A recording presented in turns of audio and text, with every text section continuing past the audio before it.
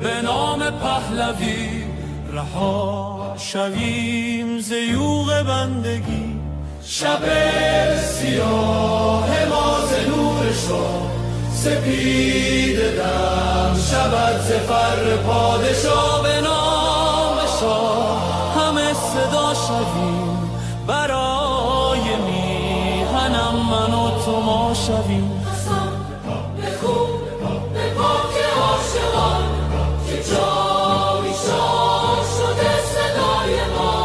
در این گذار رنج و درد و آه بخوان وطن به نام پادشاه که با صدای شاه و نام تو جهان بلرزد از قیام تو.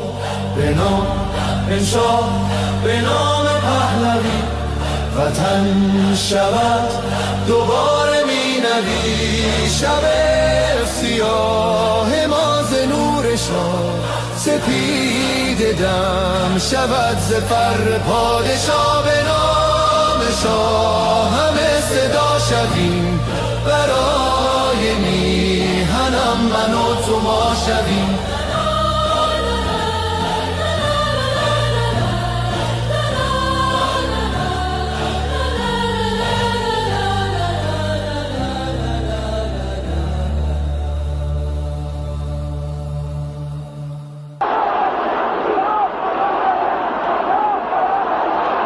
When you look at the crowds today, you have maybe 5,000-6,000 people here. On the streets yesterday, 1 million people, 1 million Iranians in the street for the Ayatollah Khomeini. Does that not give you concern? Does that not make you afraid? Because they are afraid, yeah, that's right. And most of the people don't say anything because they are afraid. And they are in silence, you know, they don't say anything. Is this the silent majority of Iran out here now? Yes, that's right. Do you want the Shah to return? Yes, Shah, return to the country.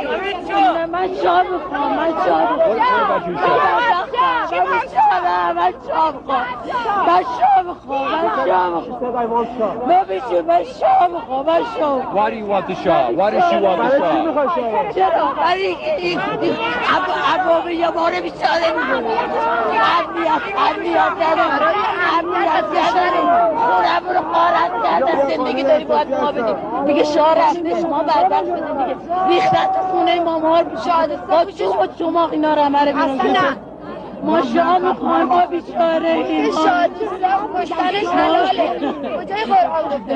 So-called Islamic Republic is not the government of Iran. It is a hostile occupying force that's hijacked our homeland. After invading 5 neighboring countries and sowing chaos across the region, this regime has invaded Iran itself, using foreign terrorists, Hezbollah fighters, Iraqi militias, and other mercenaries to slaughter the Iranian people. This is no longer mere repression. This is foreign occupation wearing clerical robes. Just as Saddam Hussein drowned the marshes in blood and Bashar al-Assad turned barrel bombs on his own children, Ali Khamenei and his thugs have committed mass crimes against the Iranian people and against all of humanity. And just like those other tyrannies, the Islamic Republic will fall, not if, but when. The world must hear this clearly. The battle in Iran today is not between reform and revolution. It is between occupation and liberation. And the Iranian people have already chosen their side. Their heads are bloodied, but unbowed. Yet the cost has been heartbreaking. The people of Iran are being slaughtered in the streets and in their homes by a regime that shows no mercy. More than 12,000 Iranians were massacred in 48 hours. One murder every 14 seconds. Khamenei's killers even hunted the wounded protesters in hospitals and executed them in cold blood. The regime collected piles of bodies with dump trucks and forced worried families to search unlabeled body bags. They refused to return bodies for burial without payment for the cost of the bullets that killed their loved ones. And where a family cannot pay up to several thousand dollars, and most of them can't, they bury the dead in unmarked mass graves. And despite the lies you're hearing from the regime, its bloodlust has not diminished. The slaughter has not stopped. My brave compatriots, still holding the line with their broken bodies but unbreakable will, need your urgent help right now. Make no mistake, however, the Islamic Republic is close to collapse. Ali Khamenei and his thugs know this. That's why they are lashing out like a wounded animal, desperate to cling to power. The people have not retreated. Their determination has made one thing clear. They are not merely rejecting this regime, they are demanding a credible new path forward. They have called for me to lead. The bond between me and the Iranian people is not new. It's been with me since birth, and it cannot be broken. Even in exile, I pledged my life to the service of the Iranian nation. این آخرین نبرد پهلوی برمیگرده.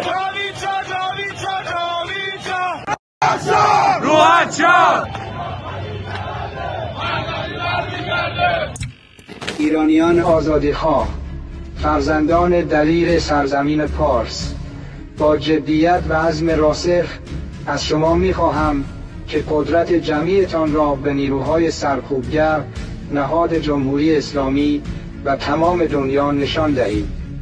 برخیزید و اتحادتان را به نمایش بگذارید تا تاریکی عقب نشیند. از شما آزادیخواهان می‌خواهم که در کنار هم و در یک روز و یک ساعت در سراسر ایران بزرگ قدرت جمعی خودتان را به صورت امن به نمایش بگذارید. نیروهای سرکوبگر توان مقابله با شما را در همه شهرها و خیابانها ندارند. به نیروهای مسلح ملی فرمان می‌دهم در خانه بمانید. در آن روز بزرگ که مردم قدرتشان را آشکار می‌کنند، از مقابله با برادران و خواهران ایرانی خودداری کنید. به یاد آورید که شما نگهبانان ملت هستید، نه ابزار سرکوب.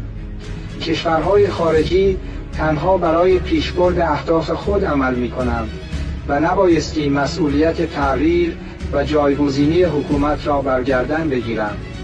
این حرکت نهایی بر دوش شما مردم آزادیخواه خواهد بود. پیروزی نور بر تاریکی قطعی است.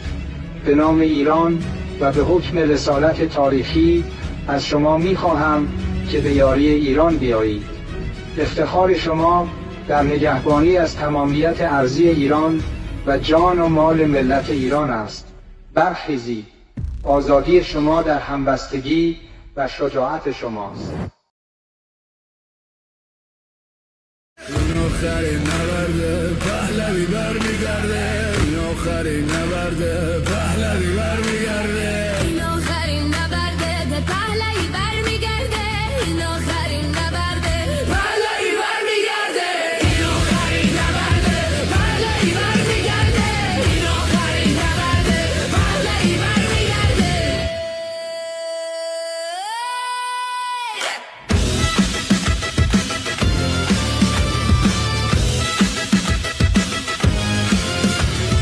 این آخرین نبرد پهلوی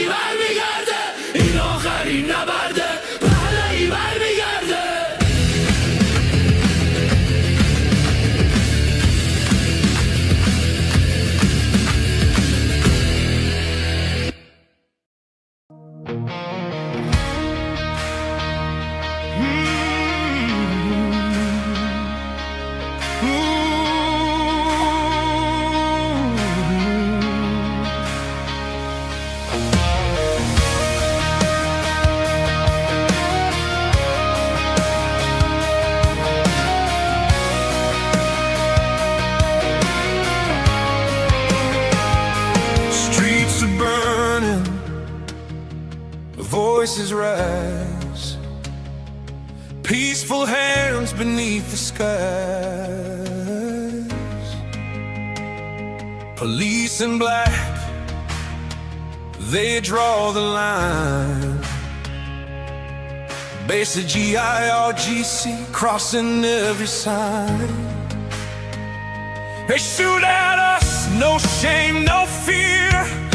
11 souls are gone this year. We march with hope, we stand as one. Oppression ends, the fight's not done. Act, Mr. Trump, a genius, bold and strong. You never surrender, that's where we belong. Act, Mr. Trump, we're calling you tonight. Act, Mr. Trump, be the fire, be the light. Locked and loaded, you said it loud. Hear the cries, hear the crowd. Act, Mr. Trump, don't turn away. Hope is rising, lead the way.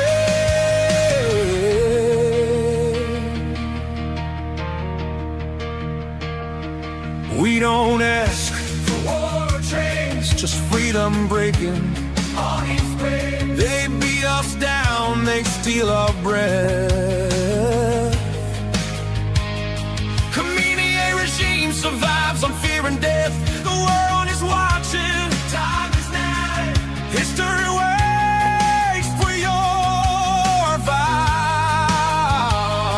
From Tehran streets to every land, we reach for the steady hand. Don't let Democrats rewrite you out. Don't let them say trap or waste chickens out. Act, Mr. Trump, a genius, bold and strong. You never surrender, that's where we belong. Act, Mr. Trump, we're calling you tonight. Act, Mr. Trump, be the fire, be the light.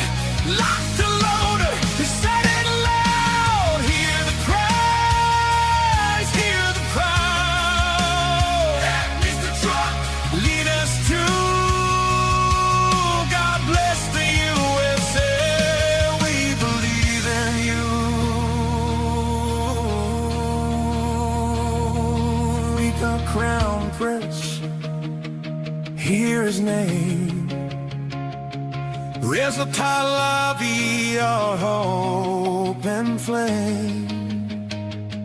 He is hope, democracy's door.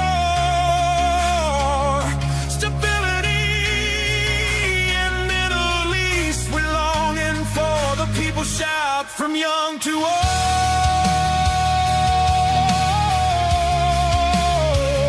One leader, brave and bold. Friendship, peace, a future free. That's the iron we want to see. Breathe life for PB, let him stand. USA's with your hand in hand. Strength agrees and clear and true. A safer world starts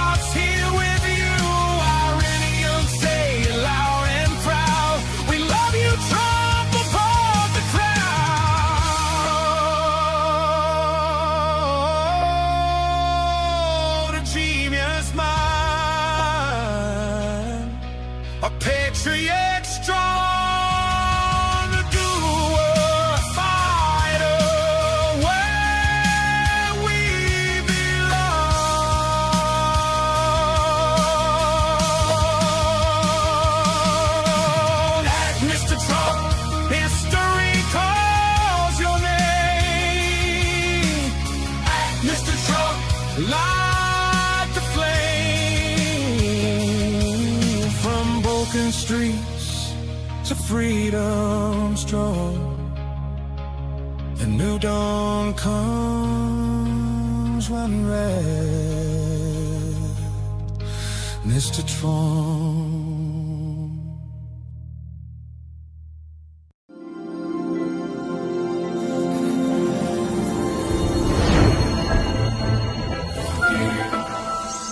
ملت بزرگ ایران، این صدای آزادی است. جمهوری اسلامی سقوط کرد.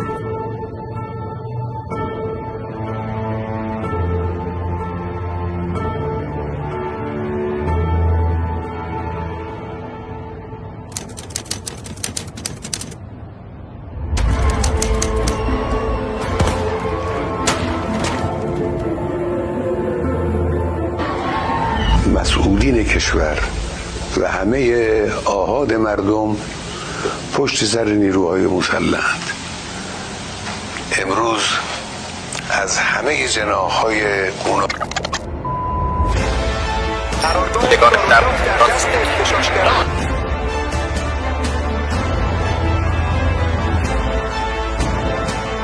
آنچه آغاز شده برگشت ناپذیر است. دستگاه سرکوب رژیم در حال فروپاشی است. خطاب به نیروهای نظامی و انتظامی و دولتی برای حفظ رژیمی که سقوط آن آغاز شده روبروی ملت ایران نایستید. با ایستادن در کنار ملت جان خود را حفظ کنید. باشد که به زودی در کنار شما باشم.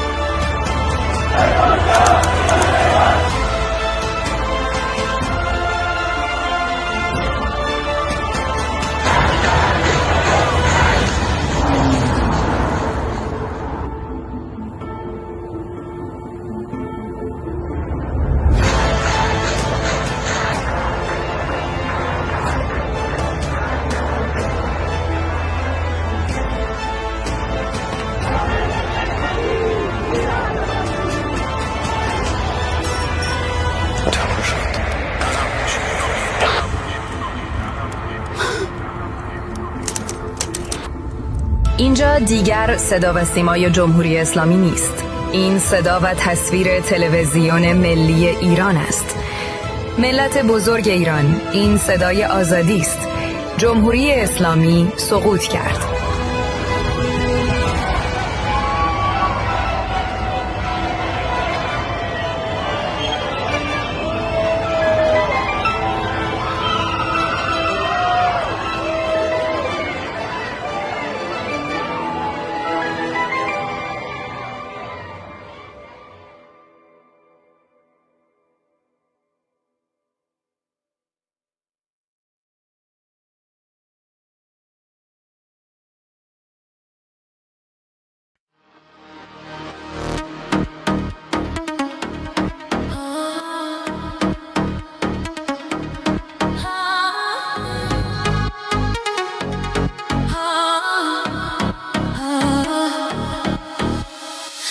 آخرین نبرده پهلوی برمیگرده صدای ایران بلنده حق به حق دار میخنده اینا اینا اینا اینا اینا اینا اینا اینا اینا اینا اینا اینا اینا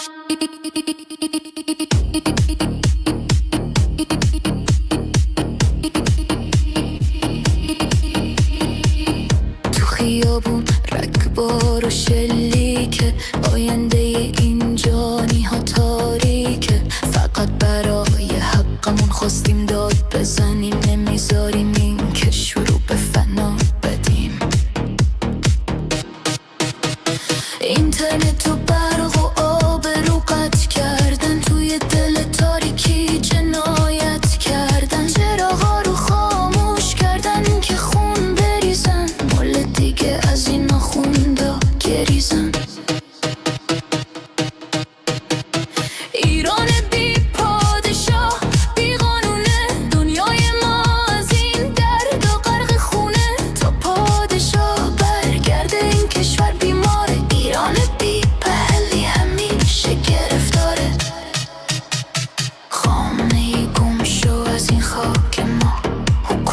اسلامی برو از پاک ما حکومتی که بیگانه و بدذاته توی خاک ما نیست وقت مجازاته تا شاه پهلوی برگرده به ایران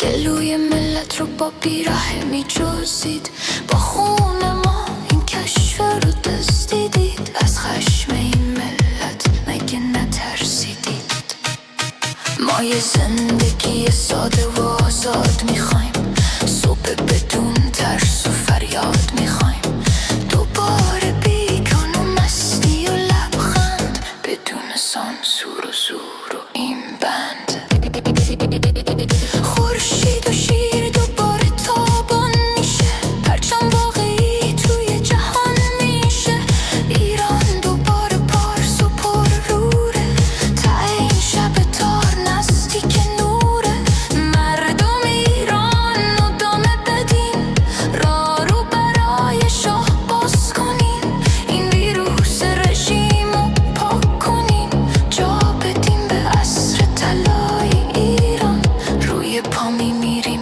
نه روی زانو آزادی حقمونه اینو میدونیم تا آخر میجنگیم بدون ترس ایران آزاد نزدیک میبینیم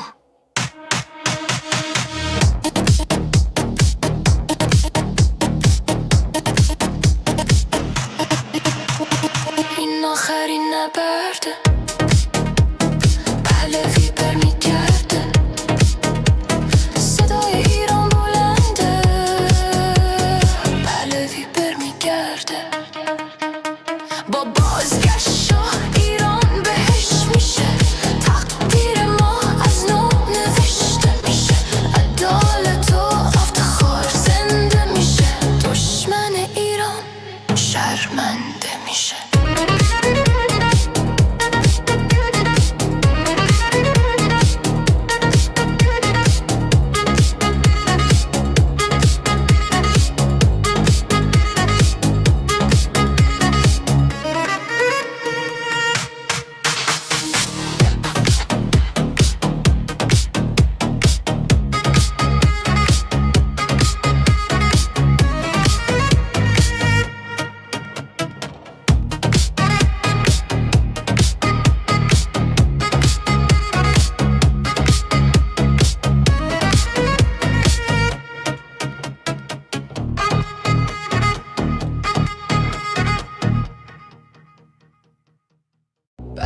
برگشتن پهلوی وحشت هر اجنبی بلند بگو هم شهری شاه رضا پهلوی نظام رسیده پرتگاه بلند بگو جاوید شاه برگشت شاه به میهن دوای درد وطن این آخرین نبرده پهلوی برمیگرده داره میاد پهلوی زجه بزن صدایی راه نجات وطن پهلوی هموطن ایران میشه گلستان شاه که بیاد به ایران ایران که شاه نداره حساب کتاب نداره آخون باید گم بشه توپ تانک فشفشه گم شو بیرون اجنبی داره میاد پهلوی فریاد بزن جاوید شاه شاه هر وطن To all of our friends around the world, under the yoke of the Islamic Republic, Iran is identified in your minds with terrorism, extremism, and poverty. The real Iran is a different Iran, a beautiful, peace-loving, and flourishing Iran. It is the Iran that existed before the Islamic Republic, and it is the Iran that will rise again from its ashes the day the Islamic Republic falls. So let me be clear about how a free Iran will act towards its neighbors and the world after the fall of this regime. In security and foreign policy, Iran's nuclear military program will end. Support for terrorist groups will cease immediately. A free Iran will work with regional and global partners to confront terrorism, organized crime, drug trafficking, and extremist Islamism. Iran will act as a friend and a stabilizing force in the region, and it will be a responsible partner in global security. In diplomacy, relations with the United States will be normalized, and our friendship with America and her people will be restored. The State of Israel will be recognized immediately. We will pursue the expansion of the Abraham Accords into the Cyrus Accords, bringing together a free Iran, Israel, and the Arab world. A new chapter will begin, grounded in mutual recognition, sovereignty, and national interest. In energy, Iran holds some of the largest oil and gas reserves in the world. A free Iran will become a reliable energy supplier to the free world. Policymaking will be transparent. Iran's actions will be responsible. Prices will be predictable. In transparency and governance, Iran will adopt and enforce international standards. Money laundering will be confronted. Organized corruption will be dismantled. Public institutions will answer to the people. In the economy, Iran is one of the world's last great untapped markets. Our population is educated, modern, with a diaspora that connects it to the four corners of the world. A democratic Iran will open its economy to trade, investment, and innovation, and Iran will seek to invest in the world. Opportunity will replace isolation. This is not an abstract vision. It is a practical one, grounded in national interest, stability, and cooperation. To achieve this, now is the time to stand with the Iranian people. The fall of the Islamic Republic and the establishment of a secular, democratic government in Iran will not only restore dignity to my people, it will benefit the region and the world. A free Iran will be a force for peace, for prosperity, and for partnership. ایران غرق انقلاب است.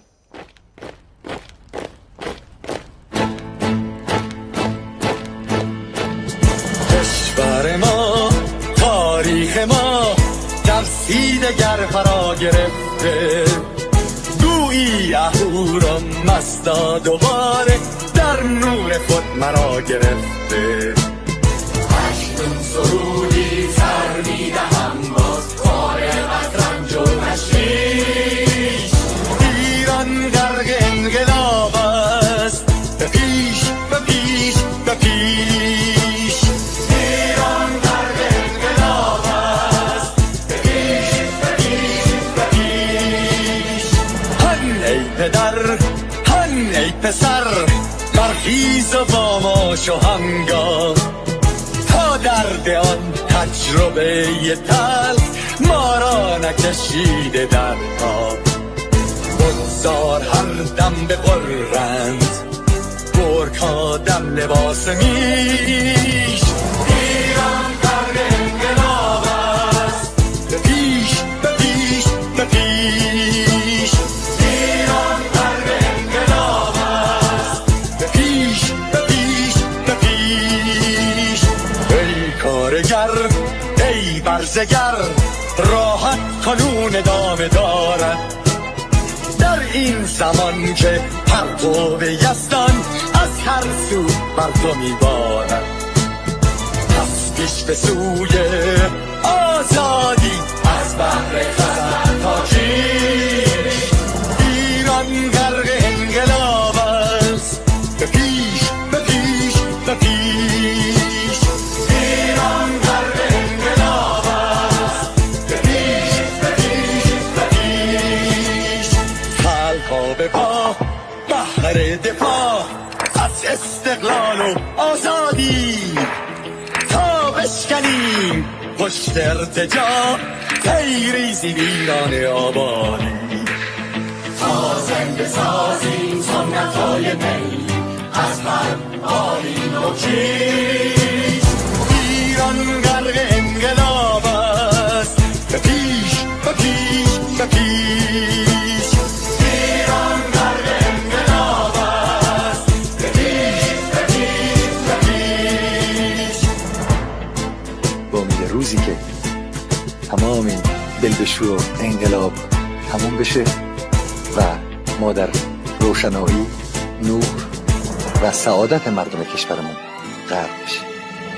نه خارجی نه بیگانه، نه مستشارهای ویرانی، نه چیر خاران نه کاسلیسان، فقط هم رزمان ایرانی. تا با شرافت میهنی بسازیم بهر فرزندان خویش. ایران غرق انقلاب است، به پیش به پیش به پیش.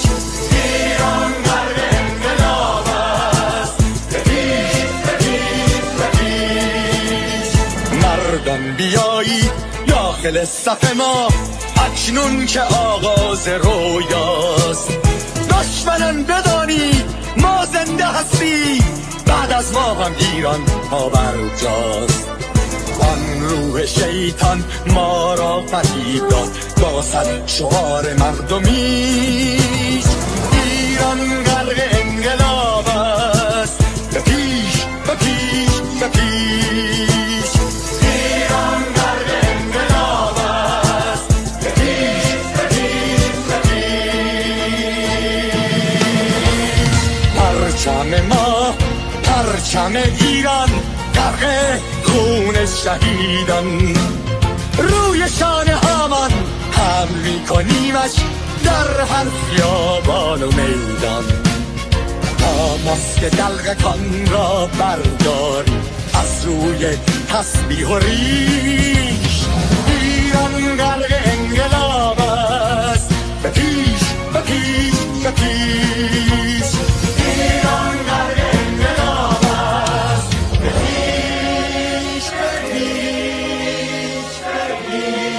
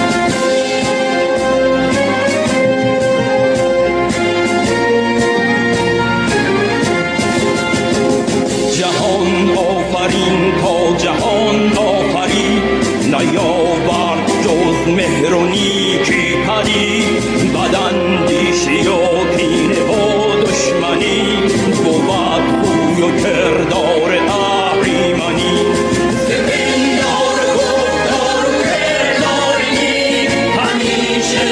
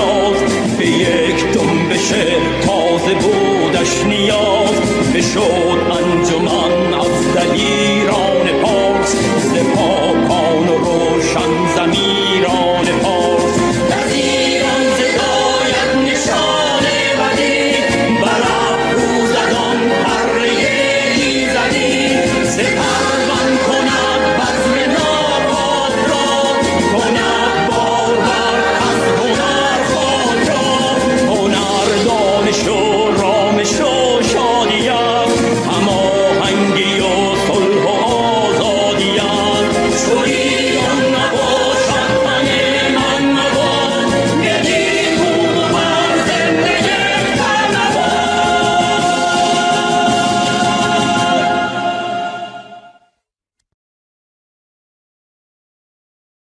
Good morning, everyone. Good morning, Patriots. Welcome to Iran Revolution Live. This is day 26 of Iran Revolution Live with your hosts, the wonderful and amazing Armin Navabi, and of course, myself, Goldie Gamari. Welcome to everyone, all of you Patriots from around the world, for being here with us. We have another day full of information for you guys, so you don't want to miss out. Armin, how are you doing? I'm okay. How are you? I'm good. I had a pretty good sleep. So I slept in a little bit today, which was kind of nice because, you know, we've been going at this. This is day 26 now. But I'm here, energized, and there's a lot of interesting news coming out, not just from inside occupied Iran, but from around as well. And I know many of you are wondering where our Iranian friends are. The floor is open to them, so they are welcome to join us anytime. Of course, you know, given the circumstances, they have to be very careful. So whenever they join, we'll of course immediately bring them on stage. We have a few super chats, Armin, so maybe we can go to that. Can I show a picture? Just one picture before we Absolutely, move to... yes. Thank you. So take a look at... Oh, it's not showing up on screen. Add to screen. Oh, there we go. Take a look at this, guys. Just before I explain what it is, just take a look, and I think you will understand what it is.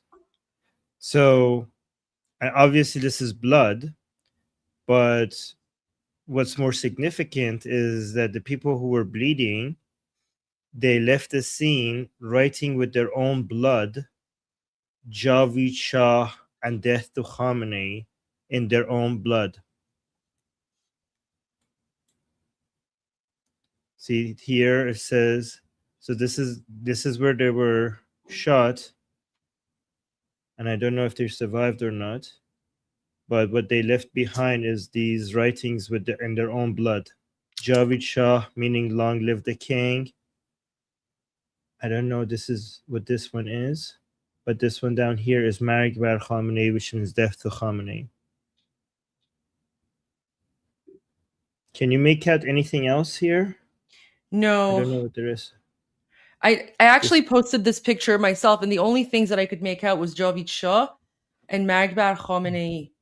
I don't know. This is I don't know what the middle thing is, and then the on the right, like the right bottom. Can you zoom in on that? Yeah. It seemed like a Marg. This is like Marg, and seemed like Khamenei. I think this was another attempt at Marg bar Khamenei. That looks like Marg bar Khamenei as well. So yeah, but this one is more clear. Yeah. So I never thought I would see something like this, where it's literally people are using their own blood to send messages. Yeah. Yeah. Wow. There's something that I wanted to share now that X is working again. I don't know, X was down for me for a while, which was very strange. But now it's back up. I've been trying to post something, but let me find it, because this is really interesting. So you know how in the UK, the BBC, oh good, it did come up. Oh great, okay, my post is working. Oh, I posted it a few times. Okay, so it showed up twice. 158.98. Somebody, Okay, we got a super chat saying, somebody gave us a super chat on the Atheist Republic chat saying, is there somewhere you are compiling the pictures and videos? Oh yeah, there's a lot of documentation. Everything is being documented on a such a detailed level that you would be impressed by the Iranian people. Nothing is going to be missed. I have some other thing. If you're preparing something, I have some other things. Yeah, that go for it. You go for it because X was glitching for me, but you go ahead and then I'll share this. All right, so let me show you another picture that apparently the regime has put. This is my university, guys. I used to go to Tehran University. And the regime, they have put a sign in front of Tehran. Oh, I'm not showing it to you here. So this is the gates of the university that I used to go to, Tehran University. I used to study cellular biology at this university, and many years ago, 20 years ago. And now you can see at the gates, the regime has put Ya Marg Ya Khamenei, which means either you accept Khamenei or you die. This is the message the regime is putting out there. So basically, they're saying they're going to go all the way out. Like they're going to go. There's no middle ground for them. You either accept Khamenei or you die. So I have a couple of videos from inside Iran. Let's go to that first. Okay. So these are from a few days ago, like January 8th, January 9th, those days, but the videos are new. Okay. So the videos are new, not new in the sense that they recently happened, new in the sense that we recently received them. So because the internet was cut all those days, we're getting more videos from those, what happened. So just let me show you a couple of them. There's a lot more coming out. So I'm just going to show you some of them. Right. So this one was in Lahijan on January 8th. Again, these videos, we haven't shown these before because they only now came out. So let's watch this one. By the way, look at the crowd size. Look at the crowd size. It goes all the way. So by the way, guys, with the more videos coming out, because the internet is like slowly in some places they have internet connection. What we're witnessing is that in everywhere, like even some places where we originally didn't have reports that a huge crowd was gathering, we're now getting updates that those places were also had huge crowds. We just didn't know until now. So this is, for example, one video, Lahijan.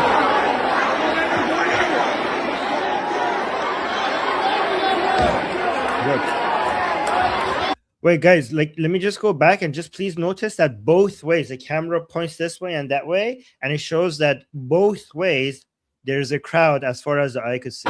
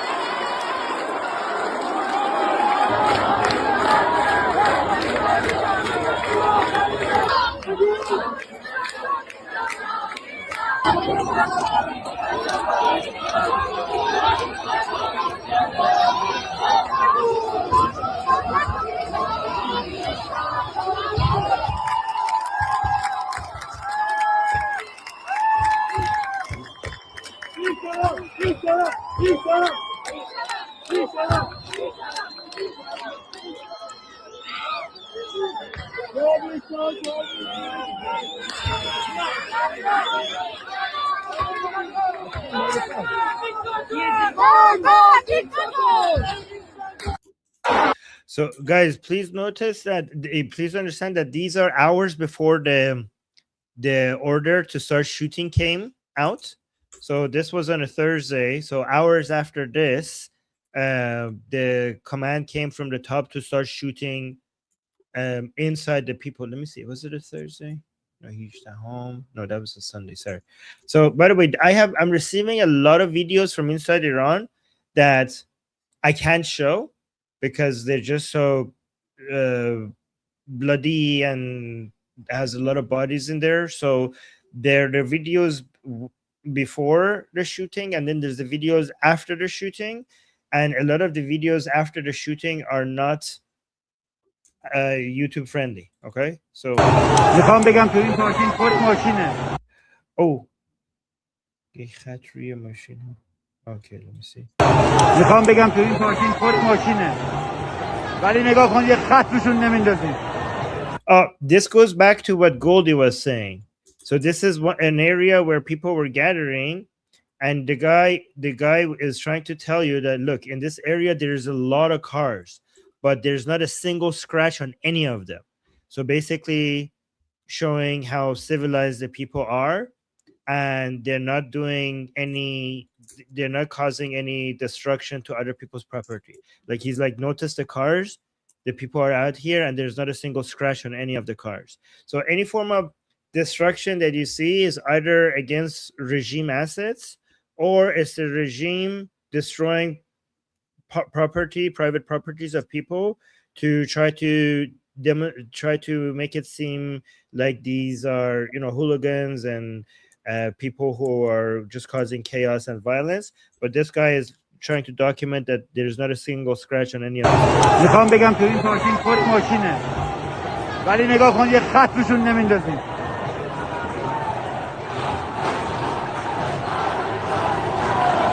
Oh, look at the crowd. Also, please, guys, notice that the videos that are coming out more, all of them, every single, like the video I showed you earlier had a pro-Pahlavi chant. This video is saying, this is the final battle, Pahlavi will return. So without fail, every crowd everywhere in Iran was shouting for Pahlavi.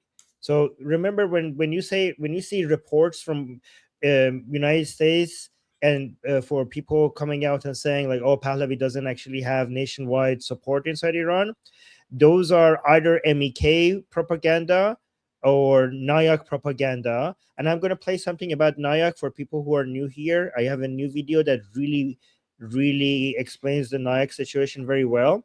So there's a lot of Nayak and MEK. They have a lot of influence and think tanks in the United States, and so they have a lot of connection to politicians in the United States, and they are very anti-Pahlavi, and they try to make it seem like the Pahlavi doesn't have nationwide support inside Iran. But notice that from every corner of Iran, wherever people are gathering, they're only calling for one name, always, without fail, every single time. And even when they were being shot at, they came out and called out their king. They came out and called out. Yeah, maybe show this image to people who say there's not that much support for Pahlavi inside Iran. That after people are being shot at, they write with their blood. They write "Long live the king" with their blood. Show them this. Show this in response to the reports that they're writing in the think tanks, the Nayak and MEK linked think tanks in Washington. Okay, show them that. But let me continue with this video.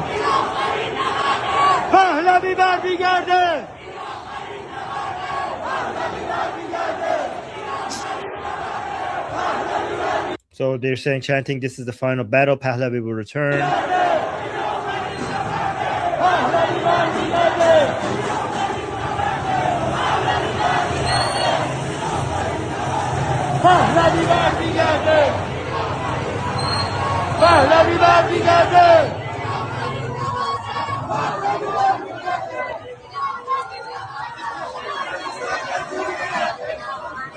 فکر کنم کل انقلاب آدم بسید. امسال سال خونه سیلری سرنگونه means this is the year of blood. Pahlavi will fall.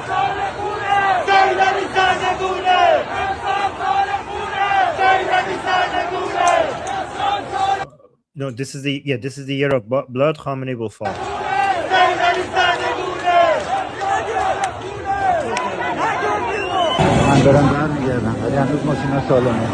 So he's like, I'm returning from the protest, but look, the cars are still completely intact. Nothing has happened to any of the cars. Not a single scratch on any of the cars, even after. But the reason why he's documenting that is because the regime tries to destroy property to say that the regime, that the people are doing it. But this guy, that's why the guy is documenting that, look, we didn't scratch any of the cars.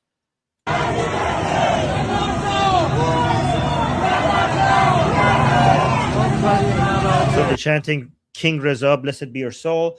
I have some videos that documents people shooting. Yeah. So I know this is from before. We can go to that, but there's a lot of super chats. People want the news of the day. So with your permission, maybe I can go through some of the super chats. Then I can give some news for today, and then we can go back to these videos from before. Is that okay? Sounds good. All right. Thank you so much. So, dear Israelis, at Saturday we gather to support Iranians in Holland, Golden Meir 6 at 19:30. Be there and be papish. Thank you so much, Amir. Appreciate your support. Paul says nearly 1 month and Trump hasn't done anything. Not true. President Trump is currently sending a very, very big and powerful military fleet to the Persian Gulf. And that's not by coincidence. That's costing what, like $7 million taxpayer dollars a day. So I would not say that President Trump has done nothing. Of course, we wish that it would be faster, but these things take time. And me personally, I'm very grateful for the fact that President Trump is getting ready to do something because America doesn't have to, but they are. And even His Royal Highness King Reza Pahlavi, he has said that international help is on the way. And he's had a few very interesting speeches as well. Yep. Can I respond to this as well? Yeah, but guys, actually, what seems to be happening is that the reason why it's taking this long is because they're preparing for something a lot more significant than just a symbolic attack. That's, again, nothing is for certain, but that's what everything is showing.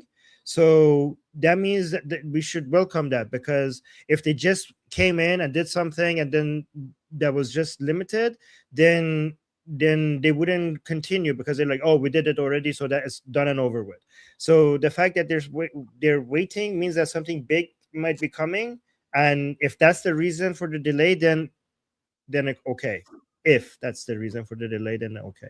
Yeah, and President Trump isn't moving the USS Abraham Lincoln and 25,000 American troops to the Middle East because he wants like a good kebab recipe, right? Like he's not going for like a kebab recipe. So there's something at play.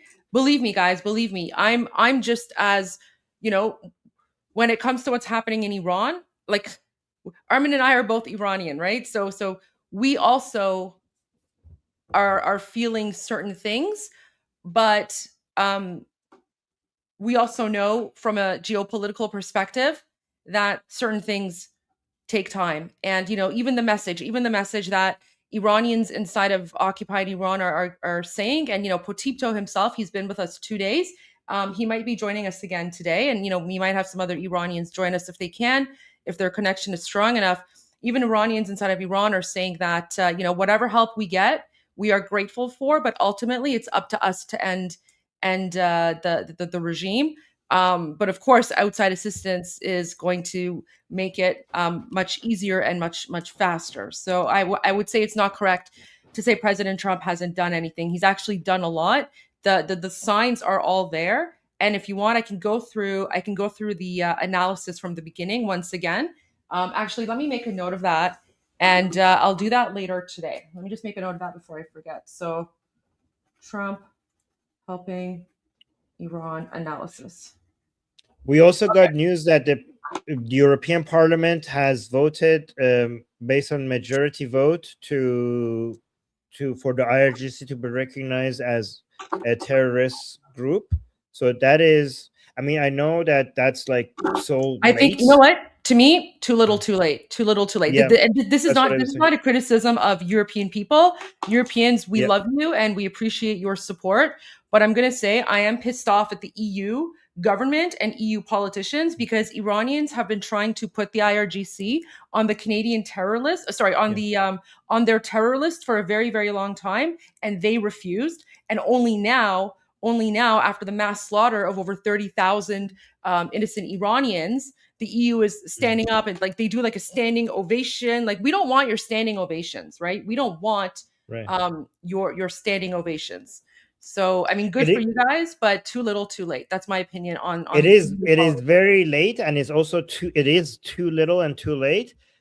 We can use it somehow because a lot of people within the regime within Iran, they are not going to be convinced that the regime is falling just because the United States and Israel say anything, because Europe is supposed to be somehow their ally. If Europe can list them as a terrorist group, even though it is too little too late, we can use it as a tool to try to cause defections from the regime.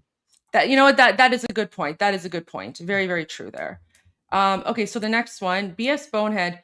Goldie on Armin, I'm in talk with my girlfriend from Shiraz. I'm so happy. I don't know anything about Siphon VPN version 555 to connect with Iran Cell. I don't know, Armin, if you know anything about that. So I can't verify if that's safe or not. Yeah. So I mean, I'm glad. Yeah. Yeah, I've heard it changes. Like I've heard like one thing works at one moment and tomorrow they have to change to something else. So it's basically trial and error with the VPNs. I mean, all we know for a fact is that Iranians have to use VPNs to be safe. But in terms of which one they have to use or how, I know independent knowledge of that. But I'm very, very grateful and happy that you were able to get a hold of your girlfriend. So I'm so happy for you. I know you were very, very worried, and thank you for sharing that news with us, because I know you've also told us in the past that, you know, you're here on our channel watching us because it makes you feel a little bit less isolated because you can't contact your girlfriend. So send her all of our love as well. Be careful when you're using VPNs. Don't talk about any sensitive information. Always assume that it is being listened to when you're using VPNs when you're talking to people. Okay, use code words and stuff. Absolutely, just figure it. Yeah. Is there somewhere I'm compiling the videos and photos? Oh, Armin, you already responded to that.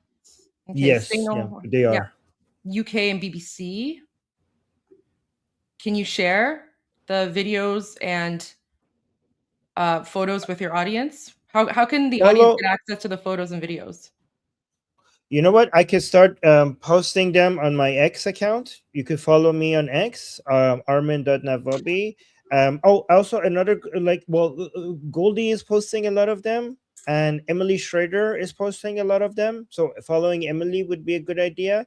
Tusi TV's X account is a really good idea. So follow Goldie, follow Emily Schrader, follow Tusi TV, and you could follow me as well if you want. Armin.navabi. So I'll try to post more often. I've been so focused on I haven't been posting on X as much as I should be, but I'll if you guys want me, I could post these videos. So I actually have copy link. So I actually made a list called Iran Revolution, and I actually made this list public. So anyone who has X here, let me just pull it up here. So anyone who has X can see this. And this is basically, these are the accounts that I follow. Okay. So if you have X, it's called Iran Revolution. I have like 19 members here. Now you got, not everything might be 100% accurate from certain accounts, but I've got a lot of accounts here that, typically post, real accurate news. So if you guys want, and I see like 10 people already follow this. So here, I'll put the link to this list in both of the chats. Okay, there you go. And I'll get to the other super chats in a moment. Let me just do this before I forget. I'm also gonna post the link in the Rumble chat. That's so useful, Goldie. Thank you. Yeah, well, that's where I get my info and pictures and stuff from. So okay, I just put it in the Rumble chat, and then let me just add this to the X chat as well, so people on X can see. Okay.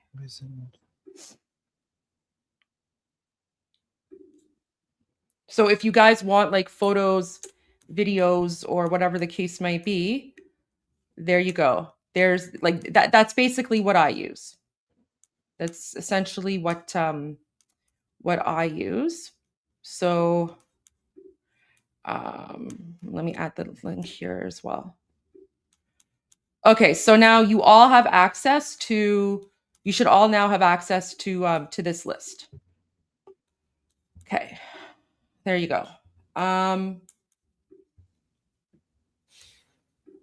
right, so next super chat. You've emailed me. Okay, thank you so much. So my team is monitoring my emails. So my team will be looking at your email. Thank you so much for that.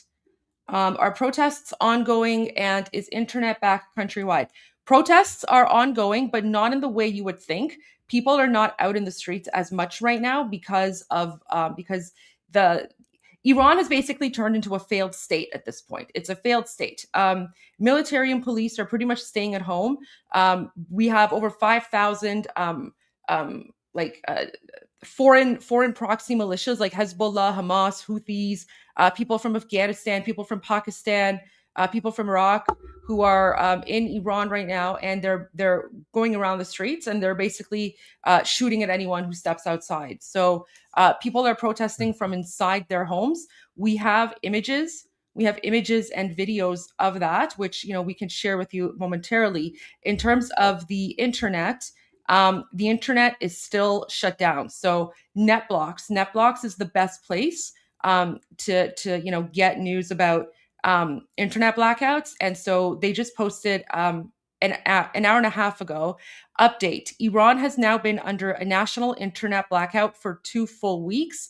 At hour 3:36, connectivity levels continue to flatline with only a slight rise at the backbone supplying regime whitelisted networks, while a few users are now able to tunnel to the outside world. So this is the state of the internet in occupied Iran. This should let you know, guys. This should let you know that because the internet is still shut down, right? This means that there are things happening in occupied Iran. Because if everything was back to normal, the internet would be back up. This is the longest that the internet has been shut down since the Islamic regime took over in 1979. I mean, there was an internet back then, but even in the past. In the past, guys, the longest time that the internet was shut down was about a week. That was in November of 2019. We call that Bloody November because when they shut down the internet, they slaughtered 5,000 Iranians in a week. Okay, 5,000 Iranians in 1 week. What we know right now is that in the first 2 days, January 8 and 9, that they slaughtered at least 12,000. Okay, at least 12,000. And so just imagine this, right? Internet is still shut down. It's been shut down for 2 weeks. Now, why is the internet shut down? Why do they do this? They do this because they want the outside world to think that nothing is going on, right? So they basically want people to get bored. They're hoping that because they're preventing a lot of news and videos from coming out, that people will turn away and people will assume that everything is fine and everything is normal. But this is here, like this demonstrates that it's not back to normal. The revolution is still happening, but the Islamic regime wants you to believe their propaganda. Okay, so no, the internet is not back. The internet is not back. Yep. Yeah. So remember, the prince called what we're happening right now a tactical retreat. And what's happening is that the Iranians are the close to unanimous messaging that we're getting inside Iran is that everybody is preparing to come back to the streets, but they're reevaluating based on what happened. Because guys, a lot of you might not, all of us knew that the Islamic Republic is very cruel and brutal, but what happened was at a level that even Iranians who know the level of brutality and cruelty of the Islamic Republic, what happened was something that nobody even could imagine. So what they're doing is, but that level of cruelty has not discouraged them. It has actually made them more determined to finish the job, because anybody who was not for the toppling of the regime is now for the toppling of the regime. So what the regime did when it comes to the level of slaughter that it did backfired, and now more Iranians are ready to come back in higher numbers into the streets once something happens. And so a lot of Iranians are waiting to see when Trump will attack, but not because they're solely relying on that, because they think that they need a spark for the next wave to come, and they're waiting for the command of their prince for the next wave to happen. But it seems like everybody is on the same page that when it's time, they're going to come out, and this time they're more prepared, and they're out to kill, and they're out to finish the job. Based on what they experienced, they now have a better understanding and a better plan on what they need to do once they come back into the streets. So expect something bigger to happen once the command has been given by our king for the people to come back into the streets. Absolutely. So sorry, I can't read your username because it's in Hebrew, but says, I hope and wish good news for citizens of Iran and citizens of the entire world. Thank you. Thank you. Really appreciate your kind words and thoughts. Mr. Kogan gifted you 10 memberships. There you go. Congrats, Armin. Thank you. Thank you so much. Danny Boudreau Music. Thank you for getting me hooked on Bapish and Bubbly. You're welcome. You're welcome, Danny. I'm glad that you like Bapish. You know what? It's such an honor to know that you guys also like Bapish. It is a very good song, and I'm so happy. You know, it's one of the things that gives me a lot of energy and motivation to keep going, knowing that we have, you know, the world on our side. So thank you. And Bubbly's fantastic. I actually need to order more Bubbly today. I need to do a grocery shopping order. They need to sponsor you. Bubbly, the drink of the Iranian National Revolution. There you go. Yeah, Bubbly, if you're watching, you should sponsor me. Dark will also give you 10 more memberships. Congratulations on that. It's Thank Paul you. Newman. Witkoff is saying there's a diplomatic solution. Yeah, the diplomatic solution is to get rid of the Ayatollah and change the regime and bring in Reza Pahlavi, King Reza Pahlavi. That's the diplomatic solution, right? Not Don't get diplomatic. This diplomatic solution does not necessarily mean peace with the regime. Every solution is a diplomatic solution. It's just a matter of what type of diplomacy you're going to take. So in this case, I'm telling you that the diplomatic solution is regime change. Yep. During the 12-day war, they were saying the same. Before the 12-day war, they were saying the same thing. And then right in the middle of the diplomatic talks, all of a sudden there was an attack. So yeah. So to me, that's a code word. Diplomatic solution. Keep that in mind. Mr. Kogan Israel says, friends, don't forget to subscribe to Goldie and Armin Navabi. Hit the like button. Thank you so much. Well, Atheist Republic, my channel, if you want to subscribe to that, is Atheist Republic. Yeah. Thank you. Sherry says, I hope you are right. People are dying every day. I want my president to keep his word. Thank you so much. Listen, I know everyone is worried. We are worried too. Like we've all lost loved ones, all of us, every single one of us, right? Even Armin and I, we've lost loved ones. So, but again, the message from people in Iran is that we are not giving up. The revolution is not over. This is the final battle. Pahlavi will return. And President Trump is a man of his word. He is a man of his word. And I have a feeling something big is going to be happening this weekend. I don't know. I just, I have a feeling. Whole armies of Iranians have been slaughtered. Yes. We know. The death toll, guys, I'm telling you, the death toll is probably much, much higher than 30,000. It's much higher than 30,000. But, you know, right now is not the time for tears or grief. Right now, we're in a war and we are going to fight, and we're going to make sure that those Iranians who lost their lives on the path of freedom, that their lives are not lost in vain. I can share this because it's publicly available. Okay, I'll go take a look at that, Major. Thank you so much. Mahir going live in 34 minutes. Thank you. Yes, I've tuned into Mahir. He's on my screen. So as soon as he goes live, we will tune in to Mahir for sure. Thank you for letting us know. Frank, I think you sent a sticker. Thank you. How is food water situation? How are they coping? Food water situation is not good. It's not good. But people, you know, they've stocked up for a bit. But I don't think the situation can last much longer. Armin, do you have any info on that? Yeah. I mean, stores are open only for a little bit, and it's really hard to get outside. But there is also a lot of cooperation and sense of unity. So people are really helping each other out. So that's how some people are getting food and water. People are checking who needs food, who needs food. People are checking up on each other. There's a lot of solidarity, and that's helping right now. The sense of unity in the country right now is much stronger than it was before. And there's no looting, there's no violence, there's no like chaos in the sense of like Iranians, right? So Iranians aren't going around looting each other's stores because we're not a bunch of like savage, jihadi Allahu Akbar people. So if anything, it's like everyone is helping each other out. Everyone is pitching in. Everyone is making sure that Iranians can get by until they're liberated, because it is a war. It is definitely a war. Krelock says, Bapish from Connecticut. Thank you, Bapish. Bapish. Craftology. Think the regime actually believes they are gaining control, or are they well aware Iranians are planning to flood the streets with a vengeance? They are well aware. They are well aware. That is why, guys, this is why the internet is shut down, right? Because if the regime thought that the revolution was over, if the regime thought that Iranians have given up, the internet would be back up.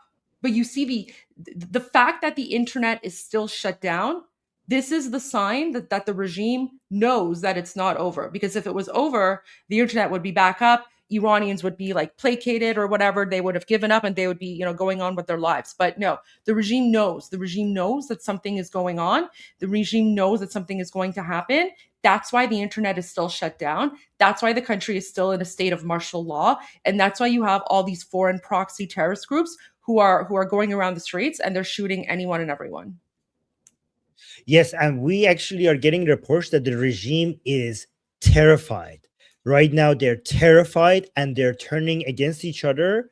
And they're even taking out people from each other. They're jailing people. They're moving. They are desperately trying to pretend that everything is back to normal.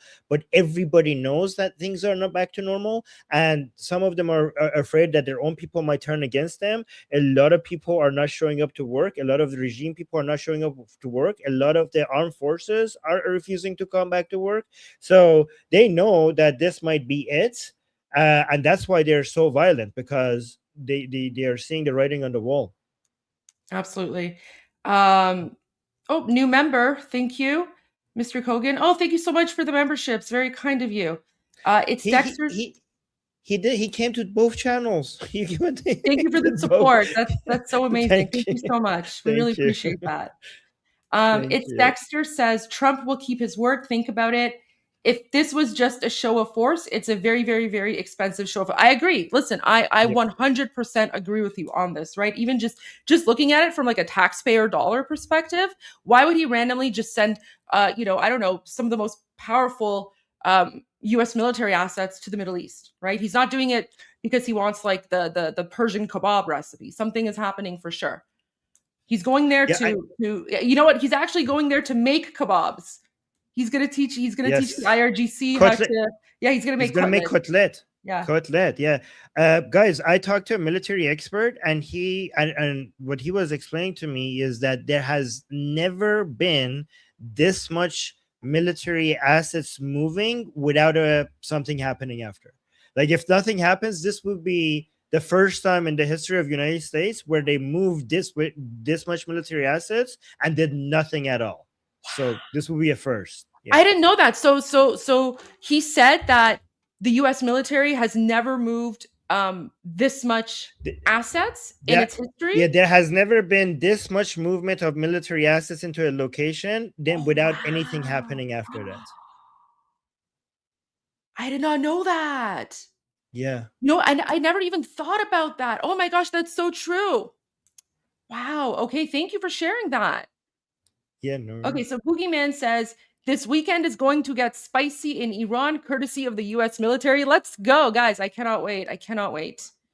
We don't know the timing, guys, so it might happen this weekend. But like, if one thing you have to be careful, because if something seems to be happening, But if we say this weekend and then it's a few days later, then a lot of people might lose hope, right? So just be skeptical with the time. Something seems to be happening, but we don't know the time. Someone's asking if there was an earthquake in Faryab. Never.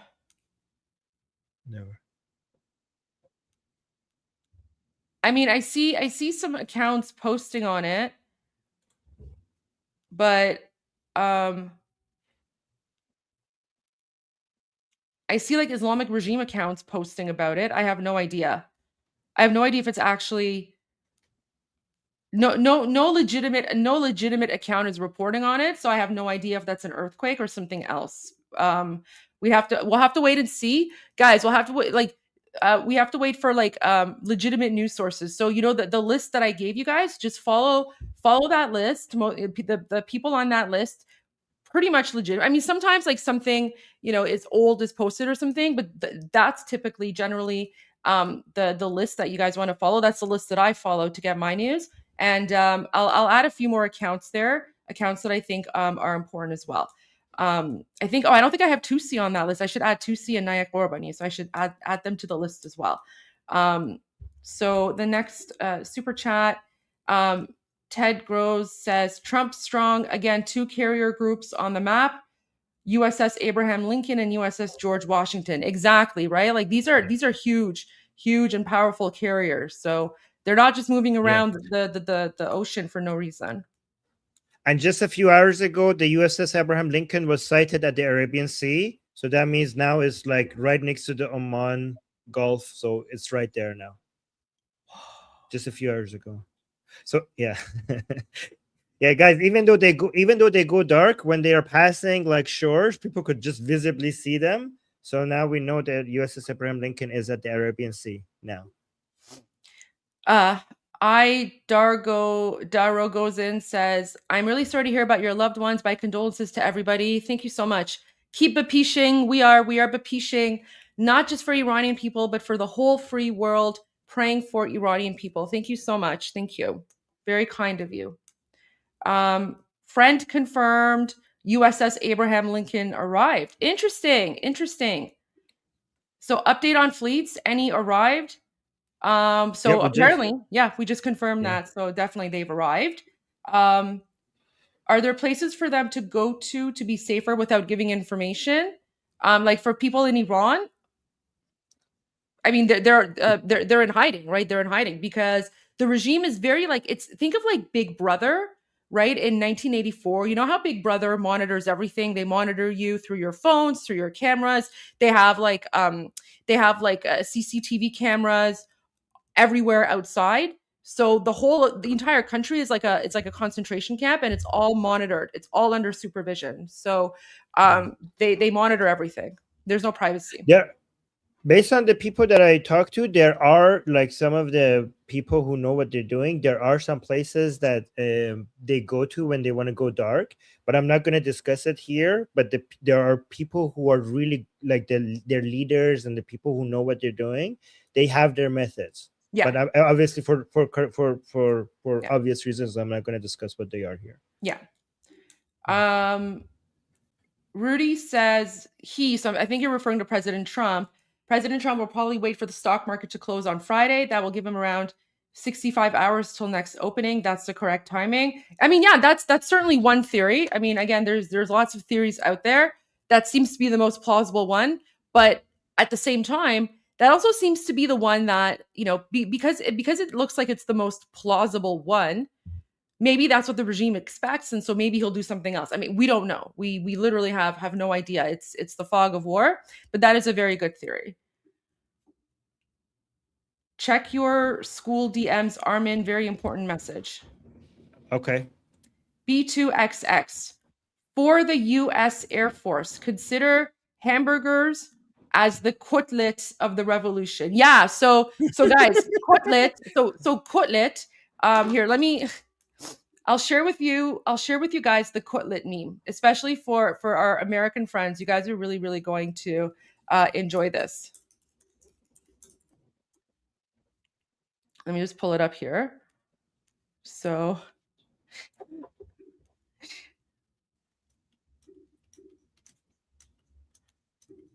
So Kotlet is basically like the Iranian version of like a ground beef patty. Like it's basically the Iranian version of a hamburger. Okay, it's basically made up of like ground beef, potato, and onions, right? And then you mix it all together, you make it into like patties, and you fry it up and you eat it. So on I think it's January 2nd. So on January 2nd, 2020, that's when President Trump exterminated Qasem Soleimani, and he was like the attack was so strong and so powerful that Soleimani was basically turned into ground meat. Like there was literally nothing left of him, right? It was just like just ground beef. And so Qasem Soleimani was the head of the IRGC at the time. He was like he was the most powerful commander, second most powerful person in occupied Iran, next to Khamenei. And he's a murderer, he's a terrorist, he's a war criminal. He had the blood of hundreds of thousands of Iranians on his hands as well, because he was also murdering us Iranians. And so when President Trump exterminated Qasem Soleimani like the cockroach that he was, Iranians celebrated by making kotlet. That's our dark humor there. That's our dark humor. So so January 2nd is International Kotlet Day. So kotlet. Let me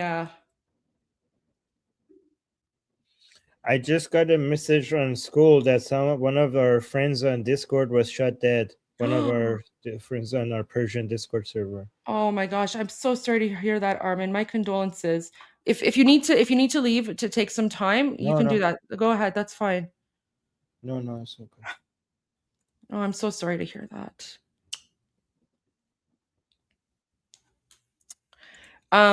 Kotlet Day, internet. But see, this is why we fight on. This is why we fight on. So International Kotlet Day is January 2nd. January 2nd, because that's the day that the United States exterminated Qasem Soleimani. So when we talk about kotlets, we're referring to that. Oh, Armin, I'm so sorry. No, it's okay. Sorry, guys. Oh. No, I'm just okay. So there you go. So back to your comment, B2XS. For the U.S. Air Force, consider hamburgers as the kotlet of the revolution. Yeah, so hamburgers are kotlet. Kotlet is the Iranian version of a hamburger. Shalom. What about Channel 14 in Israel? I'm not sure what you're referring to. I'm so sorry. Pahlavi meeting with the new leader of Venezuela, symbolic, indicative. So King Reza Pahlavi has already met with her before. They've been actually, no, I don't know if he's met her before, but she's been very supportive of the Iranian people. So she's always been an ally of the Iranian revolution. So I mean, yeah, that could be symbolic or indicative. Not sure, but Mikado has always been an outspoken advocate of the Iranian people. So we have a lot of respect for her. So I'm glad that they're meeting. Ted says, when the U.S. attacks, it will be the end of all talks. I agree, 100%. I agree, and it can't come sooner. It can't come sooner. I never found the link for Iran Revolution. I searched, guys. I put the link. I put the link in the chat. Let me put the link in the chat again for you guys. So, here. It's a list that I made myself. So, here.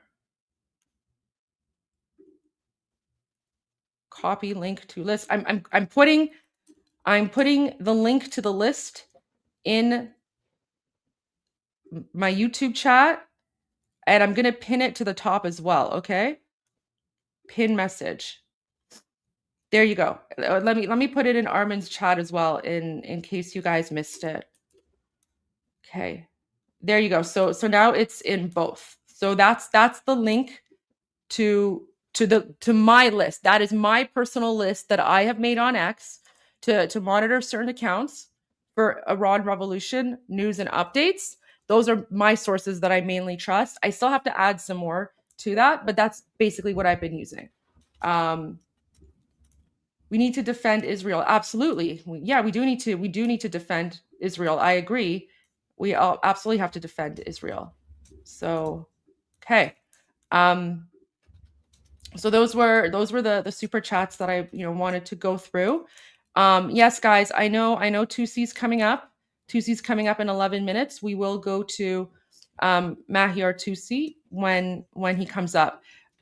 Before we go to that, because we have a little bit of time, I just wanted, unless Armin, if you have news, go ahead. No, not news. Just quickly read the messages because he said, "Can you read these on air?" Yes, of course. Yeah, he said, I don't, just really quickly, I'll just go over first. He says, I don't know if this is something you want to share. I leave it up to you. He says he was an extraordinary person. He had Amazral Chai and Javid Shah in his bio. Apparently they have his accounts has gone deleted and everything. It's really difficult. He says, it's really difficult for me to hold it together as well. And he says, you're not alone, mate. And he says, we have to be, I told him, we have to be strong. We have to make sure that they didn't die for nothing. He says, my hand has been numb for 2 days. Yep. So just that's it. I just wanted to share that. I don't know if I could read his name, so I'm not gonna until he gives me permission. But anyways. Guys, in honor of Armin's friend, can you please put a V in the chat? V for victory. Put a V and the victory hand sign in the chat in honor of Armin's friend who lost his life on the path to freedom.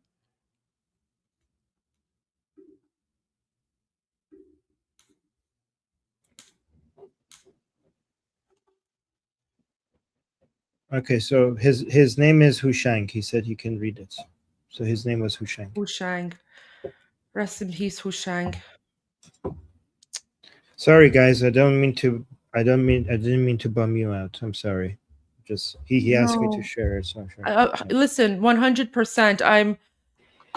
I'm glad that you were able to share that, and look at all the V's in the chat. V for victory, for Hushang, and for all the brave Iranian heroes.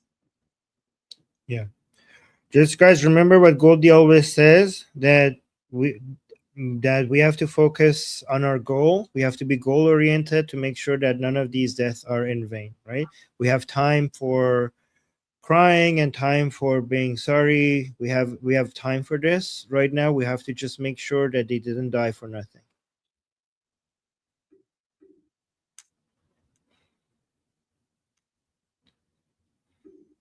You need to shower, but like Goldie, I want it to happen and not miss it. Sorry for the loss of all your loved ones, Goldie and Armin. Thank you. Yep. But we are continuing. We are bapishing on, and we're not going to stop. We're going to make sure that their deaths and their murders were not in vain. And so, on that note, 2CTV starting in about 8 minutes. So. You know what I think will cheer all of us up, Armin? Yeah. A little bit of Iranian rap. Yes. And also Goldie, Saraham Qadagan. We should also teach that to people. Saraham Qadagan. Yes.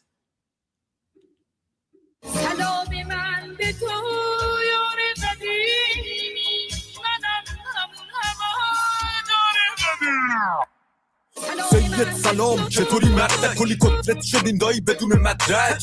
سلام بسیجی قهرمان رفتی پیش توسی با پنیر و یه نون سنگک. سلام به محفل قرآنیتون، سلام به مدیرای بحرانیتون، سلام به حاجی اکبر و طوله هاش و خارج و رفقای ارگانیتون، سلام به دوستای پول ملت که تش بیفتین توی تور ملت، سلام به همه شما کسایی که دارین نونتون رو میزنین تو خون ملت که تش زیر دست و پاک و تک بخورین، حالا هی به یه بادکنک بدوین. سلام آخر تو زندان باشه وقتی قرار به این آب خنک بخورین.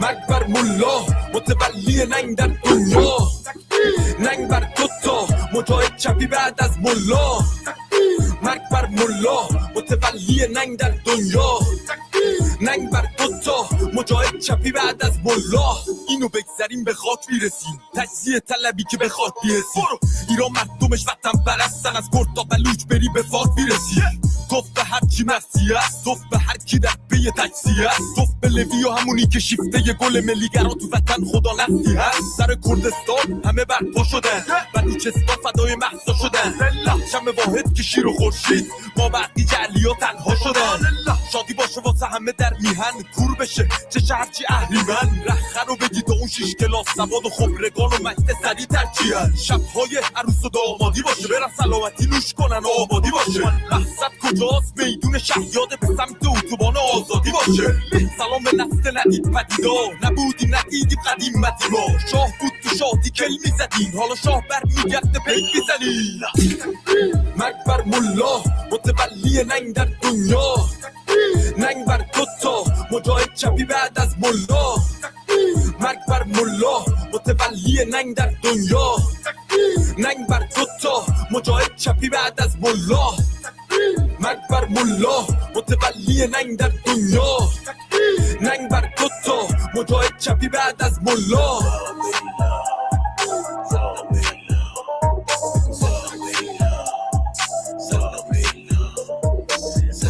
اگه به این خوشگلی با نایده بود اسم این مشخواهن رو توش بیاریم ولی خب لازم بود دیگه فکر کنم با نایده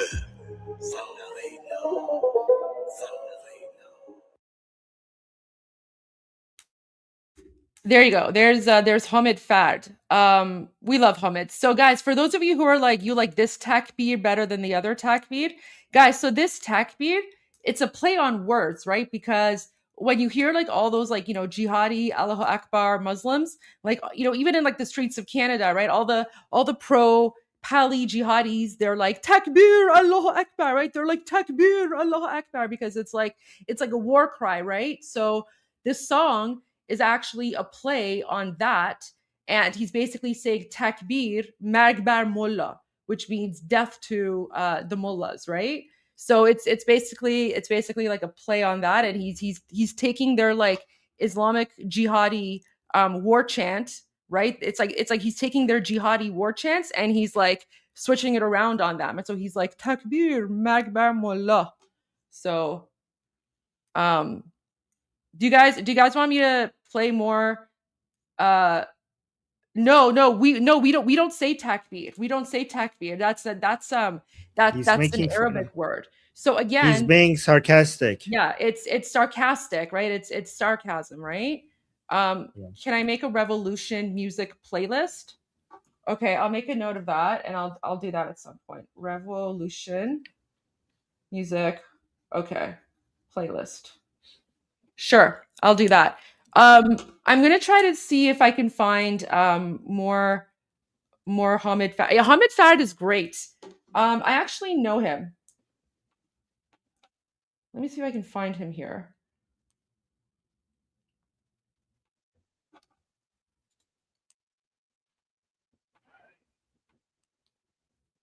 Okay. I have Hamid on WhatsApp. Let me reach out to him. I'll see if he's available. He doesn't speak English very well, but maybe if Hamid Fard's available, he can join us for a little bit later, and you guys can hear from our famous and beloved rapper. Guys, Hamid Fard is a celebrity among Iranian revolutionaries. He makes the best rap songs against his videos go viral. When he makes a rap against the regime, they go viral. Oh yeah, Hamid Fard is fantastic. Here, let me see what else I can find. So here. This is his YouTube channel, guys. Here, I'll share the link to his YouTube channel here. I'll share it in both. There you go. So let's see what else has he got videos.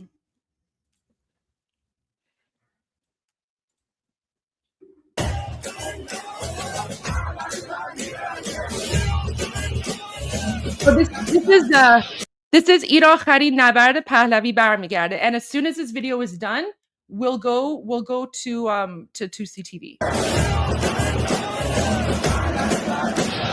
این آخرین نبرده پهلوی برمیگرده این آخرین نبرده پهلوی برمیگرده این آخرین نبرده پهلوی برمیگرده این آخرین نبرده پهلوی برمیگرده خیابونا واسه ماست مزدورا همه شدن آسپاس این روزا جهنم حاکم ماست کار تو تموم اینجا خاک ماست سر ما رو میبریم بشین بار بمونین جلومون میکشیم اگه مردم رو بزنی با تیرت بدون با خونه تو زیر پا بیشوریمه ایرانی غیرت و احساس داره جلوش واسی قصاص داره تو دل سه پهلوی و شاه داره واسه بسیجی همین فشار داره همه جا بو اتحاده مردم یکی اعتقاده اونا شاهشونو میخوانه میذاریم میبیسیده بکنی سو استفاده این آخرین نبرده پهلوی برمیگرده این آخرین نبرده پهلوی برمیگرده این آخرین نبرده پهلوی برمیگرده این آخرین نبرده پهلوی برمیگرده ما رو اچی میترسونیم جنازتو میگردونیم تو شهر و روستا میچرخونیم دونه دونتون رو میفهمونیم آزادی به ما نزدیکه نگاه چپ کنی ما رو یه تحریکه صورتت واسه ما میشه معنی که یا با ما یکی میشی یا که تدیگه همه پشت شاهی میبینی داریم پشت کار که واقعیه نه یه رشد واهی یه مشت آنی زیر هشهی پشت شاهی اینجا خاک ایران ما چلو اندی سال دست بیگانه ها ایران ما ایمان ما میراث ما حالا ایرانی میسازه ایران و باز این آخرین نبرده پهلوی برمیگرده این آخرین نبرده پهلوی برمیگرده این آخرین نبرده پهلوی برمیگرده این آخرین نبرده پهلوی برمیگرده ایرانی داد بزن شاه تو فریاد بزن ایرانی داد بزن شاه تو فریاد بزن ایرانی داد بزن شاه تو فریاد بزن ایرانی داد بزن شاه تو فریاد بزن. Okay, we're going to 2C because 2C just started.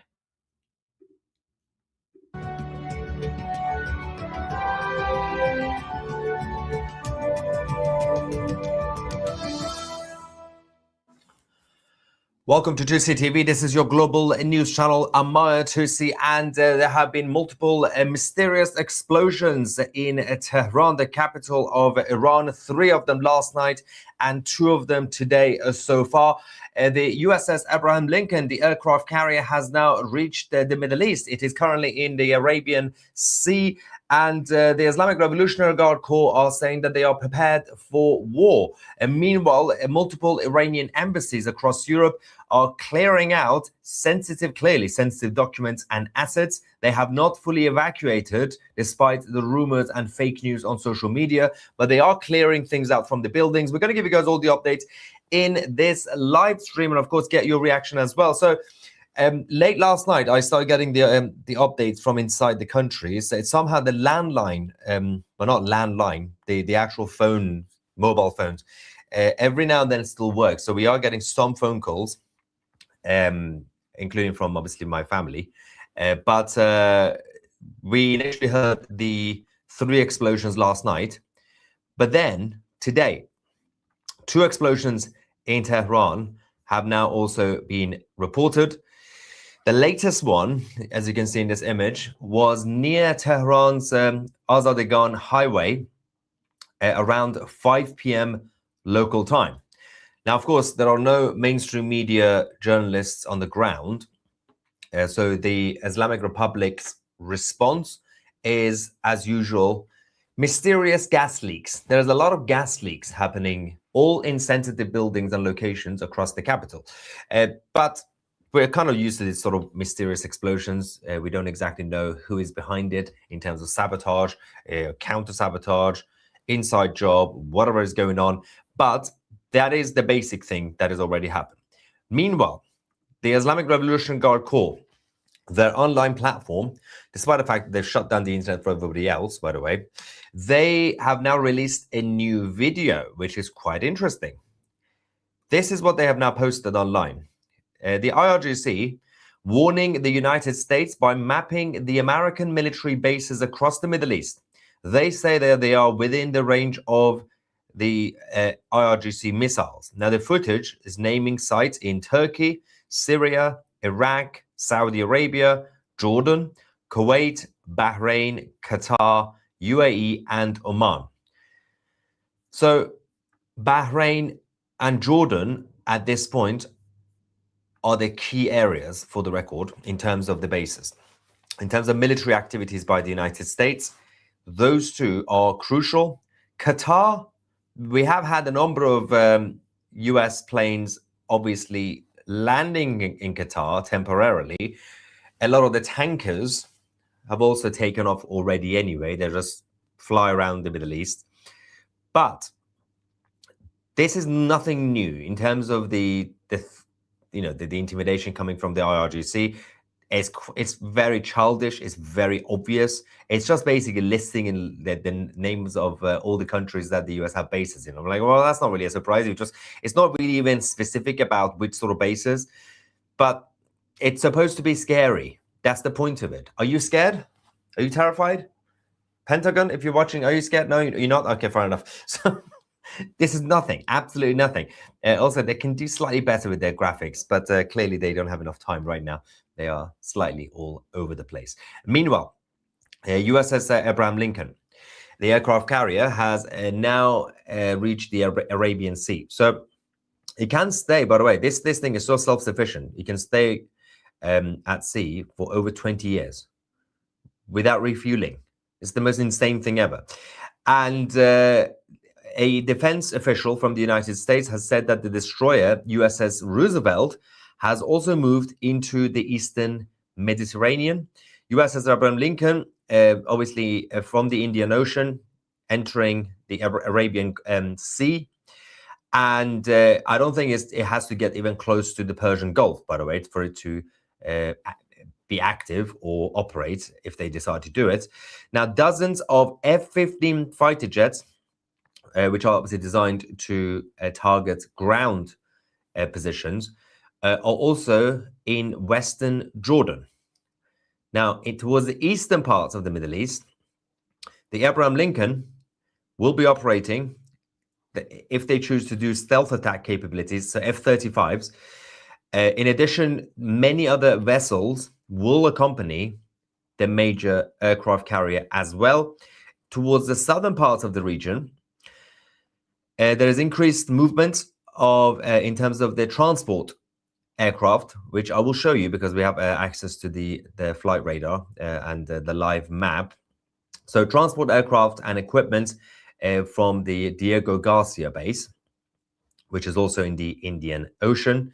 That obviously usually takes that's the home to the B-2 bombers and the B-52s. So according to a security official that has now spoken to Business Insider, a coordination with the US Army Central Command headquarters, or CENTCOM, is daily and is expected to tighten in the coming days to improve the intelligence picture, build warning tools against missiles and drone threats, and to accurately check the movement of the US forces in the air as well as at sea. So they are quite proactive in terms of what they are doing. In regards to CENTCOM themselves, we do have an update earlier on. The CENTCOM commander, Admiral Brad Cooper, on his way to Jordan. Now, he should be there now, obviously. He should have arrived. The United States Navy Admiral Brad Cooper obviously has been serving as the commander of the US Central Command since August 2025. He was also the deputy commander of the US Central Command between 2024 to 2025. He's obviously gone up very quickly. He's a major player, especially when it comes to the Middle East right now. We are going to keep an eye on the US military movements, what they are building. Again, this is not really indicating that anything is happening now in terms of any attack. Those who always get excited every evening, oh, the attack is going to come now. There's no guarantee it's tonight or tomorrow or whatever. But what they are building is even larger than what they spent months to build to target Iraq in 2003. This could take out multiple countries at once. If they choose to do something, they could take out the whole of the Middle East if they want to. Now, what they decide to do with it is a whole different thing. Now, my own guess was that they're going to bring everybody together, wait outside Iran, pick up the phone to Ali Khamenei and the Islamic Republic saying, would you like to talk? Would you like to negotiate? Would you like to have an exit plan? Otherwise, we're coming in. This is your final chance. So that's the guess, rather than just directly going in. But we'll find out exactly what the plan is. Meanwhile, the Islamic Republic embassies around Europe are slowly clearing out. Now, there were some rumors and fake news on social media that they are evacuating. There is no official order to evacuate, but what we have seen is clearly sensitive documents, secret files and assets are being cleared out. Reports come from Germany, from Switzerland, from the Netherlands, and from the United Kingdom, at least that we can confirm. We have a video from the UK, the Islamic Republic Embassy. This is earlier on.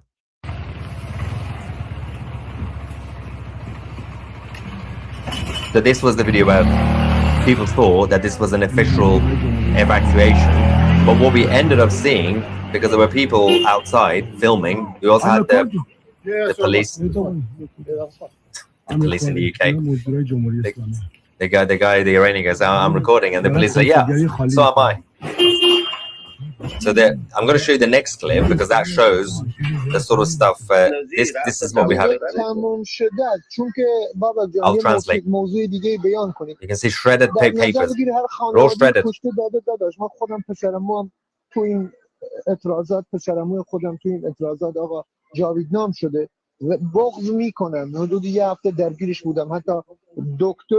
So he's saying it's all over, and he's talking about one of his relatives in Iran who's been killed. But we're not crying, we are focused on taking revenge. You can see all the shredded papers. He's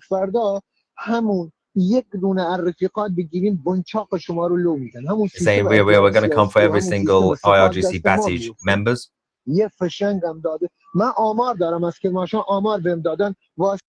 Yeah, we're saying we have information from inside the country. So they were basically clearing out certain things. Now obviously a lot of the documents have already been shredded, and this is happening in multiple countries in Europe. And there is a reason, educated guess, because of the next update I'm going to give you in a couple of minutes about what the European Union are doing and the European Parliament finally stepping up.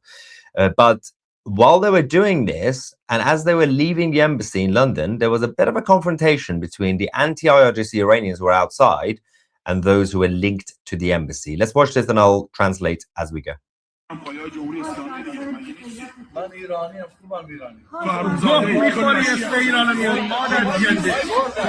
گاه میخوری. گاه میخوری اسم ایران میاری. من یه سوال ازت بپرسم. Basically telling them the IRGC guys, you're not Iranian. He's saying, I'm Iranian. Saying your people have been killing our people. Saying your people have been killing our people in Kermanshah.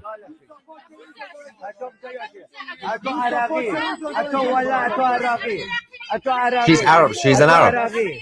She's not Iranian. She's speaking Arabic. That's why they call them the Islamic occupiers. Saying, go away, get lost. You see the issue? Now, why is a woman there speaking Arabic, right? Now, it's not really a surprise because the connections between the Islamic occupation and their Arab proxies means that even when it comes to the official embassy of Iran or the Islamic Republic, you still have these creatures who are just crawling around.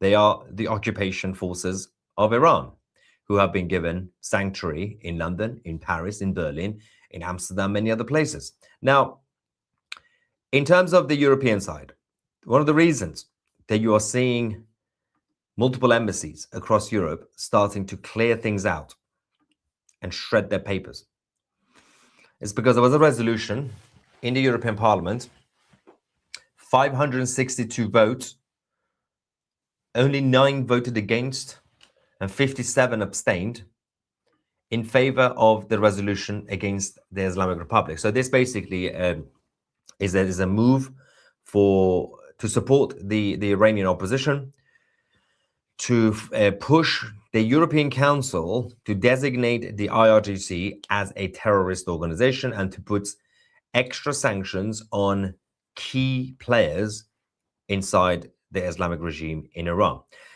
Now, there was a conversation in the European Parliament as well. There was an amendment to vote to basically call for the Crown Prince Reza Pahlavi to address the European Parliament. That was rejected.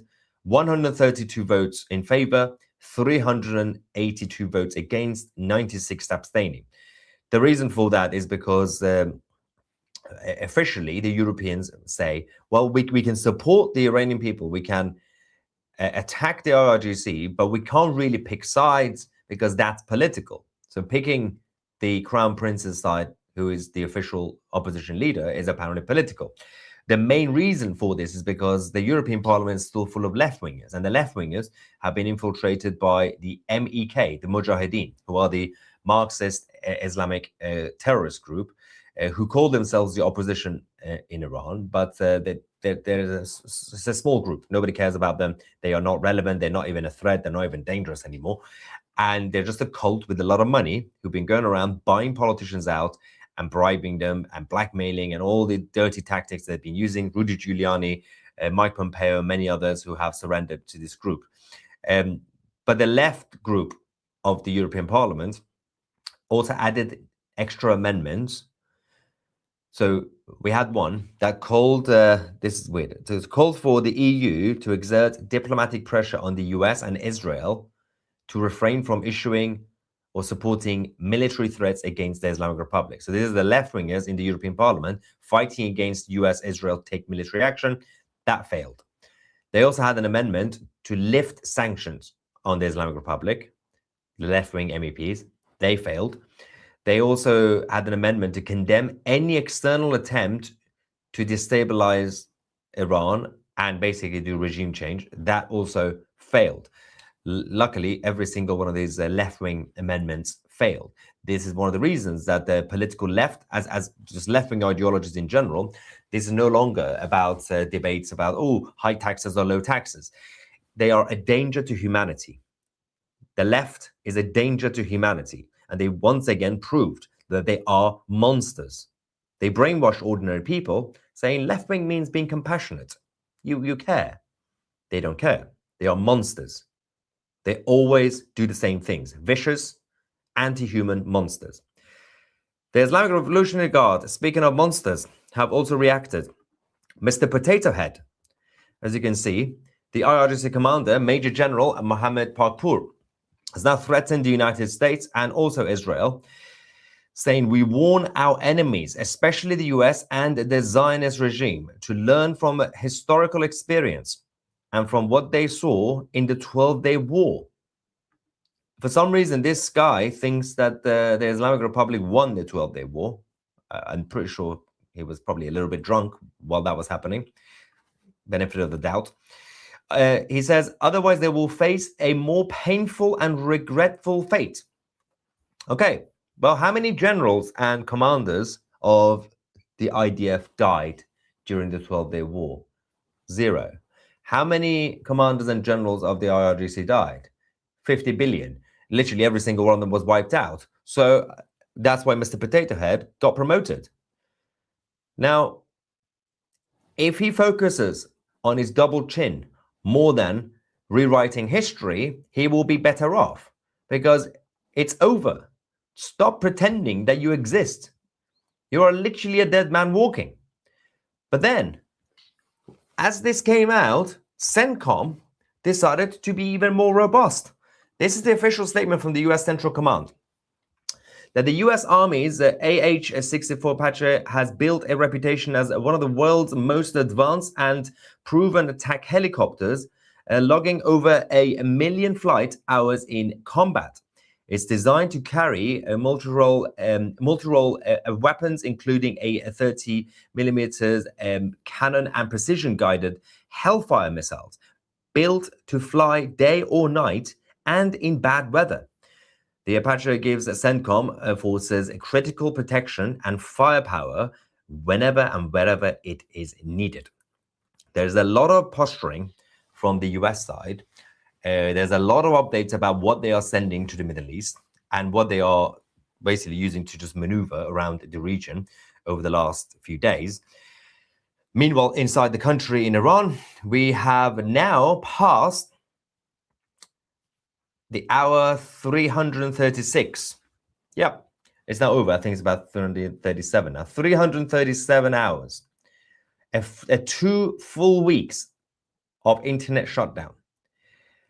Now, there was a bit of hope a few days ago. As you can see, the 15th and the 17th, there was a bit of spike. God knows what happened there. But then they could quickly shut it down again. So the only connections that we as TCTV have is with a few people who have access to Starlink, and even Starlink signals continue to get jammed. So it's quite difficult to get up-to-date info. So it's usually a few hours late. That's why our live updates are also basically, it comes after every few hours rather than every 2 seconds. But the opposition are still very proactive. Defections continue, and the regime have started to execute their own people who are defecting, but they're not doing it publicly because you're just giving more ammo to the United States to act quicker. The opposition and the Crown Prince has just met with Maria Machado. Yes, Maria Corina Machado, the leader of the opposition in Venezuela. There's a statement by Reza Pahlavi saying, I am pleased to meet with my friend Maria Corina Machado, who is at the forefront of Venezuela's fight for freedom. The people of Iran and Venezuela know the cost of living under regimes that survive only through violence, corruption, and fear. The regime in Tehran has used its partnership with Caracas to extend its influence into the Western Hemisphere. Through Venezuela, the Islamic Republic launders money, evades sanctions, supports criminal networks, and strengthens its capacity to repress its own people. Their alliance threatens regional stability and US security. The Iranian people are rising with clarity and determination despite mass killings, imprisonment, and information blackouts. They are fighting to free not only themselves, but the world from the illegitimate criminal Islamic Republic. A free Iran and a free Venezuela will end decades of chaos, terror, and destruction and leave a legacy of peace, stability, and prosperity. So that was a statement by the Crown Prince of Iran, Reza Pahlavi. There are reports, again, still coming in from Iran that executions are being carried out, which is not really a surprise, but they are doing it secretly. Now, of course, we can't verify this, but based on experience, I wouldn't be surprised. They're not making official announcements out of fear of reaction from President Trump, but they are saying that an 18-year-old girl and a 16-year-old boy, well, an 18-year-old girl has already been executed, and a 16-year-old boy will be executed, which will be tomorrow. But again, we can't officially verify or confirm these reports. These are just coming in from people inside the country.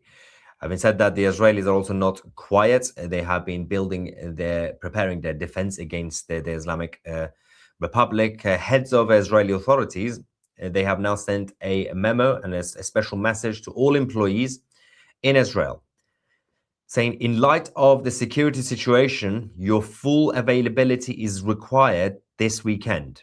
So from Friday to Sunday. You must be available for any task as a result of an emergency.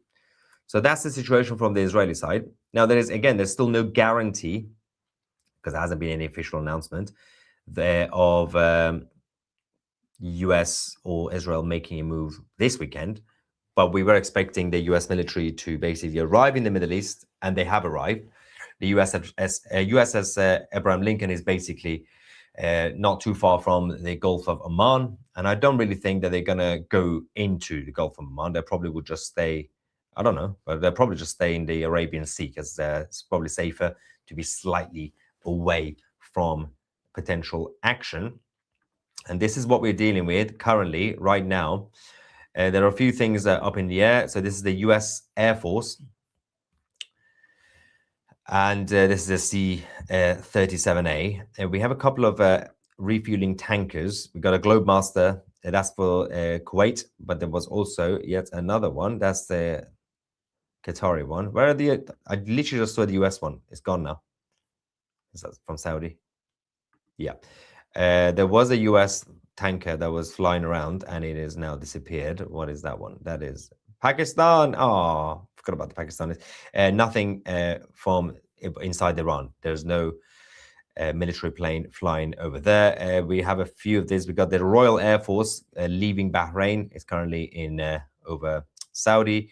We got the German Air Force. That's just maneuver, and we've got the Israeli government. So the Israeli, there were rumors again that Israeli government plane also took off earlier, which again they always indicate saying that means that Netanyahu has been taken out of the country for safety.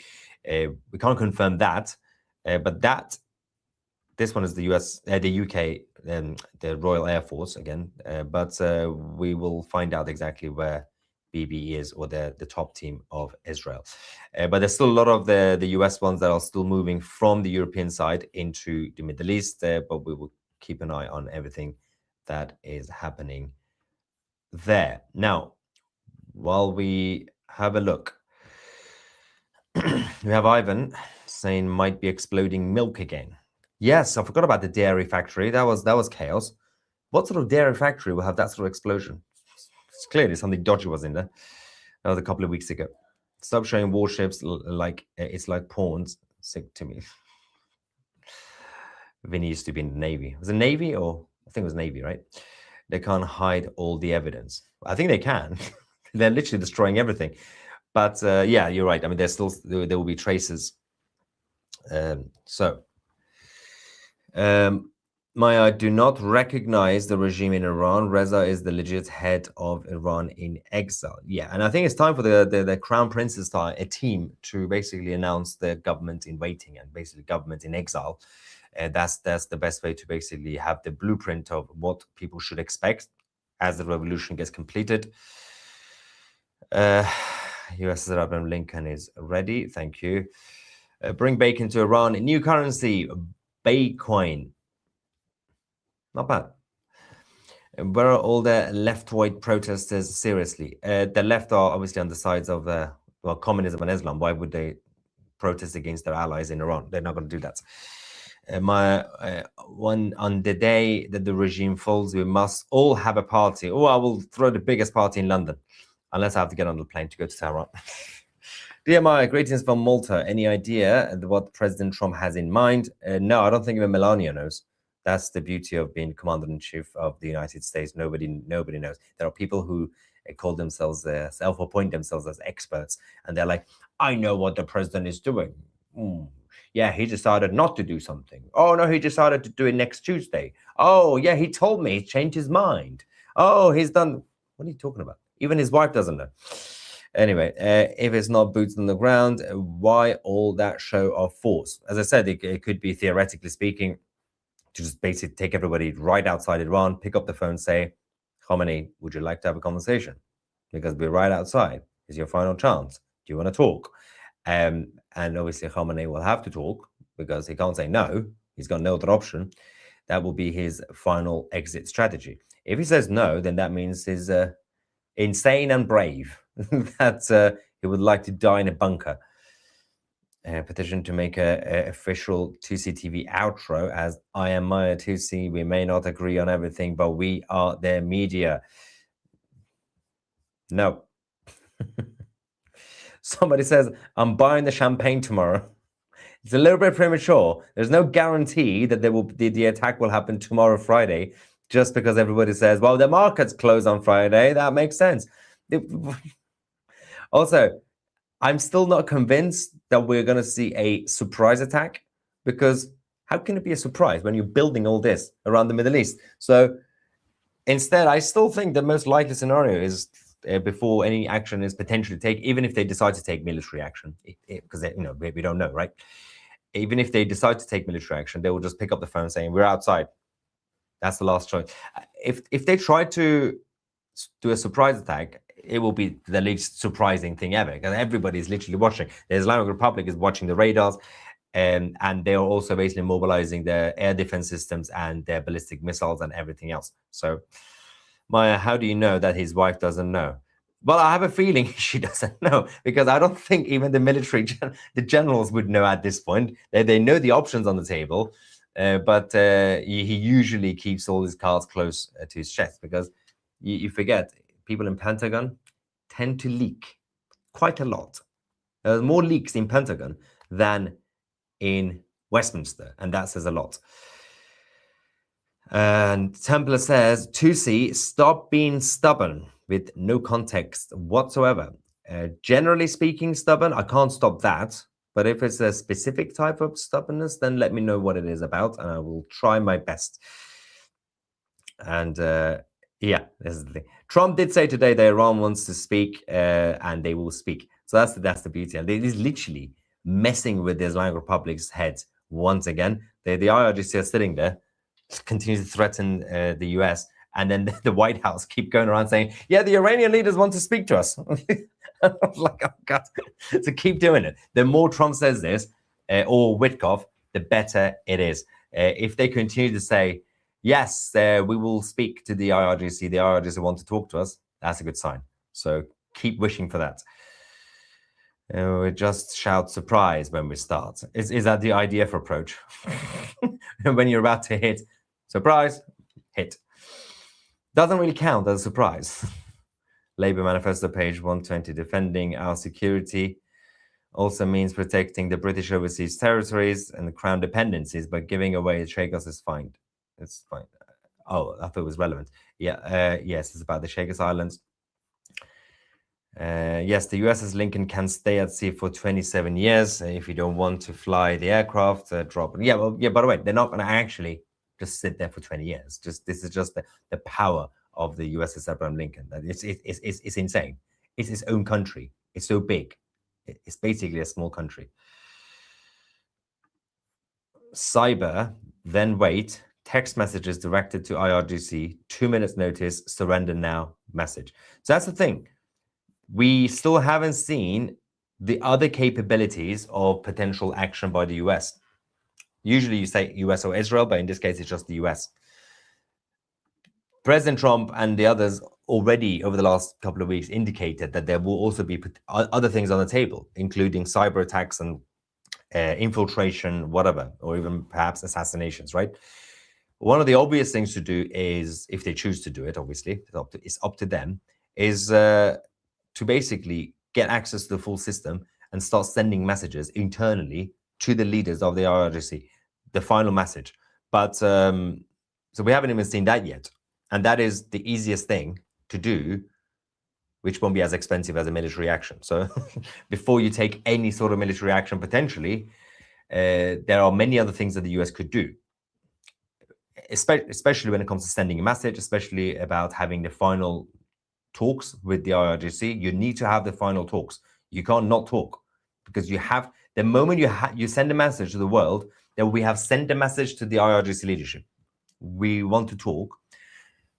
And the message is out there. The rest of the IRGC, because they're just literally looking, it's up to Khamenei what he decides. Is he going to have the conversation? Is he going to say yes to the US? Is he going to be stubborn and say, no, we'll fight? Because if he decides, whatever he decides, the rest of the IRGC, a huge chunk of them, will basically go into hiding. They will basically defect. They will basically stop following orders, more of them, because they know the whole point of the talks or messaging is to send the signal to the rest of the Islamic Republic. It's not even about Khamenei himself or the top of the government. It's about sending a message to the others. Guys, something's about to happen. We want to have the final conversation with your boss. And he's either not talking, or he's begging for help, or he is being stubborn. So that's the point of saying we want to talk. But obviously, we'll find out what the tactic is going to be before any sort of military action potentially taken, even if they decide to do it.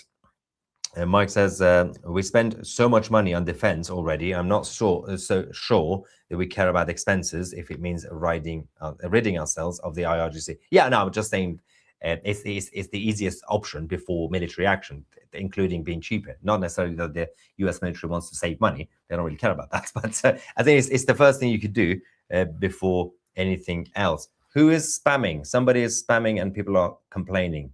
Some account called something. Let's hunt him down. Spammers will get banned. Otherwise, we have free speech. You could say whatever you want in this chat. I can't find this person. People said somebody's copy and pasting. See, now I can't see them. So I'm not really sure.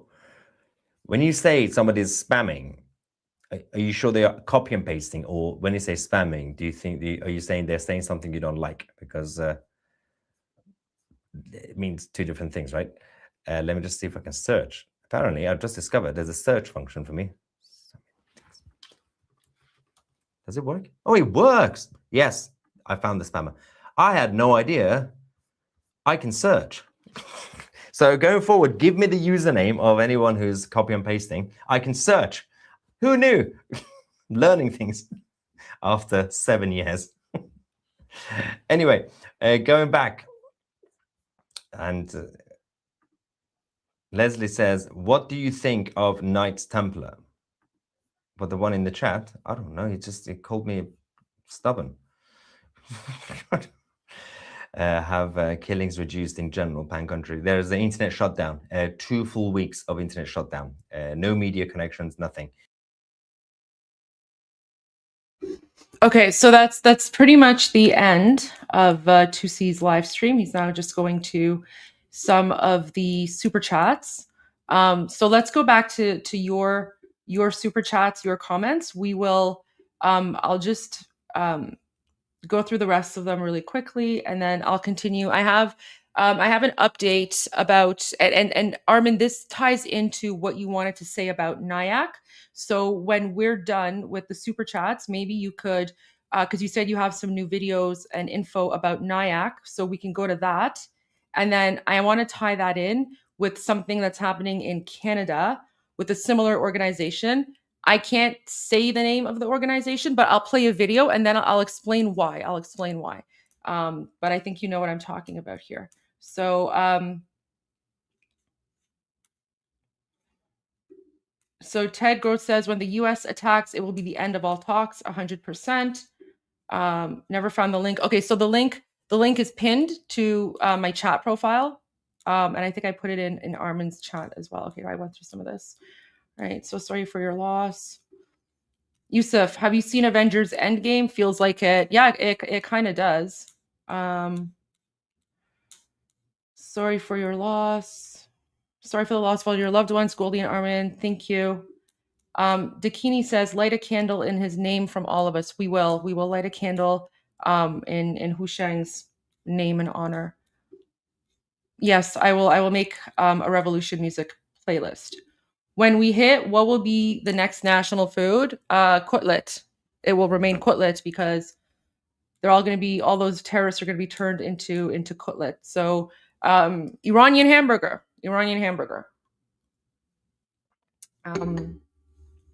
Ted gifted 10 memberships. Thank you so much. I appreciate that. William says, here comes the cavalry. Yeah, I agree. Armin, great interview with Emily Schrader. Thank you. Thank you. Yeah, Yes. Armin's fantastic. Armin is great. Thank you. Okay, Armin. Go watch it. It's on JNS if you want to go watch it. Okay. Tusi asked me a question. When? Wait,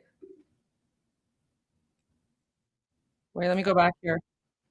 Yeah, poor Farhang, about to be executed. Yep. Many others.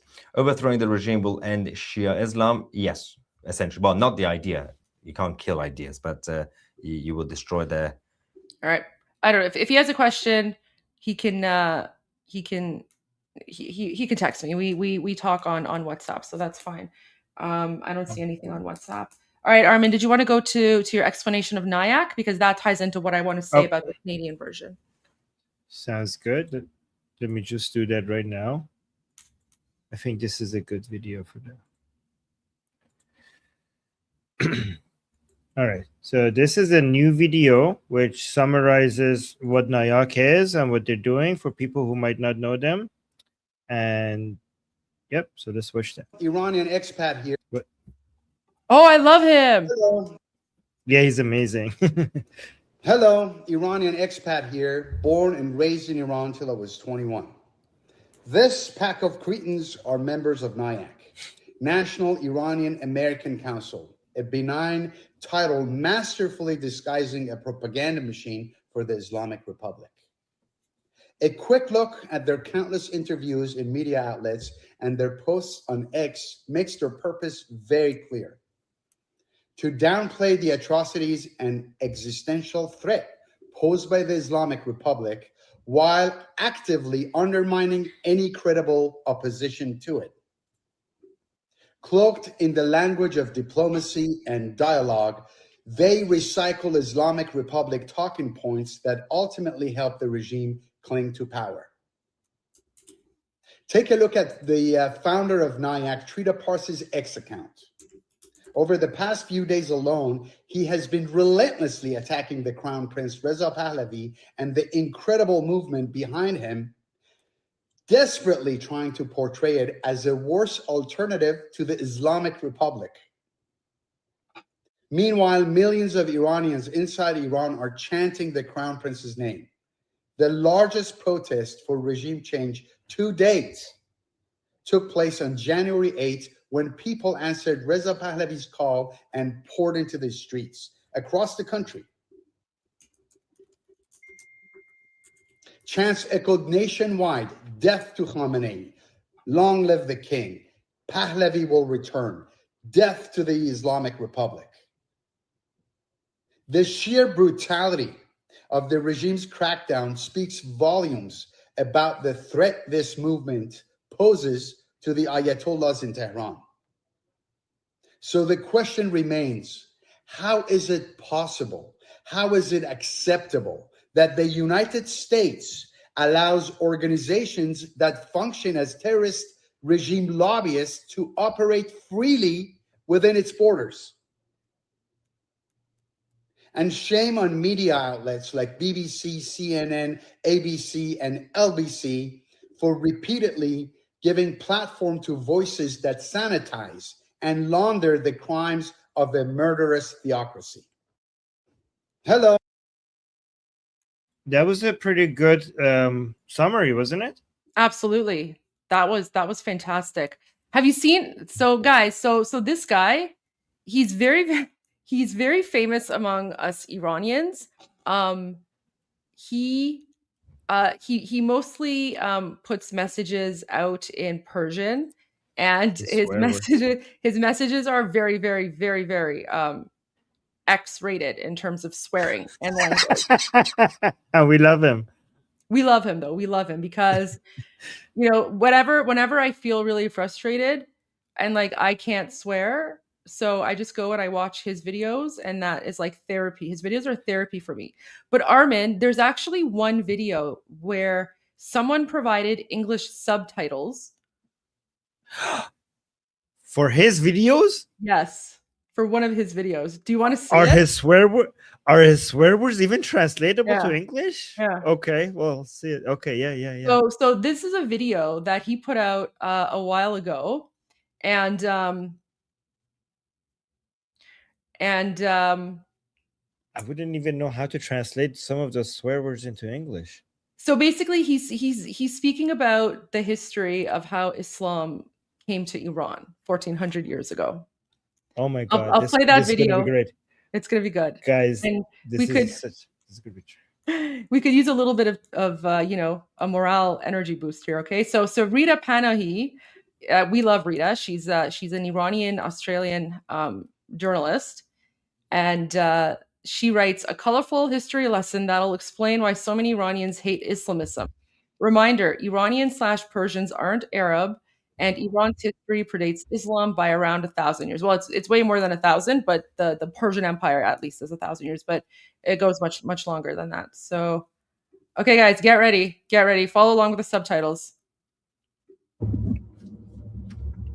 من یه سوالی دارم از شما آخوندهای کوته فکر و کودن. شما مادر جنده های کسکش متوجه این نشدین که اسلام چجوری وارد ایران شد؟ اسلام فکر کردید مثلا اون عثمان بود، کدوم کسکشی بود، با شکلات و شیرینی و گل اومد دم مرز گفت ببخشید مزاحم میشم، این یه بروشور جدیده که برای اسلامه، اگه میشه لطف کنین یه 2-3 روز وقت بذارین و مطالعه کنین، اگه خوشتون اومد ما برمیگردیم و شما رو میتونین مسلمان بکنین. این هم یه جایی، یه جا مسجد ساخته، میتونین با ما بیان برین دعا کنین. آخه کسکشای مادر جنده، میدونین اسلام چجوری وارد ایران شد؟ با قتل و تجاوز و شمشیر و یه مش کسکش کوندریده از ته اون فاکین عربستان و اینا، از تو صحرا یه مش گشنه کوندریده حمله کردن، مملکت ما رو گرفتن، یا کشتنمون اگه مسلمون نمیشدیم، یا اونایی هم که از ترس مردن به زور مسلمونمون کردن. خار کاسه های عربزاده کونکش، ما که مسلمون نبودیم که. حالا شما کسکشا 1400 سال میخواین کیر عربا رو اینجوری بخورین. ما هیچ موردی نداریم. ما اون ایرانی که میخوایم یه ایرانیه که توش هر کی میخواد هر دینی داشته باشه. میخوای مسلمون باشی مسلمون باش، میخوای انقدر دلاراش رو تو کمرت بشکنه بکن، ما بهت کاری نداریم. میخوای زرتشتی باش، میخوای کلیمی باش، میخوای مسیحی باش، میخوای لامذهب باش، چونلخ بیای بیرون باش. ما کاری به هیچ کسی نداریم. ما یه مملکتی میخوایم که همه توش آزاد باشن.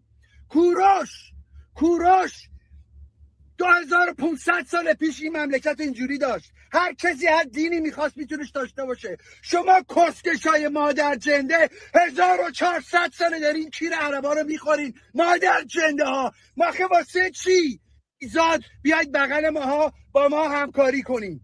2 راه بیشتر نداریم.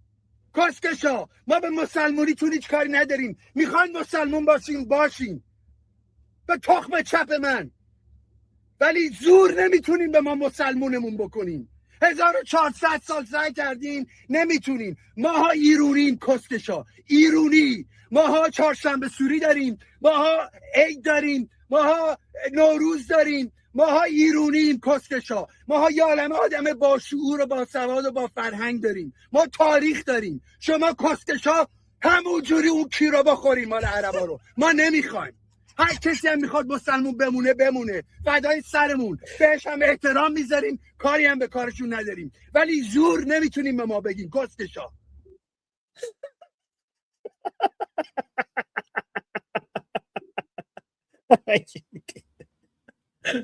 Oh my god. Oh, this is so good. This is what we need. There you go. That was from May of 2024. That was pretty much 2 years ago. I'll send you the link in WhatsApp, Armin. Oh my god, thank you. He makes so many videos like this, guys. He's such a treat every time his videos comes out. Every single video is just like, it's just swearing. Yeah, someone's like, but how does he really feel? I don't know. How does he really feel? I don't know. There you go. Oh my god.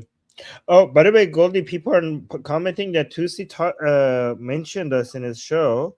Yeah, apparently he wants to have a drink after us or something. So that's fantastic. I'll have to think about that. He mentioned that he guesses that you like champagne cocktail and I like gin and tonic. That's what he thought. That's what his guesses were.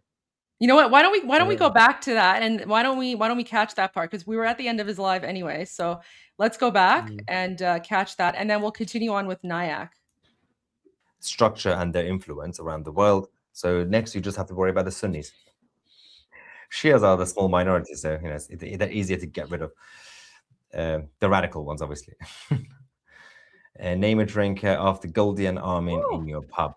Yes, actually, Goldie, if you're watching this, send me a text. What drink should I name it? I think it will be a champagne. Yeah, like some sort of cocktail, champagne cocktail. Yeah, let me know. Armin, I think you should be a gin and tonic. I don't know why. Yeah, you remind me of gin and tonic. Anyway, someone says IRGC in the chat. Well, hello, IRGC. Okay. So for me, like my drink, I mean, a champagne, sure, but I'm definitely more of like a vodka soda kind of person. Like I like vodka sodas. I like martinis. Oh, you know what? I want a pomegranate martini. That's what I want. I want a pomegranate martini. Oh, fancy. So I don't know what we would call it though.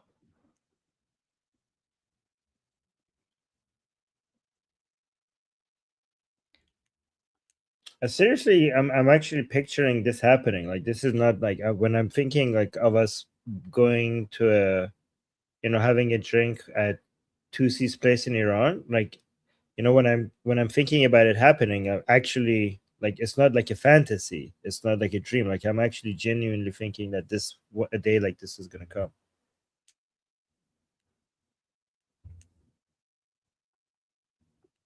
Hoping.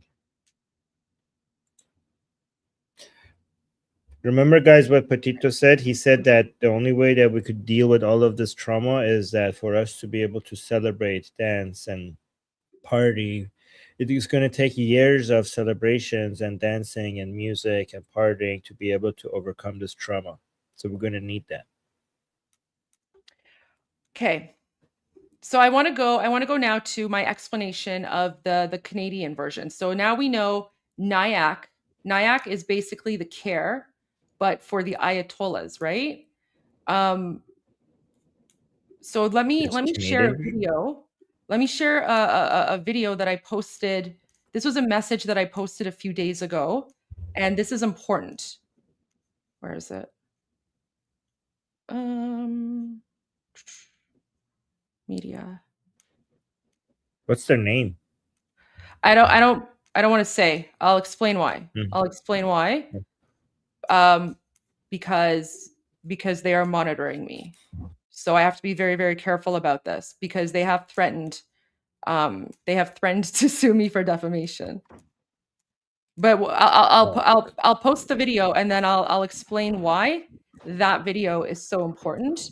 Because what I said was when I was in the Ontario legislature, which means it's protected by parliamentary privilege. So they can't sue a politician when they say something in the House of Commons, in the legislature. So let me find it. Sorry guys. These people need to be on the list of Mazuriyab. Yes, I think well the head is. So I'll show you the girl. She's on the list and she has been verified. Here we go. Okay. So guys, before I say, so the reason that we are able to freely say that NIAC is the political arm of the Islamic regime and that NIAC is lobbying on behalf of the Islamic regime in the United States is because when Iranians first started saying this about 10, 15 years ago, NIAC actually sued one Iranian American for defamation. Okay, so NIAC began a lawsuit to sue an Iranian for defamation, and then it went to court, and the American judge, determined that based on the evidence and based on the documents provided by the Iranian American, it is reasonable to assume that NIAC could be the lobby group of the Islamic Republic, and so it is not libel or defamation to say that. Okay, so because of that court decision in the United States, we can all now freely say that NIAC is the Islamic regime and they can't use lawfare against us. Okay, so they can't do that. However, in Canada, that has not happened yet. Okay, so that has not happened yet. And so if I come out right now and I say something, I could be sued for defamation, right? I could be sued for defamation. But when I was still a politician and I was in the Ontario legislature, I made a statement. When I made this statement, the Iranian Canadian Congress actually sent me a letter threatening to sue me for defamation and libel if I did not apologize and retract my statement. And I basically laughed at them. I posted about it on X and I said, you guys are idiots. You don't even know Canadian law. Anything that I say in the Ontario legislature is protected by parliamentary privilege. So that's why right now I'm not saying anything. However, I can share with you what I said in the Ontario legislature. Okay? So someone's gonna sue me very soon. All right, well, I'm gonna ban you and then you can go sue me. Go sue me. All right. So this is what I said. This is what I said, okay? Listen to this. So remember, NIAC, the American organization, is the Islamic regime lobby group in the United States. Now listen to what I say here in the Ontario legislature. And while pro-Islamic regime lobby groups like the Iranian Canadian Congress have tried to apologize for the regime, the world has opened its eyes. Did you catch that? Let me repeat that. And while pro-Islamic regime lobby groups like the Iranian Canadian Congress have tried to apologize for the regime, the world has opened its eyes. So there you go. So that was my statement in the Ontario legislature. And 3 days ago, I shared this video and I wrote, "Attention Canadian media. The Iranian Canadian Congress does not represent the people of Iran. Consider yourselves warned." Okay? So there you go. So now you know what Iranians in Canada think about the Iranian Canadian Congress, and now you understand why we say the Iranian Canadian Congress does not represent the people of Iran. Okay? And I don't talk about it, like I'm not going to say the statement right now, but I can share this video. I can just share this video because it's something that was said in Parliament. So it's protected by parliamentary privilege, can't be sued. So, okay, now I want to go to this because this person, and CBC Watcher is a great account, by the way. So Mona? CBC Watcher found this. And so the person that's speaking here, she is part of the Iranian Canadian Congress, okay? And she's actually on the list. She's on the Nazi list, and she's been verified as well. So she's on the Nazi list. چی نوشته اینجا؟ Oh. These are Iranians that are now finally connected after 2 weeks. Oh. So they're coming in. Like I'm noticing more Iranians actually coming online from inside Iran. And he says, "Armin, I'm so happy to see you after 2 weeks. I was just wanted to send him a kiss." Oh, thank you. That's so nice. Okay, so back and the reason I posted that video is because a few days before that, CBC, which is like the Canadian version of BBC. So at this point, it's pretty much Ayatollah CBC. They are platforming the Iranian Canadian Congress, and Islamic regime talking points were shared on Canada's national broadcaster, and David Cochrane did not push back. So watch this. Mona Ghassemi is the president of the Iranian Canadian Congress, and she joins me now. Mona, it's good to see you. Thank you for being here today. Thank you for having me, David. What's your reaction to the news of the death of a Canadian, one amongst many, but from this country? What are your thoughts there? Well, of course, my heart goes out to his family. Sorry, I think that it was not mentioned the gender of the individual, but my heart goes out to the family as well as, of course, to anyone who has lost anyone either in the last several days or at any point. The Iranian, as within the country and in the diaspora, have been going through a difficult time through several years, and especially also during the 12-day war that happened in June 2025. And of course, you know, there's all kinds of turmoil, but I want to emphasize that Iran doesn't exist within a vacuum, and these currency issues are also affected by the long-term severe sanctions. So that right there, the saying that the currency is impacted by the sanctions is a complete lie. Okay, that is the first Islamic regime talking point that she's providing. Okay, the sanctions have nothing to do with the currency collapsing. That's one of the lies put out by the Islamic regime. And remember, back in 2015 or something, Obama actually gave $56 billion, released $56 billion to the Islamic regime, right? And the mullahs just used it for terrorism. So that's the first Islamic regime talking point propaganda. That are led by the US and placed on the country. So it's a quite perfect storm of various issues. And I hope and she's also trying to make it about the economy, the best for everyone. And I hope that we come out of this standing stronger as a society, both for Iranians in Iran and the diaspora. Well, what is your sense of what is happening in Iran right now? We've seen the reports that things may be petering out as the harshness of the crackdown and the response from the regime escalated. But it's difficult to truly know because of the internet blackouts and the lack of sort of media access.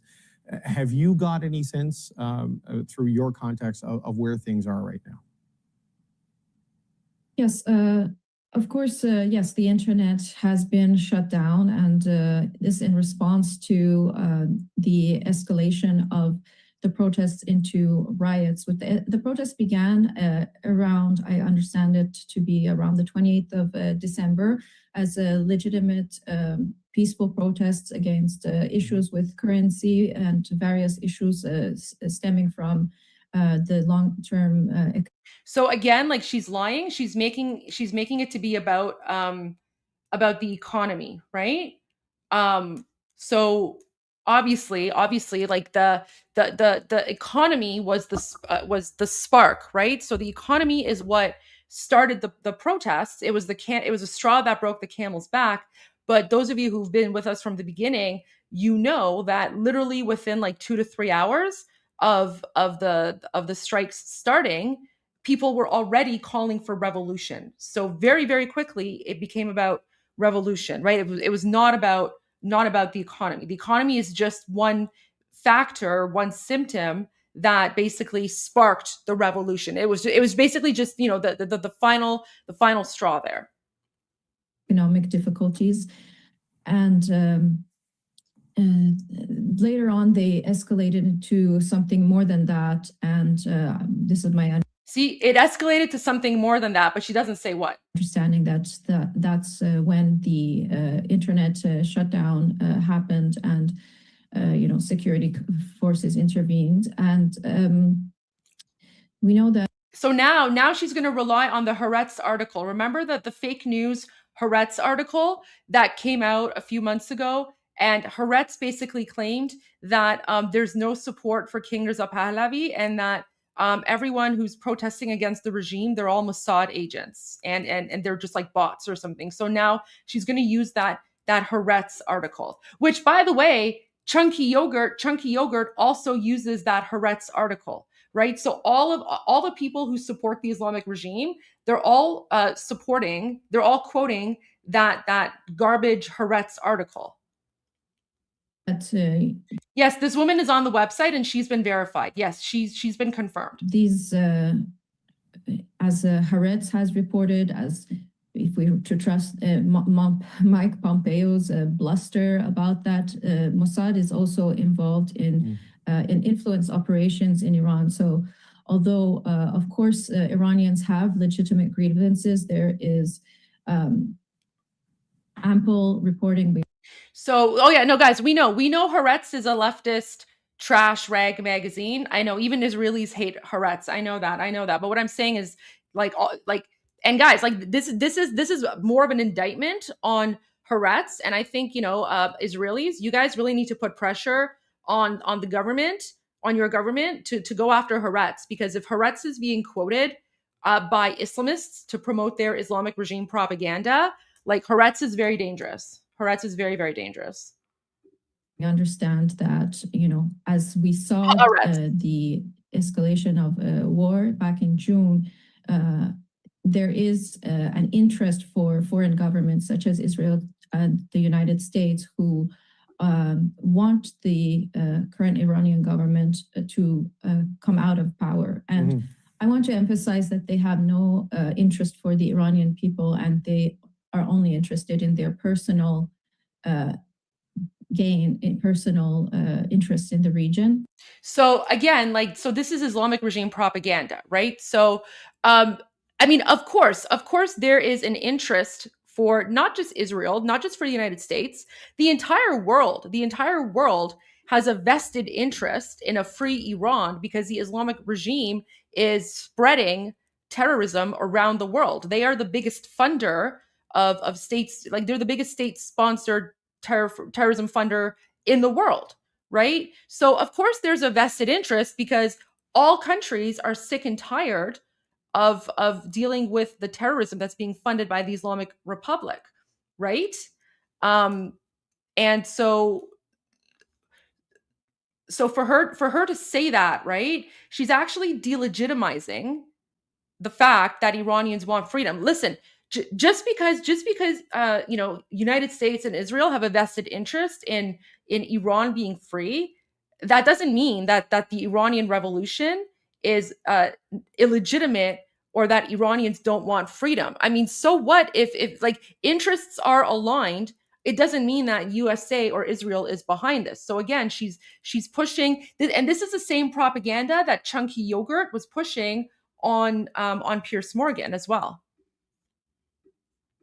And I think it's a very scary time indeed that we're living in, because if these if there wasn't this bluster from Israel and various officials trying to intervene in the legitimate protests of that people have in their country, they are further endangering people and furthering the possibility of crackdown on people who. So now she's blaming Israel and the United States for the Islamic dictatorship murdering Iranians, right?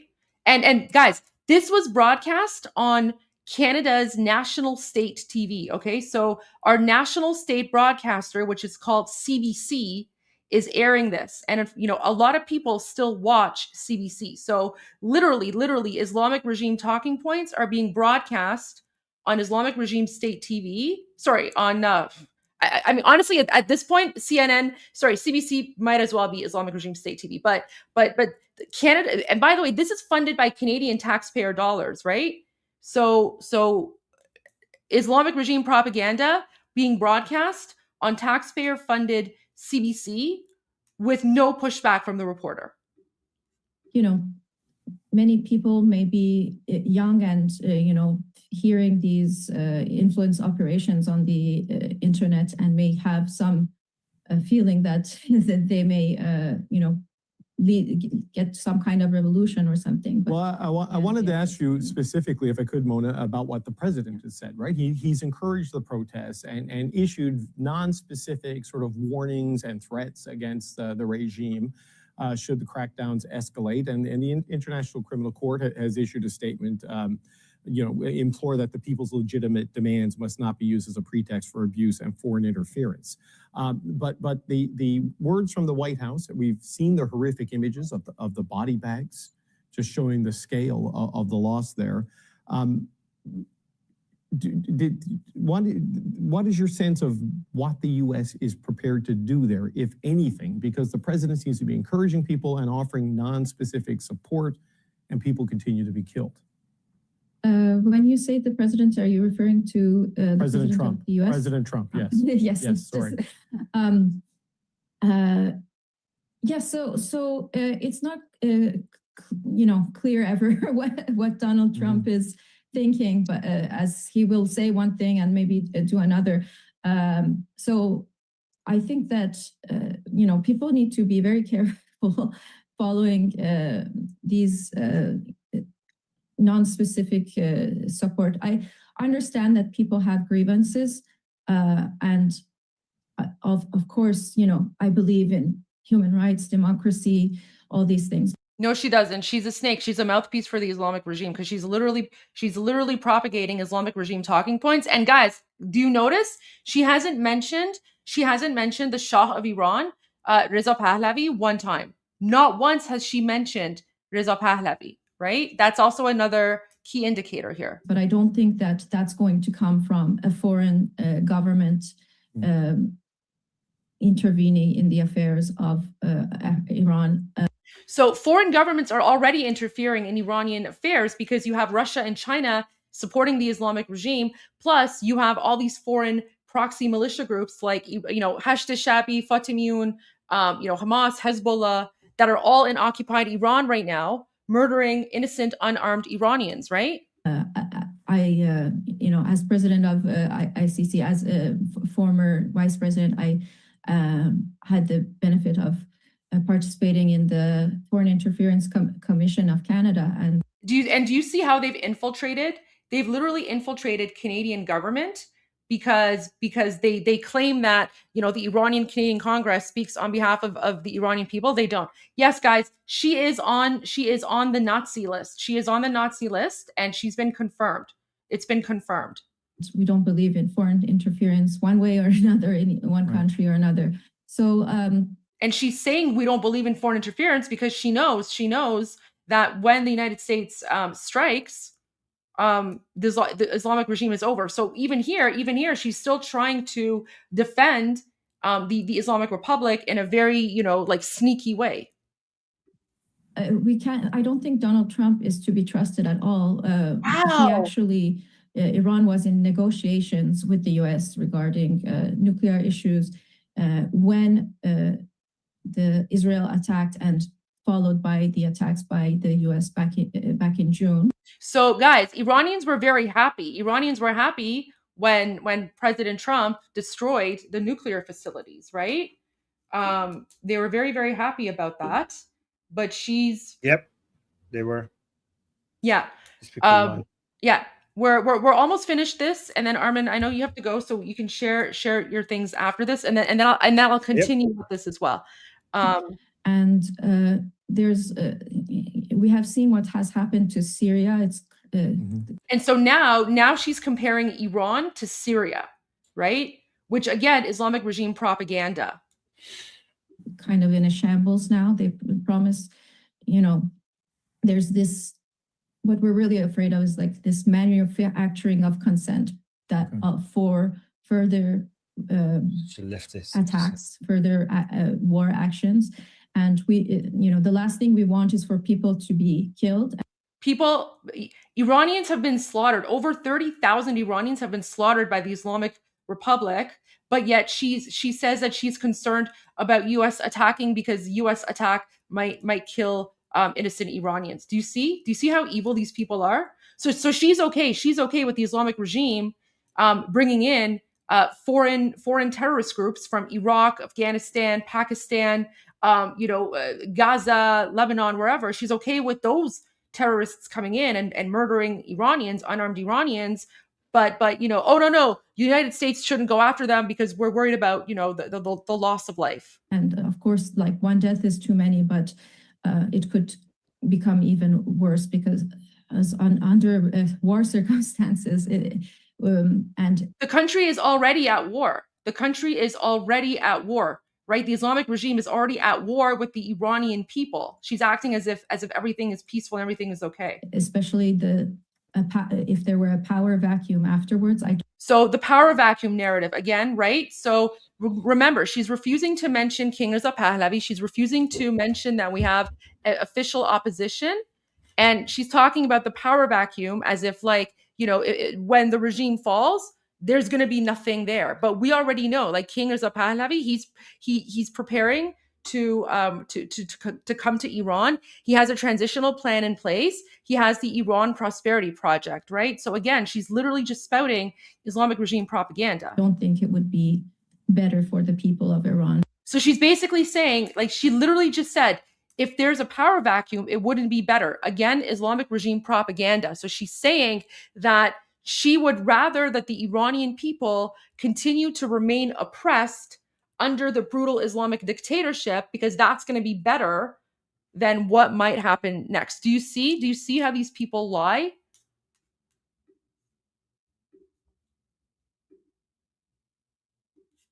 If there were a power vacuum afterwards, I don't think it would be better for the people of Iran. I really hope that people are able to achieve their demands through peaceful means, through organized protest, strategic, targeting appropriate targets. And unfortunately, we have seen some rather I don't think that most of what we have seen in those protests has been that, especially towards the end. We have seen weapons coming in that U.S. weapons, allegedly, that Channel 14, Israeli Channel 14 has mentioned, and, kind of saying, oh, we leave you to the audience to speculate where those are coming from. So there have been quite violence, we have seen from protest rioters, as a matter of fact. So now she's calling the Iranian freedom fighters rioters, and she's saying that it's the Iranians who are starting the violence. Okay, Mona, we're out of time. I want to thank you for joining me today. That's Mona Ghassemi, the president of the Iranian Canadian Congress. Thank you so much. So literally 8 minutes of Islamic regime propaganda with no pushback from CNN. Sorry, from CBC. All right, Armin, go ahead with your videos, because I know you have to leave, and then I'll continue with this, because this is I have an update on this as well. That was so disgusting. Thank you for sharing that with us, Better Goldie. These people, I hope they come to justice, especially given that this is what's happening. Look, watch this. So this is a protester trying to run away from inside Iran. You see that? Pay attention to here, and then you hear a gunshot, and you hear him fall. More evidence that they're shooting at people.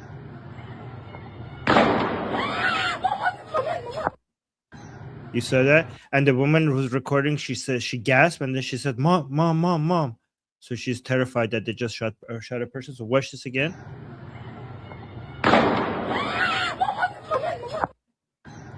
All right, so that one. This was this is from 9th of January, but it's new because it's new as in we received them recently, even though it's from a couple days ago. They only now have been released. Only now we have received them from inside Iran. So this is the moment in Shiraz in the 9th of January when they're arresting a young person in Shiraz in a parking lot.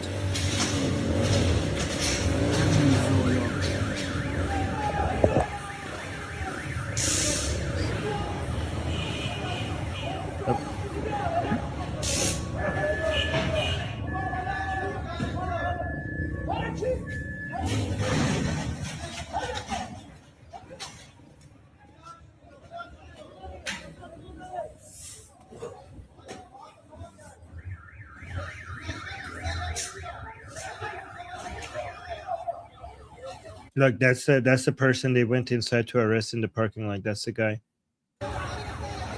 You see that? You see how abusive they are when they're arresting? Watch this.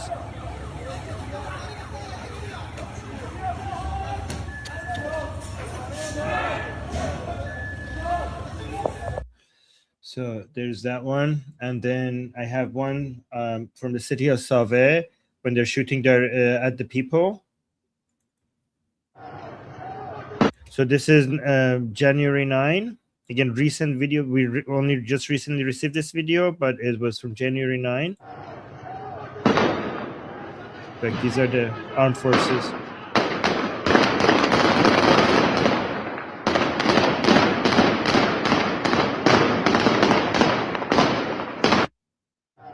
So that was one more video showing that people are shooting into the videos. I want to show some people fighting back. So, hold on. This music might get us copyright strike, but what you can see here is that this car, these are the anti-riot police, and you're going to see this car driving into the anti-riot police. And for YouTube reasons, guys, I'm going to say I'm sure nobody was hurt, okay? But you be the judge. So you see this car. These are the anti-riot. There we go. So some act of resistance here. And then I want to show this to you guys. This was more funerals, looking more like celebration than funerals because people are celebrating people's lives. This was in Saeed Tarvand, is one of the people who was murdered during the revolution. So let's watch this.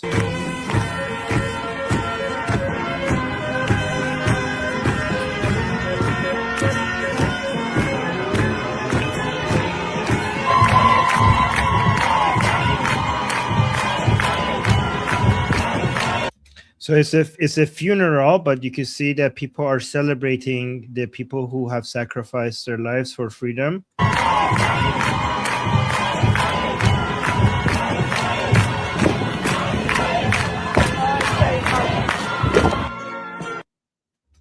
And so somebody was shaming the EU Parliament for lack of action. Do you want to see that, Goldie? Yeah. Is that it? Okay. So Buongiorno a tutti. let me make this better. There we go.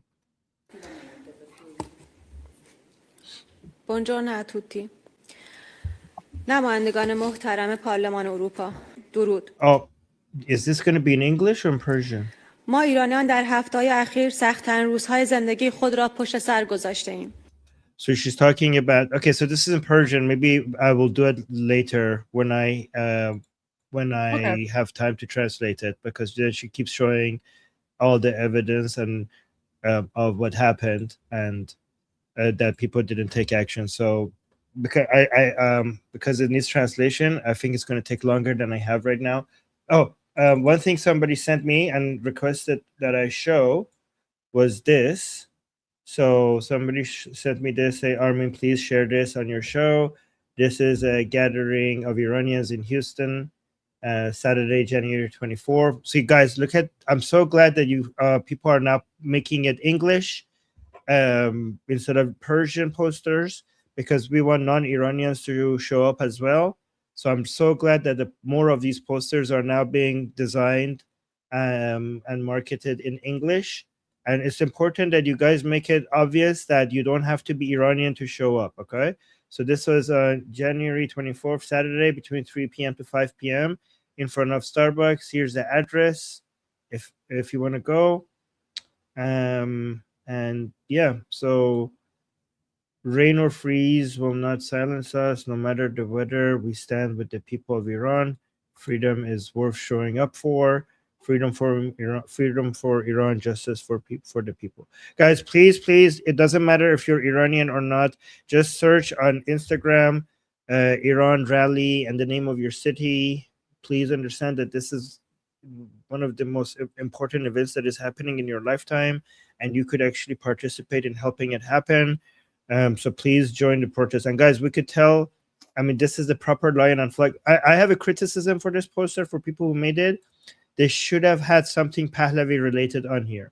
The lion and sun, this is the proper lion and sun logo, which shows that this is not MEK.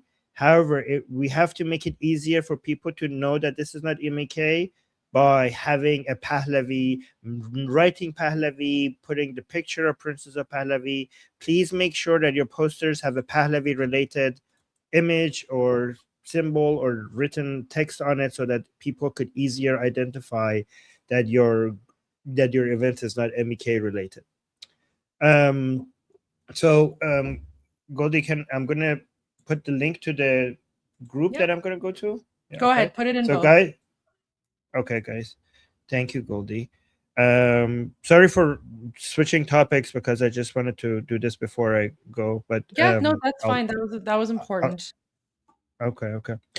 So guys, I'm gonna go into our group. We're gonna have a group call, a live group call. If you guys want to come ask me any questions, just come over there, and you don't have to open your camera. If you want, you can only open your mic, or you can open your camera if you want, or even if you just want to come and listen to our discussion, the link is in the chat.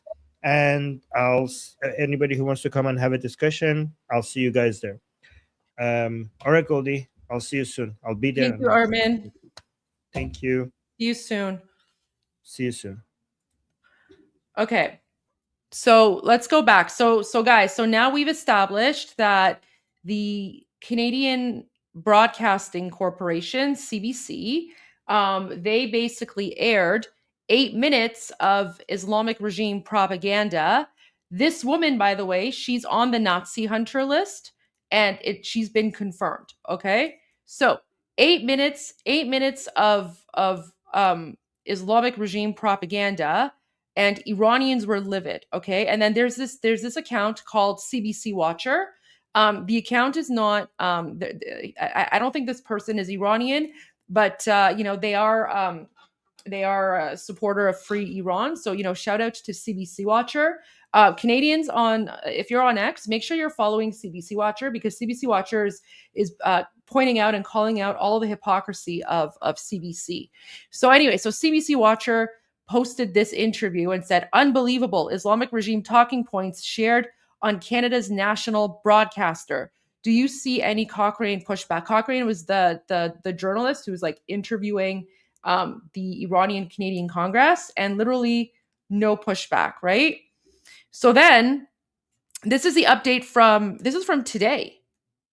Today's January 21, right? No, sorry, yesterday.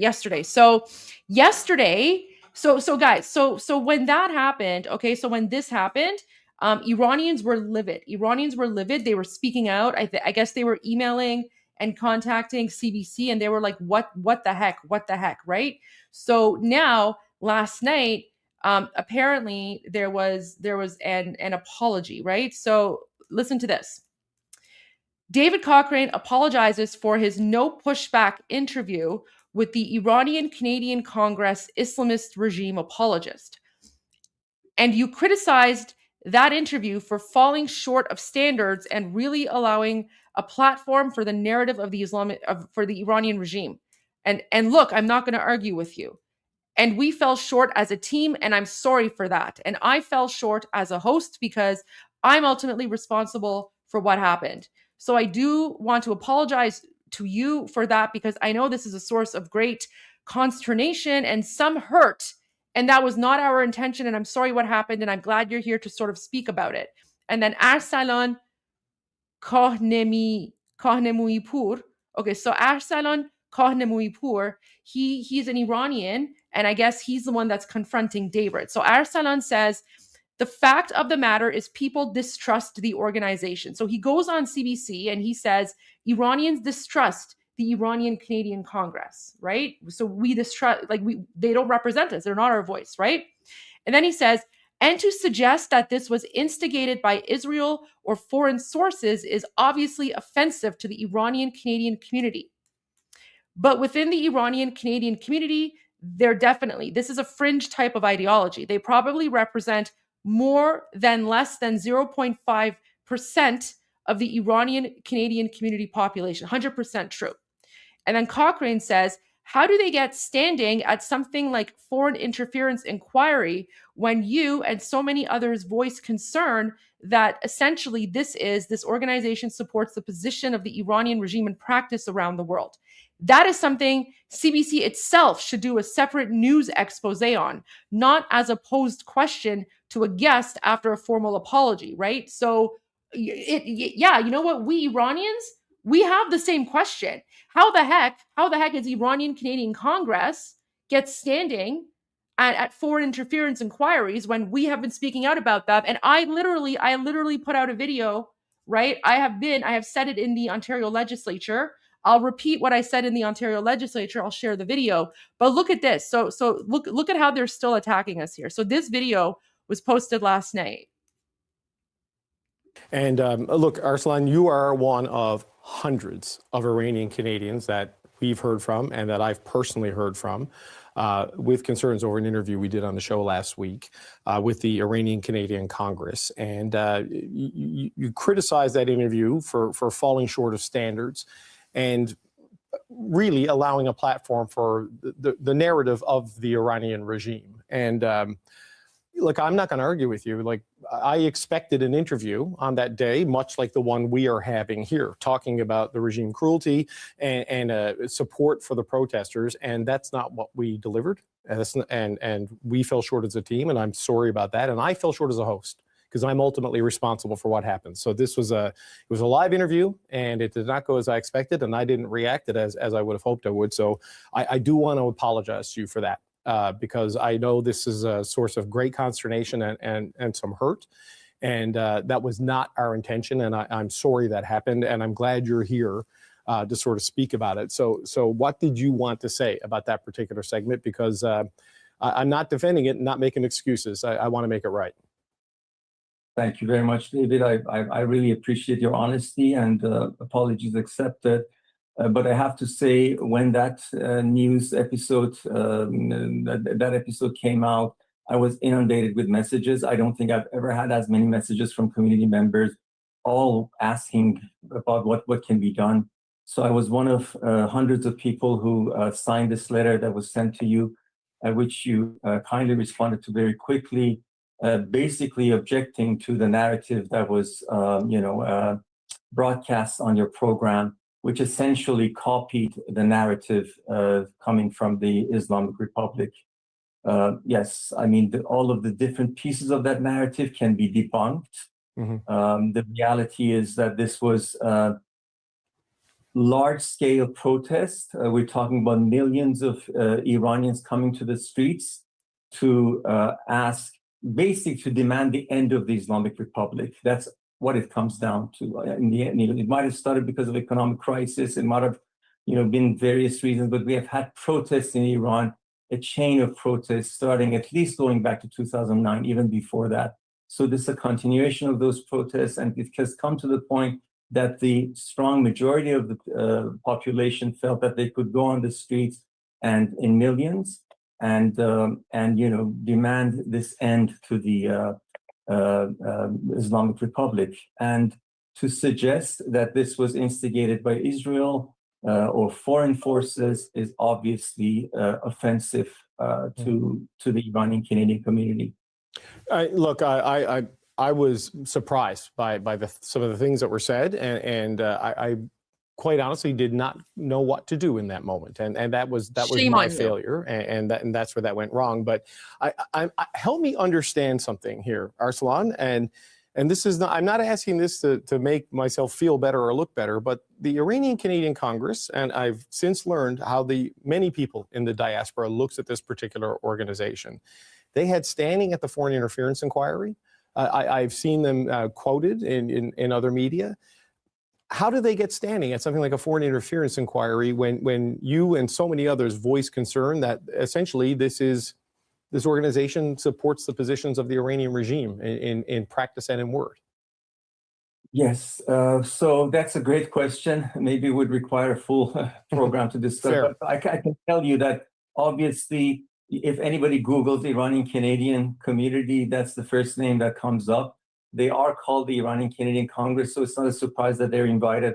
But this is an organization of 300 members. and we're talking about a community of 300,000 people.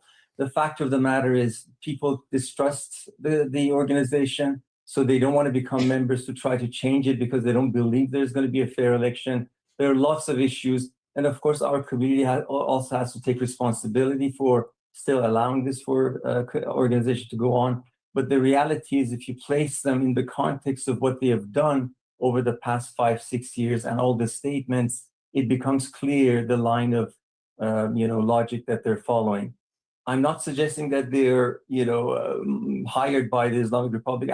So he has to say this for legal purposes, right? Because the Islamic, the Iranian Canadian Congress. Actually, you know what? They should call themselves the Islamic Canadian Congress because they're not Iranian. But the Iranian Canadian Congress, they're willing to sue anyone who calls them out. So that's why he's saying this here for legal purposes. Logic that they're following. I'm not suggesting that they're hired by the Islamic Republic. Absolutely not. The people that probably politically believe in and have a particular political affiliation that makes them want to believe these kinds of stories. And we hear these stories from some individuals, in the West as well. So it's not like they don't exist at all, but they're within the Iranian Canadian community. They're definitely, this is a fringe, type of, ideology. They are probably represent less than 0.5% of the Iranian Canadian community population. Well, Arslan, again, my apologies, and please, my research. The intention was to do an interview about the struggle and the oppression, and obviously it didn't go that way. But thank you for reaching out and educating on this, and thank you for your time today. That's Arslan Kanamuyapur. We appreciate it, sir. Thank you for being here. So there you go. So 1 week after spreading Islamic regime propaganda, there you have it. And then this was so I reposted this and I basically said, defund Ayatollah CBC. They platform Islamic regime propaganda using Canadian taxpayer dollars with zero pushback. So again, guys, this is what I said in the Ontario legislature. And when I said this, the Iranian Canadian Congress sent me a cease and desist letter, basically saying that if I don't retract this statement and if I don't apologize, then they're going to sue me for libel and defamation. What they didn't know is that anything that I say, so when I was a politician, right, everything that I say in the Ontario legislature, that's protected by parliamentary privilege. So I can say whatever I want and I can't be sued for it. Right now, because I'm not in the Ontario legislature, I'm not in the House of Commons. If I said what I say in this video, they would probably sue me for defamation. Yes, that's me in Parliament. That's me in Parliament a few years ago. Guys, I was a politician, remember? So in Parliament, this is what I say about the Iranian Canadian Congress. And while pro-Islamic regime lobby groups like the Iranian Canadian Congress have tried to apologize for the regime, the world has opened its eyes. Let me repeat that again one more time. And while pro-Islamic regime lobby groups like the Iranian Canadian Congress have tried to apologize for the regime, the world has opened its eyes. So there you go, guys. There you go. That's what I said a few years ago. So like we in the Iranian Canadian community, we have been speaking out about them for a very, very long time, right?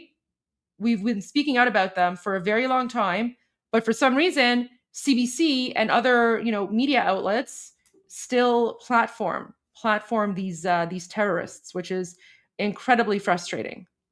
So there you go. That's that's the update I wanted to give you about Canadian media. Let me go now to here.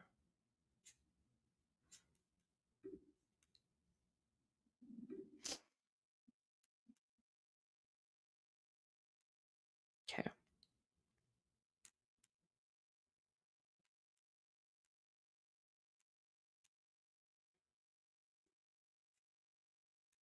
Okay. I had some videos I wanted to share here with you guys. So in an interesting move, Maria Corina Machado, she met with King Reza Pahlavi. So look at that.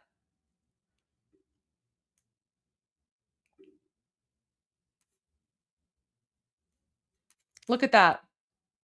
Venezuela and Iran are healing. Venezuela and Iran are healing. So she writes, I had the pleasure of meeting with Pahlavi Reza. We exchanged insights on our respective struggles and aligned our efforts toward a shared purpose, the liberation of Iran and Venezuela from oppression. I expressed my deep admiration for the Iranian people who continue to fight for their future with immense courage in the face of brutal repression. As authoritarian regimes deepen their criminal cooperation, those of us who stand for freedom must coordinate even more closely. The alliance between Caracas and Tehran has turned Venezuela into the epicenter of Iranian influence, jeopardizing the security of the entire Western Hemisphere. The survival of these regimes is not only a tragedy for our citizens who overwhelmingly demand democracy, but a direct threat to global stability and the United States. Guys, this is important, right? So overthrowing the Islamic regime is not just about freeing Iran. It's about making your countries safer, right? So United States, Israel, all the countries, Venezuela, like every single country, right? Yeah, I actually like this comment.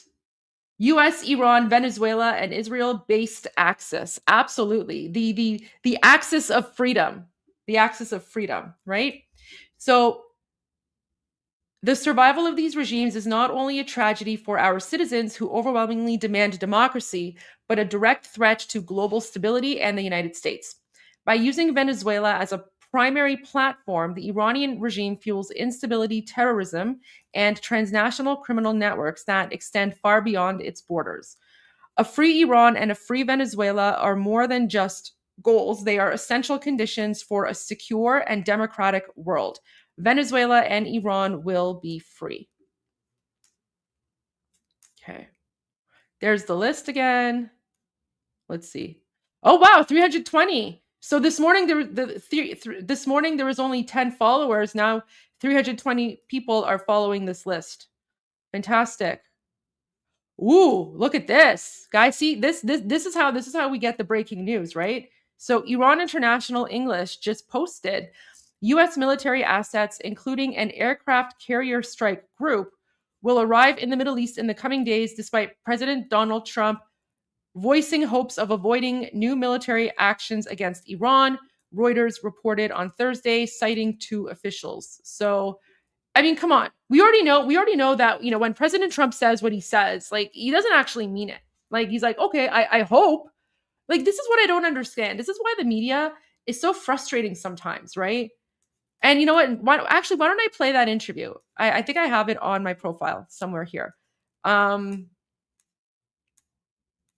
Like, I don't get why people panic about that. Oh, I also called out Al Jazeera. Look at this. I was so angry about this. So Al Jazeera, the garbage terrorist jihadi mouthpiece of Qatar, used an Arab food blogger to make a video trying to convince people that the Iranian revolution isn't happening. I can't wait until Iran is free. You and all your inbred Allahu Akbar savages are on the top of my list. So screw you, Al Jazeera. We're coming after you too. But can you imagine? Al Jazeera literally uses an Arab food blogger to try and say that there's not a revolution happening. It's so ridiculous. Okay, so this is interesting. Is it this one? No, there was a longer video. There was a longer video about President Trump.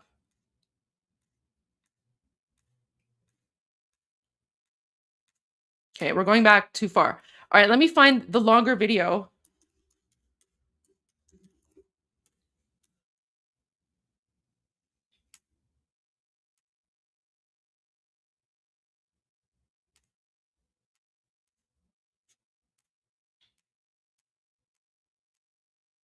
Where is it? Trump, Iran, hope. I want to find the video. Oh my gosh, look at this. I'm trending, guys. I'm in the news. Iranian activists backs Trump tariffs to redirect Iran's oil from China and Russia. Gamari's post praises Trump's January 12 announcement of 25% tariffs on countries trading with Iran, like China, which buys 1.3 million barrels of crude daily, to cut off the regime's revenue amid deadly protests over inflation corruption. Iranian dissidents largely support her, arguing a regime change could send oil to open markets, including the US, while critics mock oil as Trump's true motive. The tariffs add pressure as Iran claims to have ended the unrest that killed thousands. Oh my gosh, my post is trending. So basically, I was really mad at leftists who are complaining about like, oh, like, oh, Trump only cares about the oil, right? So basically, I just responded to that and I was like, my response to everyone who says President Trump is only going after the Islamic Republic because of Iran's oil, good for Trump. I'm glad. I'd rather Iran's oil be sold to the greatest country in the world than be given to Russia, China, and Qatar. God bless America. So,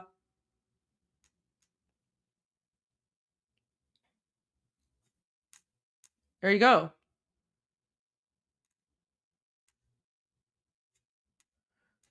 There you go. Too funny. Okay, there you go. But no, I want to get that video. I think it was on OSINT. Let me go to OSINT. I think it was a longer video of President Trump. Let me see if I can find it.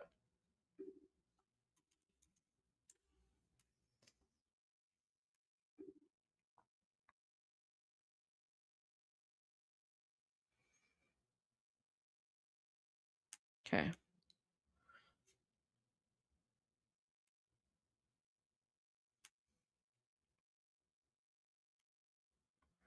Trump on the Greenland deal.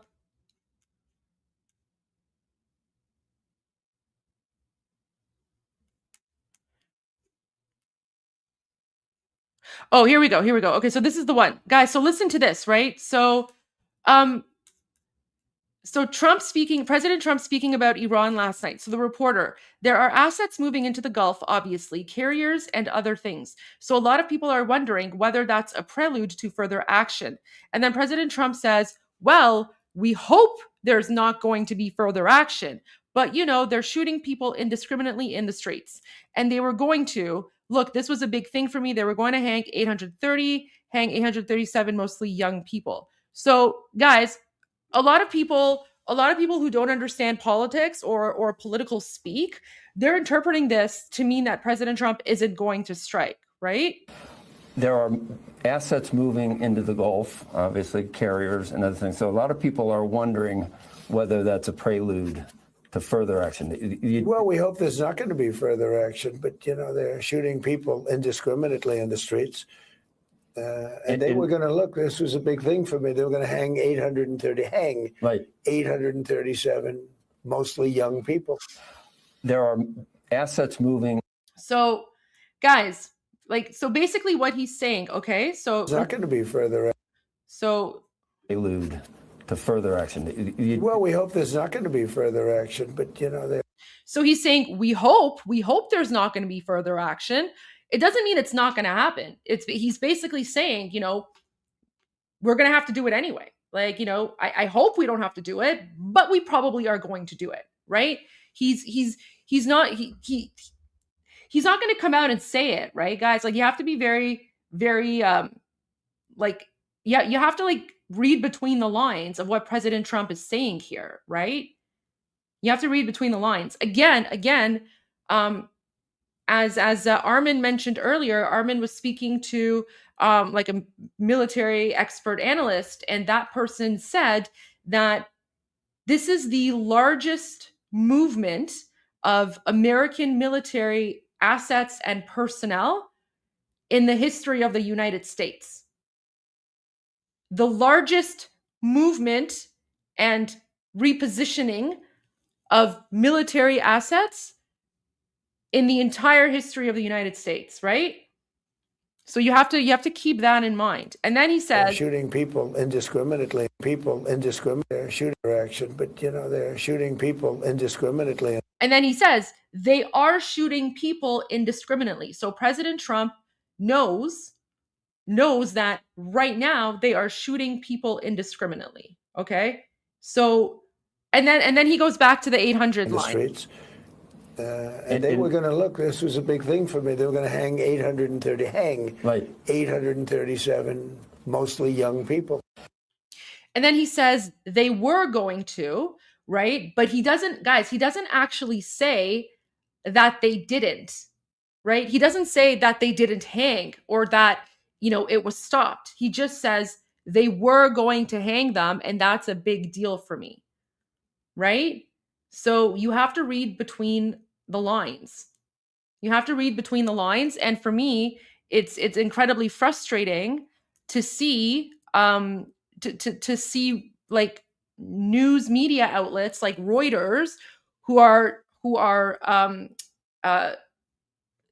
twisting the narrative, and instead of just reporting the news, they're giving their opinion, right? So Reuters is reporting this as if, oh, President Trump might not do anything. So, oh, did the Shah post something? All right, let's go to the Shah. Let's see what the Shah posted.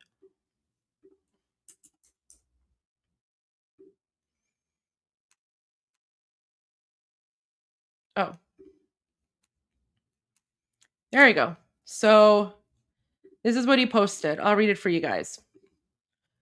He just posted a response to Machado.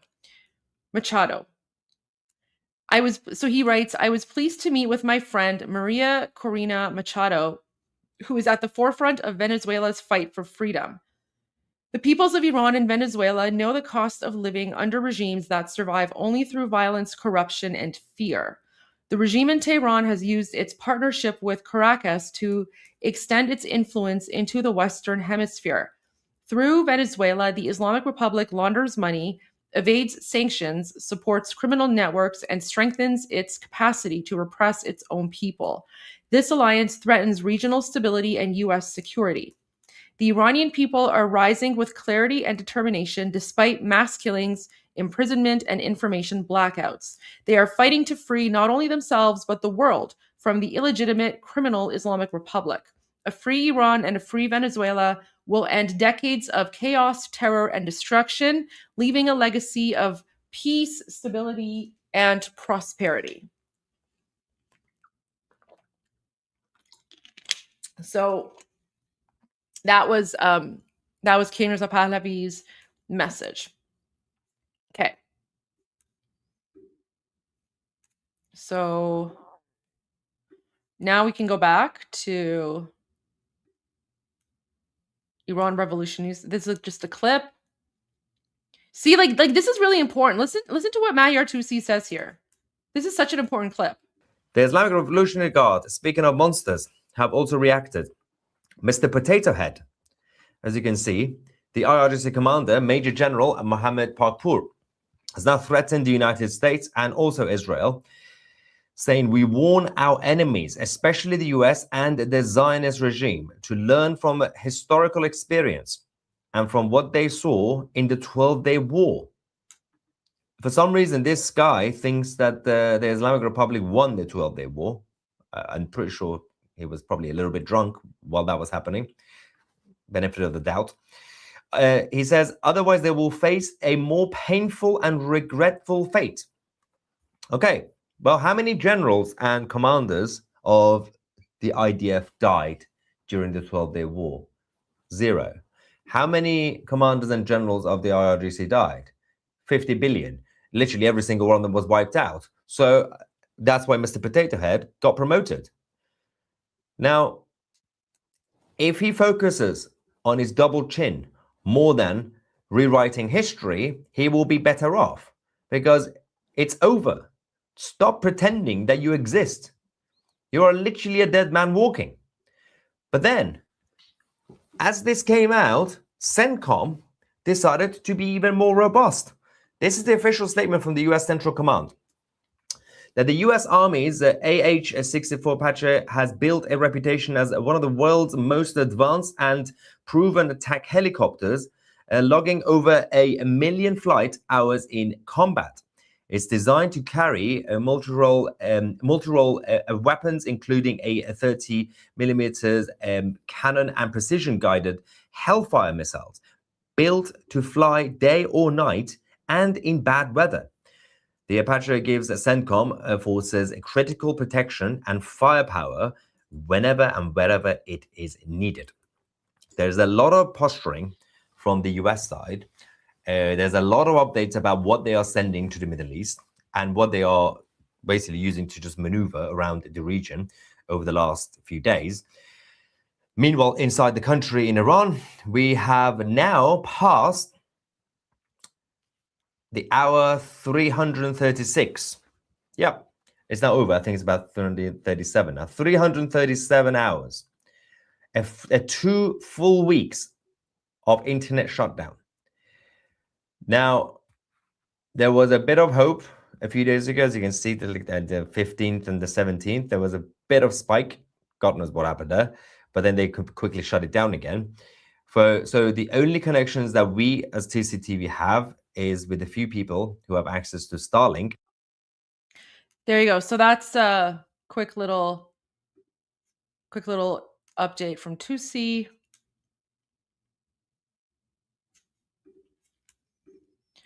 The war of light and darkness is not over yet, but this is the final battle. Pahlavi is coming back. So again, you know, images like this coming out of occupied Iran, Iranians are basically saying that they only trust King Reza Pahlavi. Oh man. Ooh. Oh, look.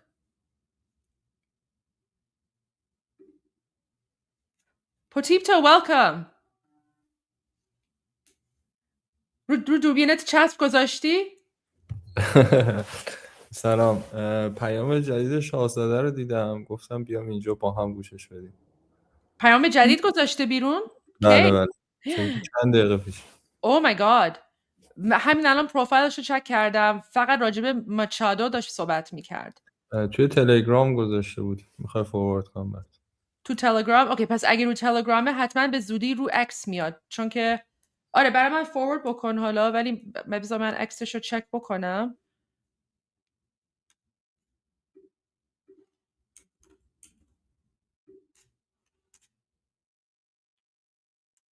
Apparently King Reza Pahlavi has a new message. So usually when the messages comes out, like I think it comes out on I opened up the wrong app here. It usually comes out on like Telegram first, and then maybe WhatsApp, and then he posts it on Instagram, and then it goes to like X. Potipto, could you forward that to me, please? Because he hasn't posted it on X yet. Okay, let's see what we got here. Oh, I see. Okay.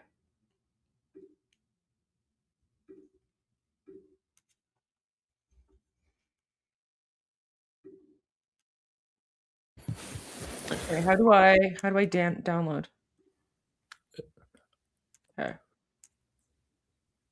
I'm reading warm welcomes from the chat. I want to say hello to all of them, and I'm very grateful to have them here and be with them.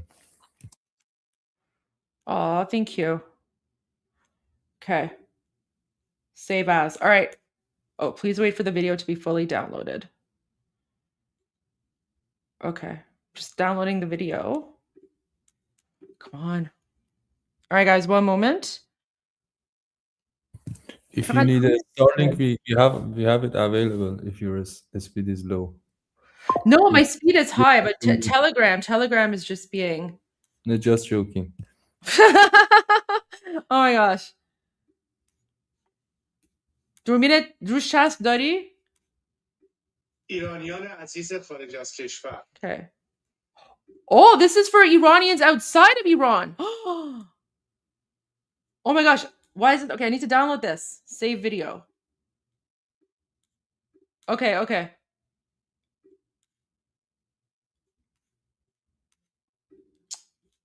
Hey, Baba. Okay, so it's in my downloads. All right, guys, one moment.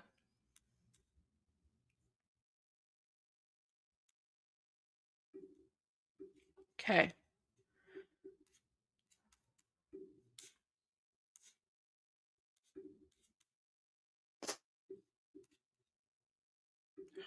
Telegram is so hard to...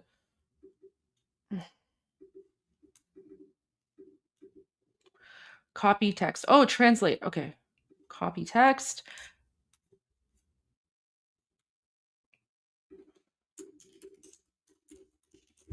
He's going to have this on X soon. Like, he's literally going to have it on X very soon. But here we go. Oh, it exceeds. Chat GPT. درود بر شما همه همیهنان فارسی زبان من در تمام دنیا. ممنونم از پیام‌های خوب و گرمتون. Okay, so let me read the English translation first.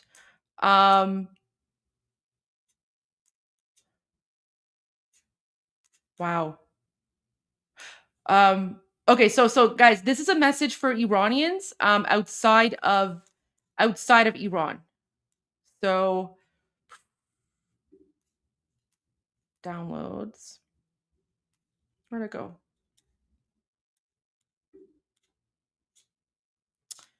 کجا رفتین? Oh my gosh. This Telegram on my laptop is not working. I know he's going to have it on X soon, though. Let's see. Okay, it's on X. Perfect. Okay. It just came up on X. So here we go. I'm going to read this first for you guys so that those of you who are not Iranian, you'll get the gist of what he's saying, and then I'm going to play the full video. So he just posted this. He writes, "Dear Iranians abroad, the magnificent and powerful marches you held in recent days in every corner of the world, from Australia to all across Europe to Canada and the United States, have given strength and hope to our brave compatriots inside occupied Iran. Your voice is the voice of the Iranian nation. I am grateful and deeply appreciative of you. Today, as the Islamic Republic has dramatically raised the cost of people's presence in the streets of Iran through ruthless massacres and military rule, your responsibility in securing international support for our compatriots has become even heavier. The importance of your role is greater than ever before. The continuation of your activities is necessary and essential. Broader, more coordinated, more cohesive, and more targeted. As I announced in the recent press conference in Washington, at this stage, we have 6 specific demands from the international community. All activities of Iranians abroad, from rallies, sit-ins, and marches, to meetings and correspondence with decision makers and legislatures, to informing the media and online networks, must be centered around these 6 demands. First, protecting the people of Iran by weakening the regime's repression machine, especially by targeting the Islamic Revolutionary Guard Corps, IRGC, its commanders, command structure, and infrastructure. Second, maximum economic pressure by freezing the regime's assets worldwide and targeting its secret fleet of oil tankers known as the Ghost Fleet. You guys remember what I said about how the Islamic regime is giving away its oil secretly to China and Russia and Qatar? That's the secret fleet of oil tankers known as the Ghost Fleet. Third, providing free internet access to Iran through Starlink and other secure communication tools, and disabling the regime's ability to shut down the internet. Fourth, expelling the regime's diplomats and pursuing legal action against crimes against humanity. Fifth, the immediate and unconditional release of all political prisoners. And sixth, readiness for a democratic transition in Iran and recognition of a legitimate transitional government. I ask all of you to remain united under the Lion and Sun flag of Iran, the flag for which tens of thousands of brave Iranians have sacrificed their lives to raise it again. Put aside personal differences. Avoid parallel actions and separate programs in the same city. Align and coordinate your efforts so that they become more effective. Remember that in the eyes of the world, you are the representatives of the great Iranian nation. Therefore, your conduct must be dignified, civilized, and worthy of Iranian ethics and culture. My team and I are carefully following your very coordinated activities. Very soon, programs related to the Global Day of Action and Solidarity with the National Revolution of Iran will be announced. The gaze of our honorable compatriots inside Iran, who are held captive by the occupying Islamic Republic regime, is upon us. Let us join hands so that their suffering may end sooner, so that they may reach the freedom and prosperity they so richly deserve. That day is closer than ever. Long live Iran. Okay. Oh, it's got English subtitles. Oh, thank God. Okay, so he has the X version has English subtitles, so you guys can actually follow along. Okay, here we go. ایرانیان عزیز خارج از کشور، راهپیمایی‌های بزرگ و پرشکوه شما در روزهای گذشته در 4 گوشه جهان، از استرالیا تا سراسر اروپا تا کانادا و آمریکا، به هم‌میهنان شجاعمان در میهن اشغال شده نیرو و امید داده است. صدای شما صدای ملت ایران است. سپاسگزار و قدردانتان هستم. امروز در شرایطی که جمهوری اسلامی با کشتار بیرحمانه و حکومت نظامی هزینه حضور مردم در خیابان‌های ایران را بسیار بالا برده،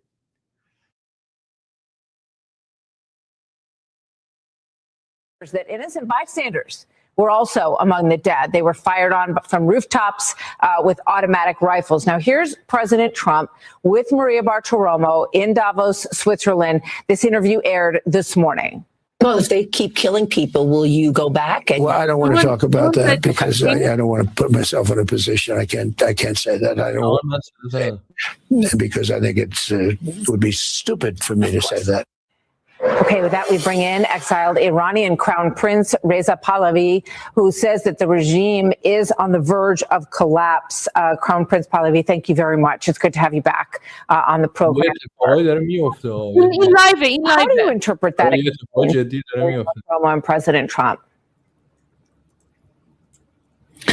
Martha, in the middle of what's happening, I think I can update you with the latest news that I had from Iran itself. I just got off the phone with a political prisoner that managed to somehow connect to the internet. And here's what the situation on the ground is. It's an ongoing war between the people and this regime. The regime has massacred them, and it is in total darkness that it is carrying out even more brutality by shooting people in hospitals under the direct order of Khamenei, not to let anyone who was even wounded alive. That's the extent of their brutality, and the numbers you quoted is correct. We anticipate at least 20,000 people dead, if not more, across the land. Now, one thing that the world and this audience needs to realize is that these brave Iranians are saying, we are fighting not just for our own liberation, but to free the world from this terrorist regime.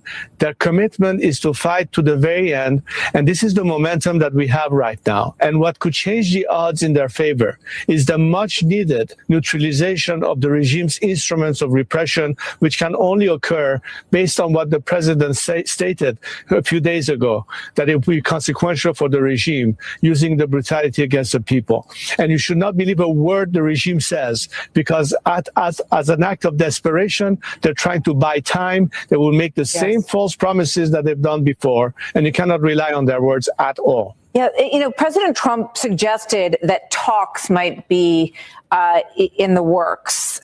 He talked about the devastation to Iran's nuclear program by the B-2 strikes that were carried out by the United States and ground strikes that were carried out by the Israelis. But there is a lot of discussion in the things that President Trump is saying about negotiations and talks with the Iranian leadership. What do you say to President Trump about that suggestion? Look, President Trump is a man of his word and he's a man of peace. And he does realize that the best way to protect lives is to take away the instrument of repression that has been a reason for this number of people killed. So in the equation and in the balance is what is the most effective way to stabilize the area. And we all realize that the best way to put an end to radicalism, to terrorism, to the nuclear threat, and everything else that this regime has provided our world with can only be eliminated in one shot by this regime collapsing. What's happening now is the regime, as I said before, is on the verge of collapse. What will expedite its demise and will facilitate a transition to stability and peace is its disappearance. And the people of Iran right now are the boots on the ground fighting. They do need, however, air cover when they are totally unarmed vis-a-vis a very brutal regime. I don't think there's anything left to negotiate other than this time siding with the Iranian nation, with the Iranian people, who clearly state that they are no longer want this regime. They're rejectful of this regime. They hate this regime. And it's a people that, unlike a regime that has chanted death to America from its inception, actually love America, want to be partners with America, and want to be an element that contributes to regional peace and stability, working together with our neighbors. A completely different picture that we currently have with this regime. This is what's at stake, and I think this president understands this as well. So the language has changed a little bit and from the president, and that could mean that he doesn't want to talk about potential options that he is still considering, and he wants to hold those cards close to the vest, which I think is very understandable from the president in terms of, you know, maintaining the options that he has. On the other hand, I'm hearing that people on the ground in Iran are despondent because they are very afraid that an Obama-like response is happening again, that there's all this momentum and that there's a feeling that it is on the verge of collapse, the regime, and that maybe this moment is about to pass the Iranians by again. Do you feel that way? Are you afraid that that is what might happen again? Well, obviously, it's a natural anxiety that anyone that is fighting for freedom counts on a support, especially when it's announced. So now they're looking at the action part of it. But having said that, I repeat again that President Trump doesn't want to be another Obama. To the contrary. So up to that point and until now, we believe that actions will be in some form taken while the president has the prerogative to explore every option. But the best option right now that will save lives, that will provide Iran with true freedom at the hand of a nation that wants to liberate itself and be partners in a free world with the most strongest democracy on the planet is to put an end to this regime. We have time and again seen this regime reneging on its promises. It's just buying time. And I think that the time has run out on them. And I hope the president will make the ultimate decision that this is a time to support the Iranian people in freedom. That's what he has said. That's what the Iranian people expect. So we'll see what happens in the next few days. Crown Prince Pahlavi, thank you very much. It's good to have you with us, and we are following this story very closely, and we hope that we can speak with you again soon so we can stay on top of it and keep it very much in the eyes of the American people, as we know it is in the eyes and hearts of the Iranian people. Thank you very much, sir. Thank you, Martha. I appreciate it. So still ahead, our very own Mike. So to our viewers who informed me about the king coming on the Fox News, thank you so much for letting us know.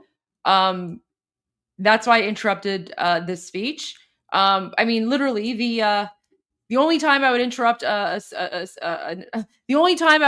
a message from the king is when it's the king himself who's live on Fox News. And because that was live, that's why we switched to that. So Potipto, that's why I switched halfway, because we wanted to hear him live. But now I'm going to go back. I'm going to play this message from the beginning again. Yeah, the only thing that will literally make me cut into a message from the king is when it's the king himself going live on the news. So let's go back to the message he just put out, and we'll start from the beginning. ایرانیان عزیز خارج از کشور، راهپیمایی‌های بزرگ و پرشکوه شما در روزهای گذشته در 4 گوشه جهان از استرالیا تا سراسر اروپا تا کانادا و آمریکا به هم‌میهنان شجاعمان در میهن اشغال شده نیرو و امید داده است. صدای شما صدای ملت ایران است. سپاسگزار و قدردانتان هستم. امروز در شرایطی که جمهوری اسلامی با کشتار بیرحمانه و حکومت نظامی هزینه حضور مردم در خیابان‌های ایران را بسیار بالا برده، مسئولیت شما در جلب پشتیبانی بین‌المللی برای هم‌میهنانمان سنگین‌تر است. اهمیت نقش شما از هر زمانی بیشتر است. تداوم فعالیت‌های شما لازم و ضروری است. گسترده‌تر، هماهنگ‌تر، منسجم‌تر و هدفمندتر. همانطور که در کنفرانس خبری اخیر در واشنگتن اعلام کردم، ما در این مرحله 6 خواسته مشخص از جامعه جهانی داریم.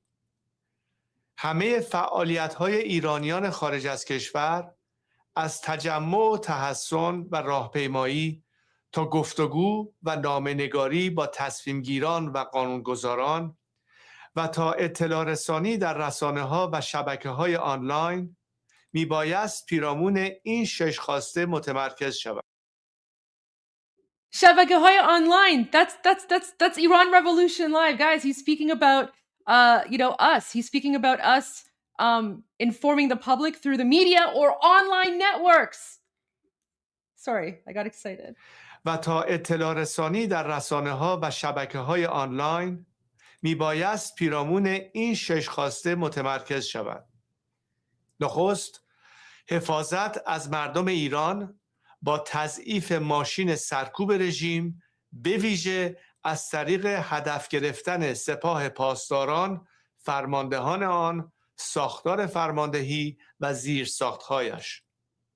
دوم، فشار اقتصادی حداکثری با مسدود کردن دارایی‌های رژیم در سراسر جهان و هدف گرفتن شبکه مخفی نفتکش‌های آن موسوم به ناوگان ارواح.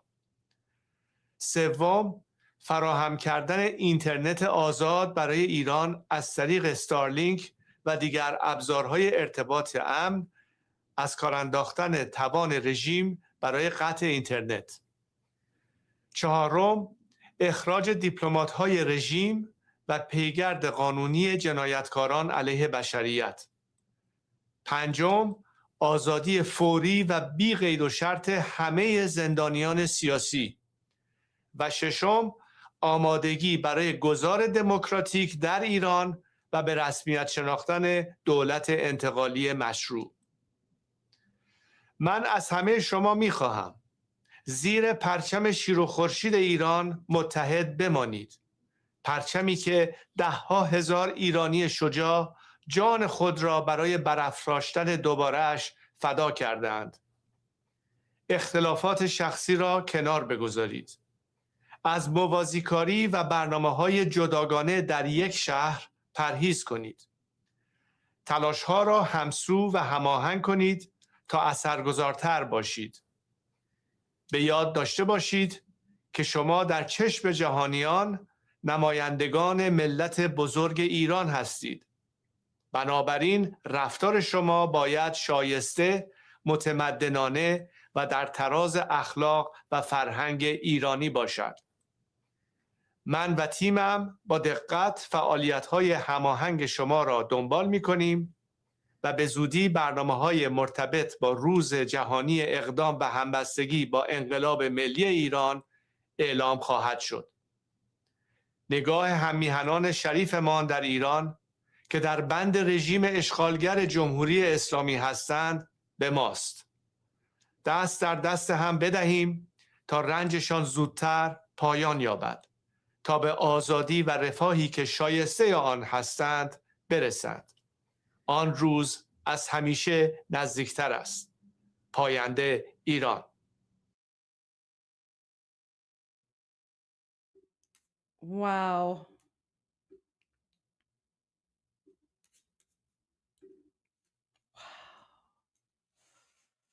Chills. Potipto, what do you make of that message? ببین به شخصه فکر میکنم ببخشید یه لحظه بذار چت جی پی تی مو بیارم، یادم رفت. عذرخواهی میکنم. no problem. اوکی بفرمایید.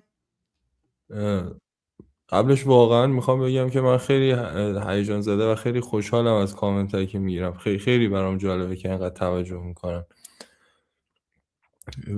واقعا یه تشکر بزرگ به همش. مهمترین چیزی که من دارم برداشت میکنم اینه که این که حمایت از مردم ایران تبدیل به یک ترند شده، تبدیل به یک کاری شده که همه دوست دارن انجامش بدن، فقط نتیجه سیاست شاهزاده است.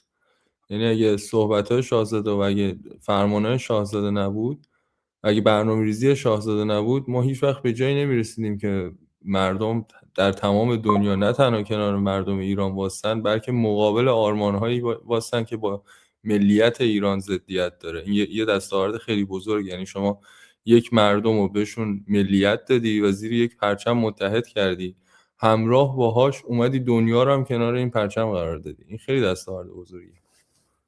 دستاوردی که جمهوری اسلامی با این همه تریبون و فلان و اینجور چیزاش تو 47 سال نتونست انجام بده. ایشون فقط با یه پیام صوتی تصویری. Okay. I'm gonna translate this one moment, guys. It's just transcribing on ChatGPT. That's from yesterday.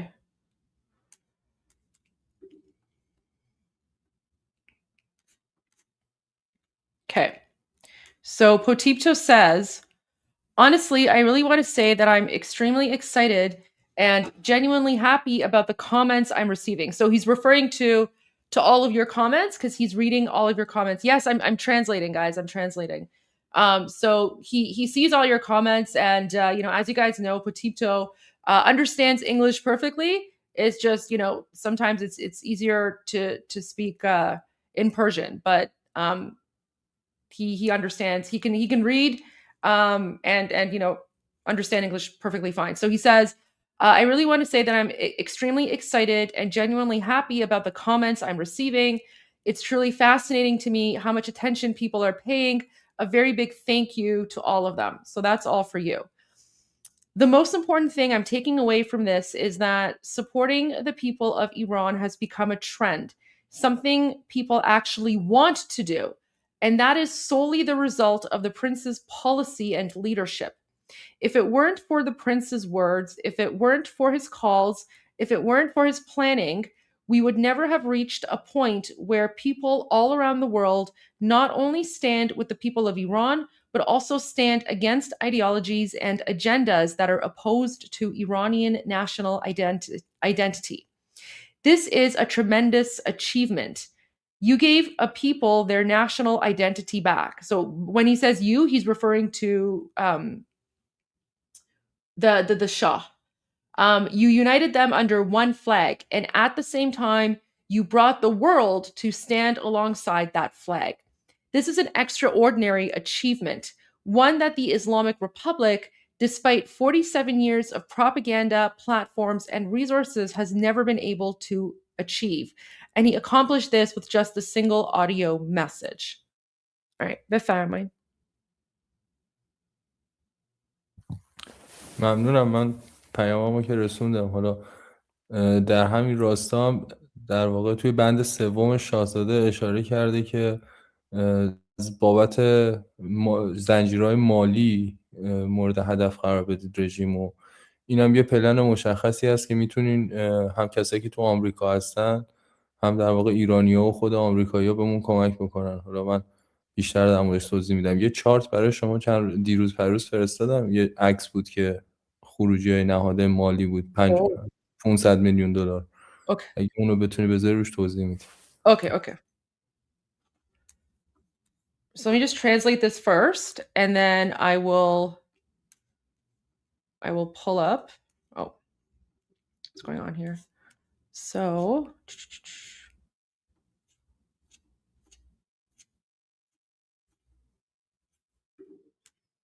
okay. Save as. One moment, guys. Shows.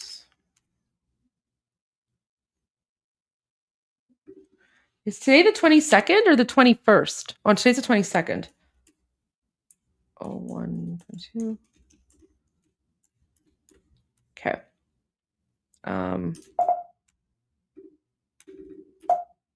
Okay, whatever. Save. Okay, so this is what he said, and then I'm gonna go to the chart.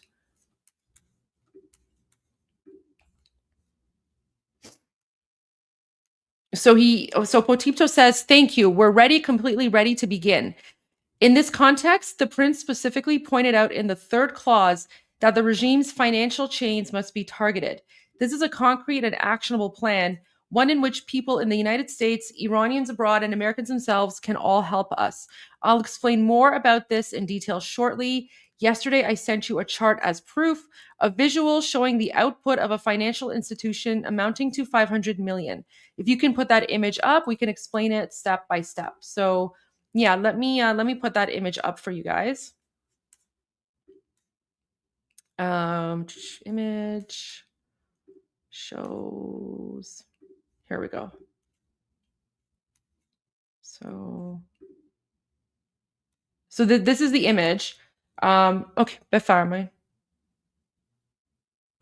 ببین این فقط یک گزارشه. حالا ما مبنای همین یک گزارش رو در نظر بگیریم میتونیم بر اساس همینم برنامه‌ریزی کنیم، ولی جمع مبالغی که در حال حاضر توی ولت‌های فلک شده کریپتویی IRGC هست بیشتر از 1 تریلیون دلاره. خیلی عدد زیادیه و اینا رو حالا ما میخوایم بگیم که چه پلنی براش داریم و چه کمکی به ما میتونن بکنن مردم توی آمریکا به خصوص ایرانیا. ببینید USDT یک سازمانیه، بنیاد تتر، یک سازمانیه که مستقیما زیر نظر اوفک فعالیت میکنه و مستقیما از در واقع دولت آمریکا دستور میگیره. کارش چیه؟ اینه که اولا یک توکنی ساخته معادل با دلار که بشه کریپتوها رو بر اساسش معامله کرد و حالا انتقال داد. و این سازمان همونجوری که زیر نظر بانک مرکزی آمریکاست، تمام تراکنش‌ها و رفت آمدها و همه اینا رو هم زیر نظر داره، هم دسترسی داره به این که اقدامات اکسترا اوردینری بکنه، یعنی ولت‌های خاصی رو ببنده، بعضی از تراکنش‌ها رو برگردونه و دسترسی‌های جدیدی بده. حالا ما کجا میتونیم به مردم کمک بکنیم؟ ببینید همونجوری که IRGC سازمان مافیاییه و خب از هر نظری محرومه، چه جایی بهتر برای اینکه پولاش رو از طریق کریپتو انتقال بده.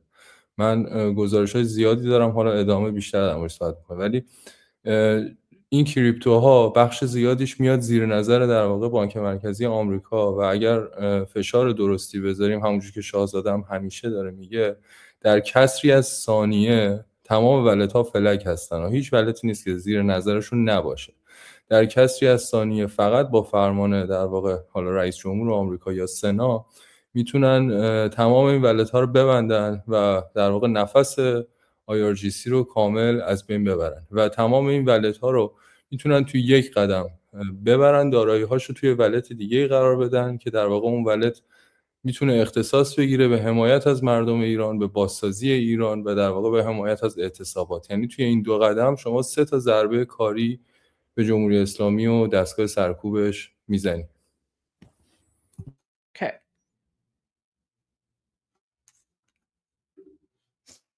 Just transcribing, and then I'm going to read it out for you guys. Okay. All right, I'll be back in like 2 seconds. I'm just gonna grab a bubbly because I'm out of coffee. I'll be right back.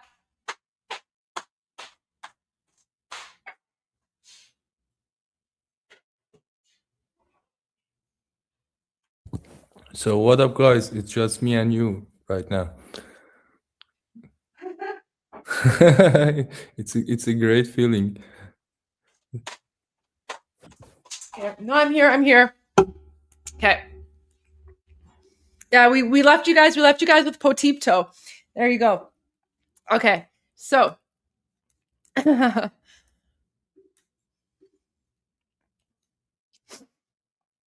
So I will keep I'll keep the chart up and I'll just read what he said here. So Potipto's he's looking he wants you to look at this chart, and he says this is just one report.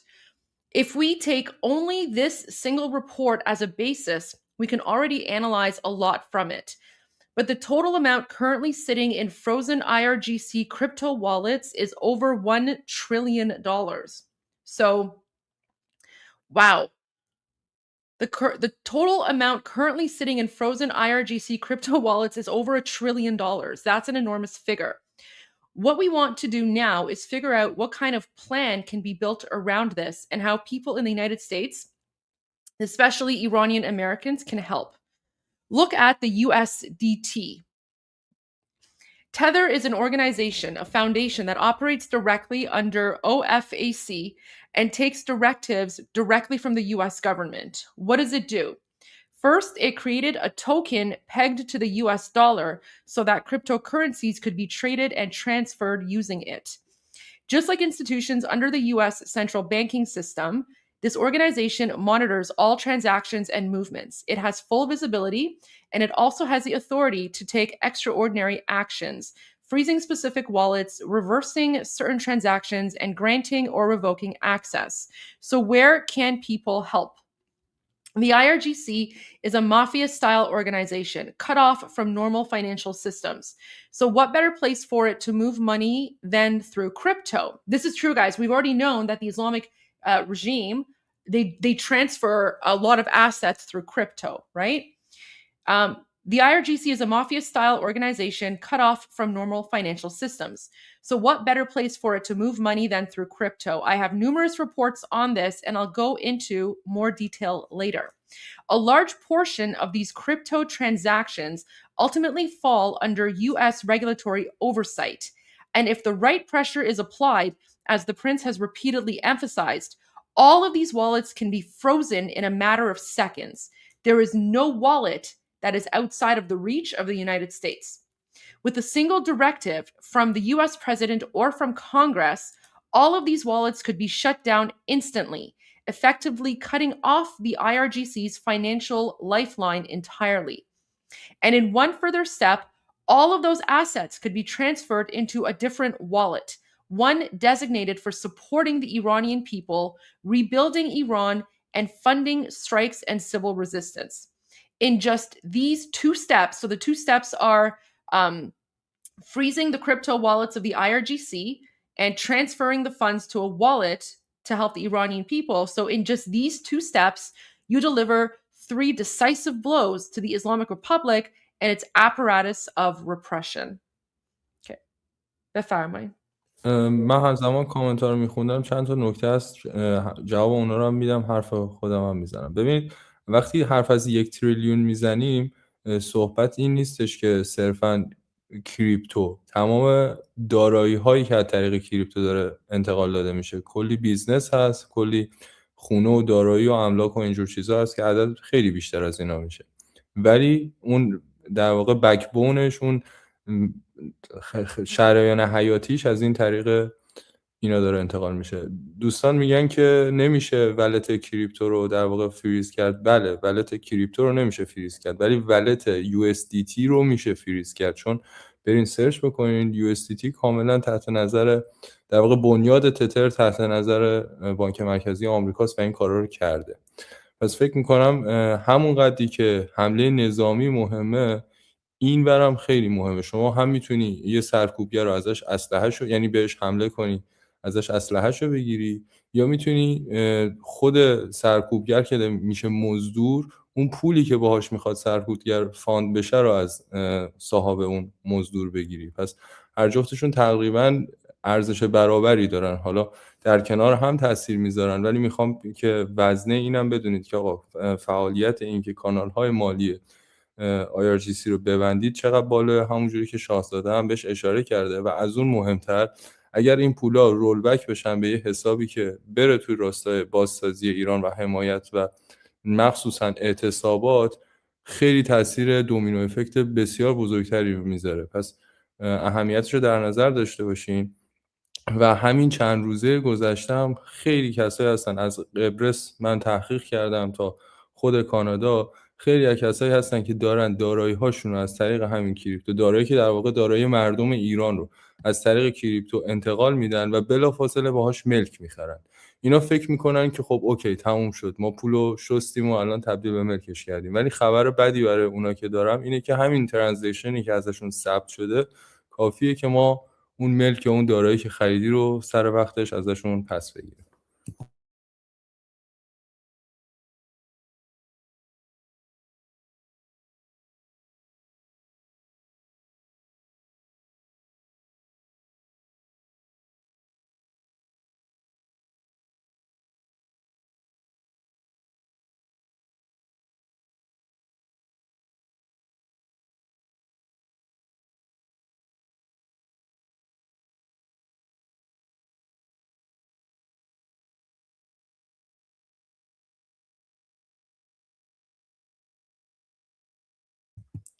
صدای شما رو نداریم. ببخشید یه هنوز شروع نکرده بودم. Sorry, I was just waiting for it to transcribe. I wasn't reading anything yet. Sorry. Okay, so this is what Potipto said. He says, I've been reading your comments from the beginning, and there are a few points I want to address. I'll respond to them while also continuing my own point. Look, when we talk about $1 trillion, we're not talking only about crypto. These are all assets that are being moved through crypto. Businesses, houses, properties, real estate, and similar holdings. The actual figure is much higher than that, but the backbone, the lifeline through which these assets are moved and kept alive, is crypto. Some people are saying that crypto wallets cannot be frozen. That's correct. You can't freeze a generic crypto wallet, but you can freeze USDT wallets. Look it up. USDT is fully monitored by the Tether Foundation, which operates under US oversight and coordination with US financial authorities. They have done this before. So I believe this is just as important as a military strike. You can neutralize a repressor in two ways. Either you attack him directly and take away his weapon, or you take away the money that pays him, the source that funds the mercenary. In terms of impact, these two approaches are nearly equal in value. Together, they are even more powerful. But I want you to understand how significant it is to shut down the IRGC's financial channels, exactly as the Prince has emphasized. And even more importantly, if this money is rolled back into an account that is then used for rebuilding Iran, supporting people, sustaining livelihoods, and funding strikes, the domino effect would be enormous, far greater than most people realize. So please understand the importance of this. Even over the past few days, I've personally researched cases from Cyprus all the way to Canada, where individuals are transferring stolen Iranian wealth through crypto and immediately buying real estate. They think, okay, it's over. We laundered the money and converted it into property. The bad news for them is this. The transaction record already exists, and that is enough for us at the right time to reclaim the property and the assets they purchased. So, Potipto, this is actually really, really helpful because I don't know too much about, crypto and how it all kind of works. I'm really grateful that you're here to explain this to us because, as you guys can tell, Potipto is an expert on cryptocurrency and things like that. Wow. Okay. Please continue. اون کال تو اکشن من که اینجا تقریبا تموم میشه، یعنی در واقع میخوام از همه که حالا نامه‌نگاری کنن، تحقیق بکنن و کار شخصیشون رو در این جهت بکنن که اوکی بیاین روی USDT در واقع زوم بکنید. خیلی خیلی خیلی تحقیقات بزرگی هم تو این زمینه شده، ولت‌ها و ارتباطاتشون کاملا مشخصه. کال تو اکشن من اینجا تموم شده. ولی در مورد صحبتی که شما کردی، ببین قبلا هم پرسیده بودن که پوتیپتو اصلا از کجا اومده. پوتیپتو یه هندل ساده و یونیکه که ترکیب پوتیتو و کریپتوه. یعنی هدف من از ساختن این بوده که بتونم برای به عنوان سیب زمینی کریپتو رو درک بکنم. کریپتو پوتیتو در واقع. Oh my gosh. Okay. That's really cute. آره پس با این بذار ببخشید بذار این داره ترانسکرایب میشه. اوکی بفرمایید ادامه بدین. پس با این دیدی که من ویژنی که در واقع برای پوتیپتو داشتم، با افتخار اینجا هستم که هر سوالی و هر چیزی در مورد کریپتو هست من بهتون کمک بکنم و انجام بدیم دورم. سپاسگزار. Okay, let me translate this part for you guys.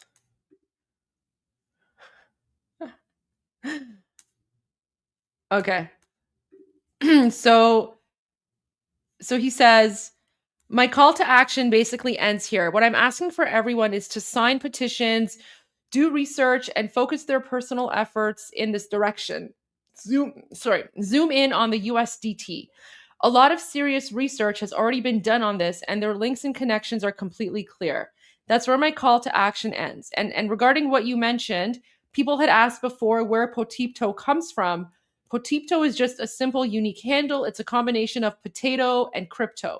The idea behind it was to make crypto understandable even for someone who's basically a crypto potato, like a regular person who's not a specialist. So crypto potato equals Potipto. So with this perspective, this vision I've had for crypto, I'm proud to be here and say that I'm available to answer any questions and discuss anything related to crypto. I'm happy to comment, explain, and help however I can. Thank you very much. So there we go. Let me see. Okay, so guys, if you have any questions or comments for Potipto, just put them in the chat. Put them in the live stream chat, whether you're on X or Rumble or YouTube, because the chat is unified. Potipto sees it all, and he can just respond to whichever comments that he wants to respond to. So Potipto, is there anything you see there that you want to respond to or answer?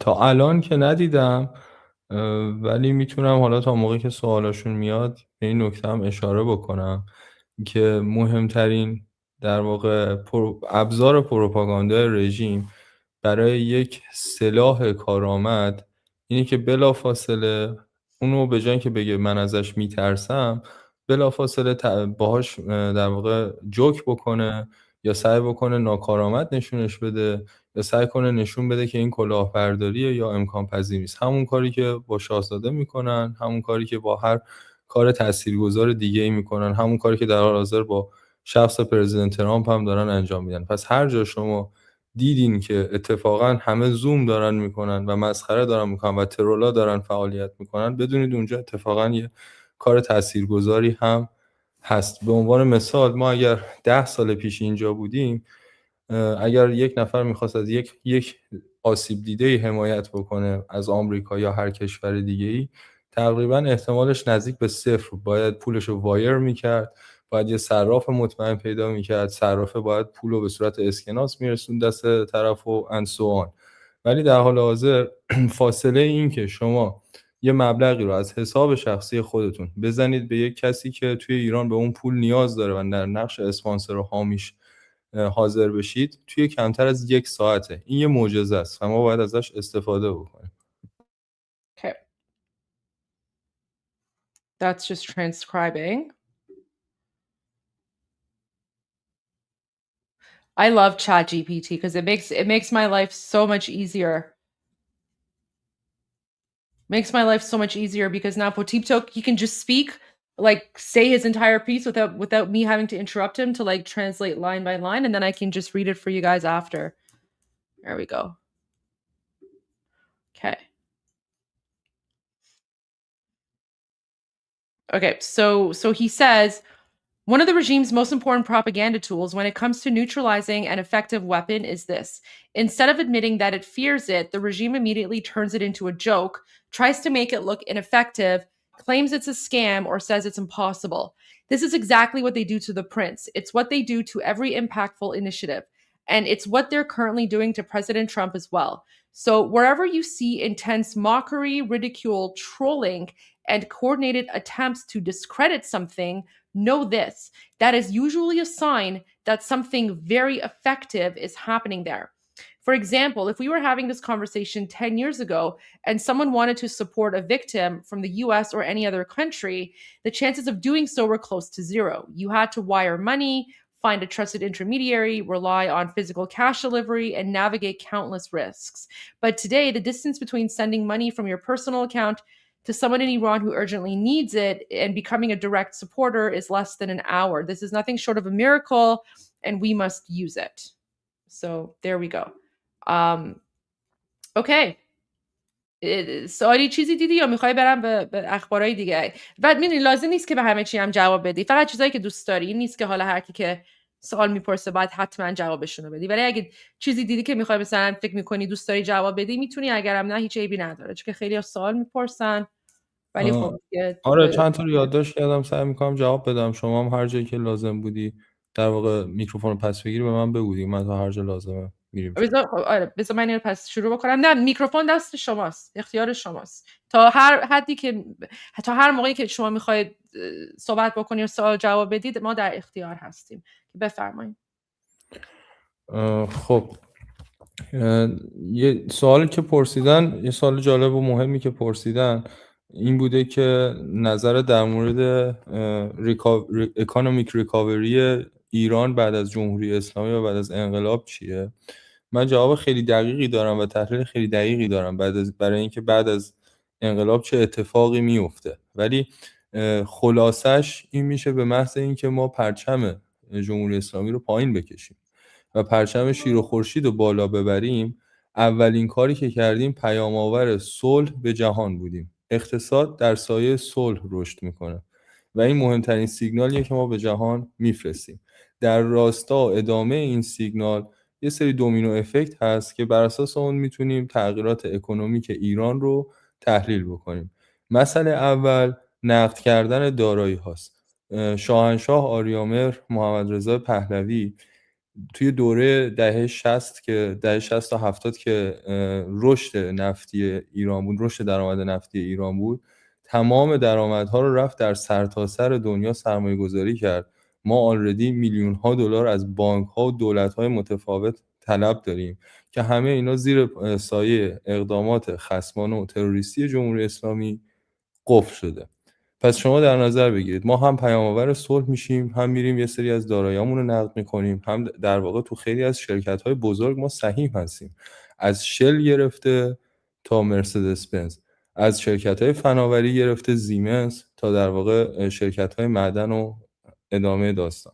پس همه اینا در واقع دونه به دونه برمیگرده داخل ایران و زیر سایه خارج شدن ایران از لیست FATF ما شاهد اکونومیک بلوم هستیم توی ایران و همه اینا چین افکت ها نتیجهش این میشه که ما تورم شروع به کاهش میکنه و ارزش پول ملی هم طبیعتا رشد میکنه. GDP مردم ایران که در حال حاضر زیر 90 دلاره رشد میکنه و ما تقریبا این کابوسی که تمام این سالها توش زندگی کردیم و تبدیل به رویای شیرین میکنیم. البته یه تایم فریم کوتاه مدت هم هست، یعنی بین انقلاب تا اجرایی شدن اینا که قیمت اجناس به قیمت واقعیشون میره، یعنی در واقع تورم بعد از انقلاب توی مدت کوتاهی رشد میکنه، قیمت دلار توی مدت کوتاهی رشد میکنه، جای اصلیش رو پیدا میکنه و بعدش با تصمیمات و رفتارهای عاقلانه حکومت طبیعتا رو به پایین میره اون تورم و میشه دوره شکوفایی ایران. Just going to translate that for you guys.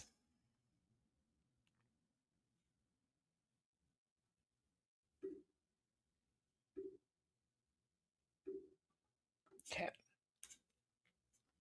It's just coming up now.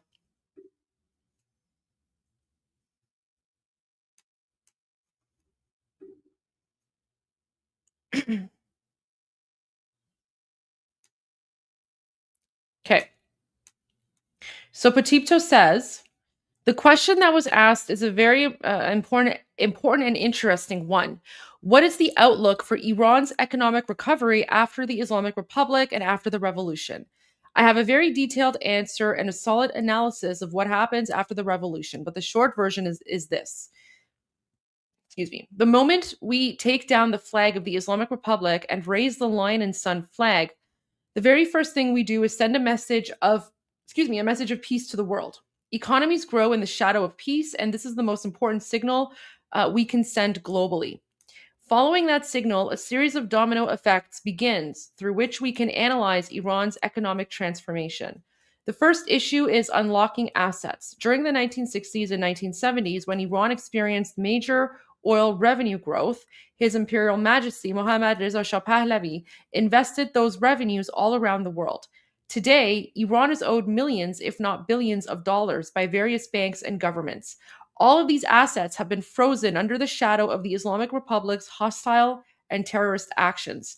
So imagine this: Iran becomes a messenger of peace, and at the same time, we begin reclaiming and liquidating our frozen assets. Iran is also a shareholder and partner in many major global companies, from Shell to Mercedes-Benz, from technology firms to Siemens, to mining and industrial companies and beyond. One by one, these assets and partnerships will return to Iran. And once Iran is removed from the FATF blacklist, we will witness an economic boom. The chain reaction of all of this leads to a clear outcome. Inflation begins to fall, and the national currency naturally strengthens. The Iranian people's GDP, which is currently under $90, begins to rise, and we transform the nightmare we've lived through for decades into a sweet dream. There is, of course, a short-term transition period. Between the revolution and the full implementation of these reforms, prices adjust to their real levels. In the short term, inflation may rise. The dollar may spike briefly and find its true market level. But then, with rational governments and sound decision-making, inflation comes down and Iran enters a period of genuine prosperity. That is a path to Iran's economic recovery. Okay.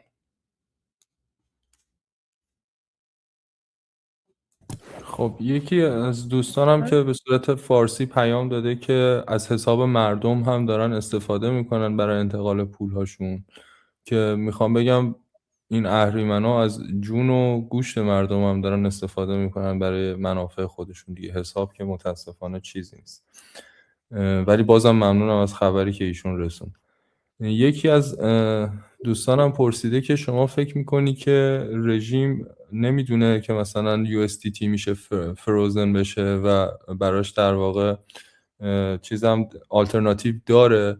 من بهشون میگم که شما فکر نمیکنید که رژیم میدونه که الان آمریکا میخواد هدف قرارش بده؟ رژیم نمیدونه که مثلا تکنولوژی رزمش مثلا مال دهه 50 آمریکاست، آمریکا میخواد با 70 سال جلوتر بیاد بهش حمله بکنه؟ رژیم همه اینا رو میدونه ولی دستش خالیه و آلترناتیوی براش نمیمونه. شما در نظر بگیرید که هر جوری که این پولها رو تبدیل به هر چیز غیر قابل ردیابی بکنن، بالاخره میخوان توی مارکت نقدش بکنن، بالاخره باید با یه چیزی عوضش بکنن. اون جایی که این چیزو میخوان عوض بکنن ما منتظرشون هستیم، قرار نیست فرار بکنن. Okay.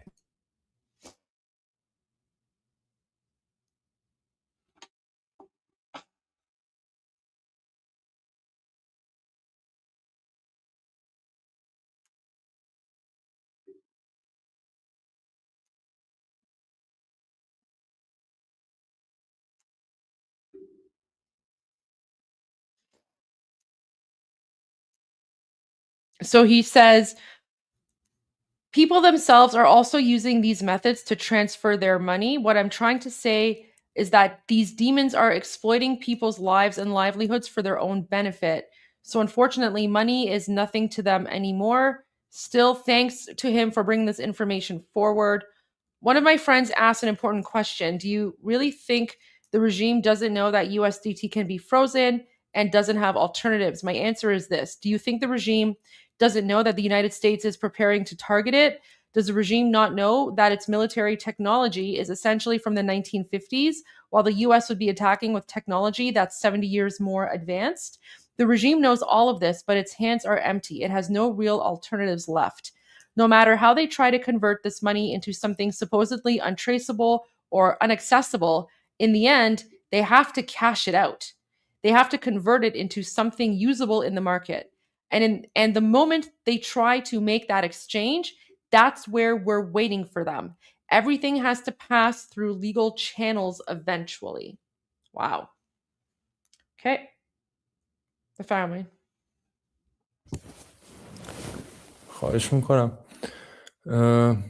یه خبرم برای دوستایی که مزدوریابو به صورت انگلیسی میخواستن بگم که در واقع نسخه انگلیسیش تا 1-2 روز دیگه هم بالا میاد و اکثر اصلاحاتی هم که دوستان گفتن توش در نظر گرفته شده و با قدرت هم تیم داره ادامه میده. همزمان داریم پلتفرمی مثل مزدوریابو بالا میاریم به نام راه وطن که در واقع برای ثبت راه میهن، برای ثبت نام جاویدنامه‌های راه میهن، ثبت داستان‌های پشتشون، اسطوره‌های پشتشون و اسم‌هاشونه، برای اینکه اینا در واقع اسمشون هم ابدی بشه. بازم با تشکر از حمایت شما و تمام دوستایی که اینجا هستن. واو. اون وبسایت هنوز باز نشده؟ فکر می‌کنم هفته دیگه رانش می‌کنیم. دامنش ثبت شده ولی تکنیکالش تمام بشه. Okay. Wow. Okay. So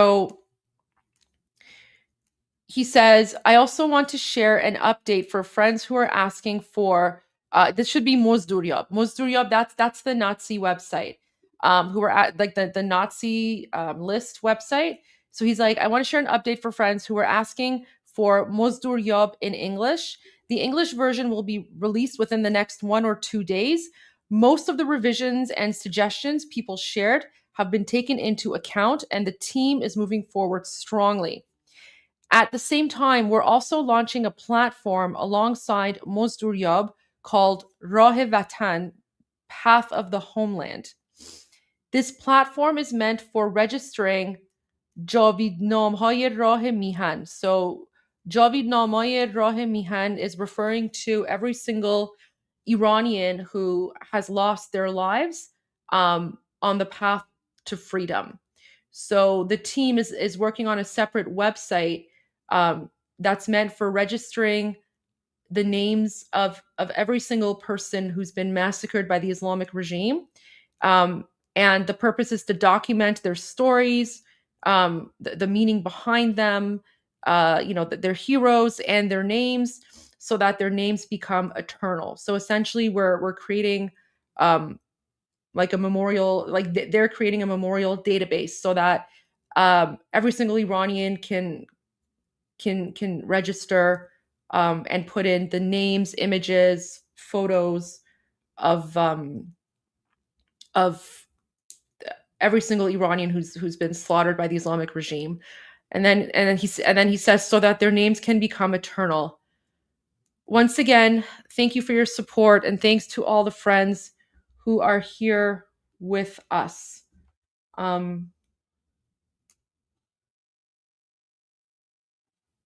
Okay.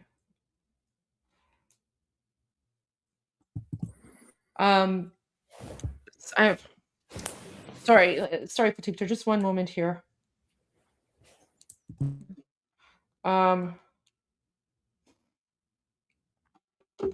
Okay. So, actually, since he mentioned the Nazi website, why don't we go? Let's do a quick update on the Nazi website here. So, Mozduryab, it was created a few days ago, but we broke the story. We broke the news here a couple days ago, and look at all of these people. So, when we first broke this on our website, there was about 200 to 250 people on the list. Right now, it's at 1,571. Of course, most of these people haven't been confirmed yet, right? Because it's a very democratic process.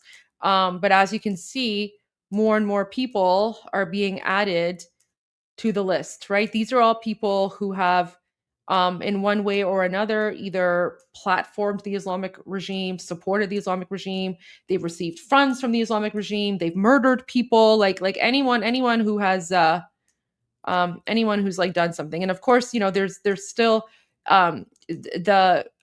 there's a lot of people who are with the Islamic Republic who are spamming this website. They're just adding random names and images, but the mods are working really hard. They've implemented a lot of people's requests to maybe have some sort of verification the name of the person goes up on the platform. And then, of course, what's really important is that even though someone's name is up, you see the yellow. So that means that this is under investigation, right? So for example, if I go to ببین بر اساس چیز رای بزن اون بالا جدیدترین ها رو اینا که ثبت شدن. میخوام مثلا چیز جدید بگم. اون فیلتر رو بردار بذار بر اساس بیشترین رای. و خیلی جالب بود الان که داشتی اسکرول می‌کردی این خانومه که دم سفارت لندن مسخرهش می‌کردن میگفتن کلاه قرمزی رو اد کردن توش. خیلی جالب بود برام. wow. اینقدر پویاست که به محض اینکه تران میره بالا اونو ادش میکنه. Yeah, so I know I see this. میخوام سبزا رو نشون بدم. اوکی سبزا رو نشون بدیم ولی خب اینورم رأی‌ها رو هم نشون بدیم می‌بینی که مثلا چقدر مردم دارن کانتریبیوت می‌کنن. Okay. All right. So let me translate this. So I sorted this by vote. Okay. So look at this. Translate English. You guys will be able to see this in English. I'm basically just using my browser to translate. So you can see, like, if I sort the list by the number of votes. So this person has 851 votes. This person has 1,023 votes. This guy, money laundering. So he's a huge money launderer. He's like the son of like some Islamic regime person or like a former ambassador or something. Over 4,000 votes. There's Marandi. He has 571, 577, 844, 433, 448, 536, right? So people are voting. And oh, guys, look, remember, you know who this is? You guys remember her?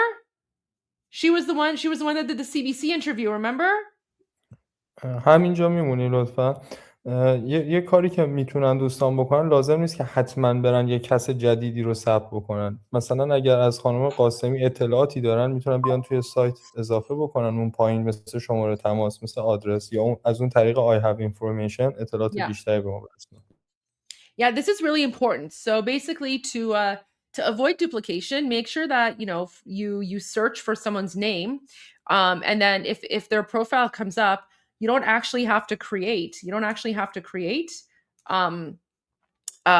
like a new profile. You can just go to the profile that already exists, and you can click on I have information. Then you can submit more information there, right? So here's like there's some pictures here, and then information sent by people. It's here, right? So even the information that is submitted, it still has to be reviewed. It has to be reviewed before it's like considered as valid. So there you go. Very, very important there. Let me just go back here now. So okay. بهشون گفت نسخه انگلیسیش تا چند روز دیگه آماده میشه. آره گفتم بله. So just to remind everyone, the English version will be released within like 1 or 2 days. So once we have the English version, then you guys can also go and you can take a look at the Iranian Nazi list. So there you go. Potipto, are you okay if I take maybe like a 10-15 minute break, because we've been going for a good like almost 5 hours with no break, and I just want to take about a 15-minute break to answer and respond and check some messages, and then we'll continue. Is that okay? It's all okay. Okay, thank you so much. So guys, we'll be back in about 15 minutes. Okay, so let me just add the banner here. Where is it? Okay, we will see you guys very, very soon.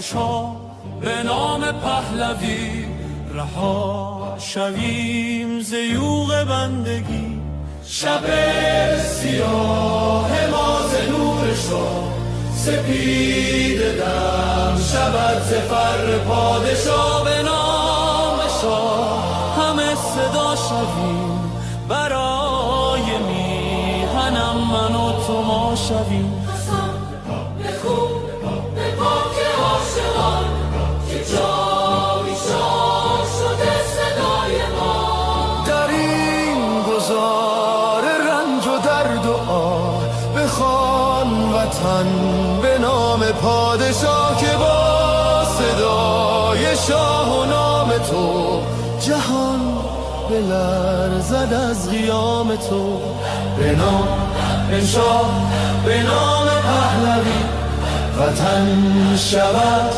دوباره می نوی شب سیاه ما ز نور شاه سپید دم شود ز فر پادشاه به نام شاه همه صدا شویم برای میهنم من و تو ما شویم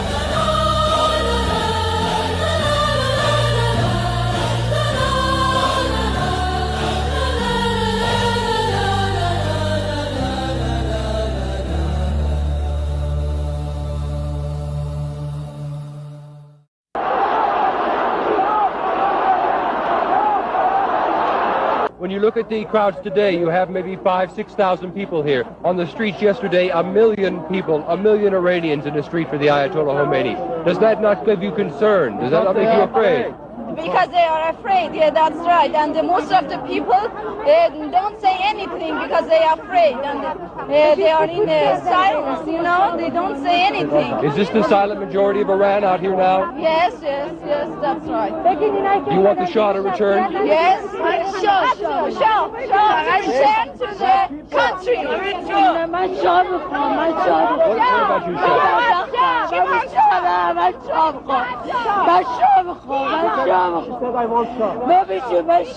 What about you, Why do you want the Shah? Why does she want the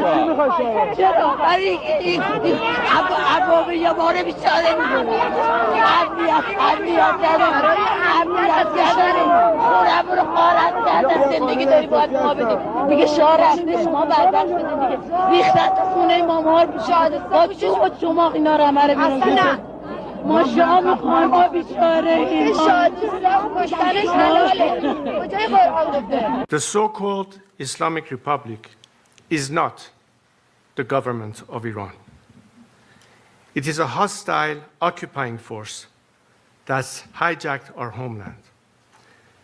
After invading 5 neighboring countries and sowing chaos across the region, this regime has invaded Iran itself, using foreign terrorists, Hezbollah fighters, Iraqi militias, and other mercenaries to slaughter the Iranian people. This is no longer mere repression. This is foreign occupation wearing clerical robes.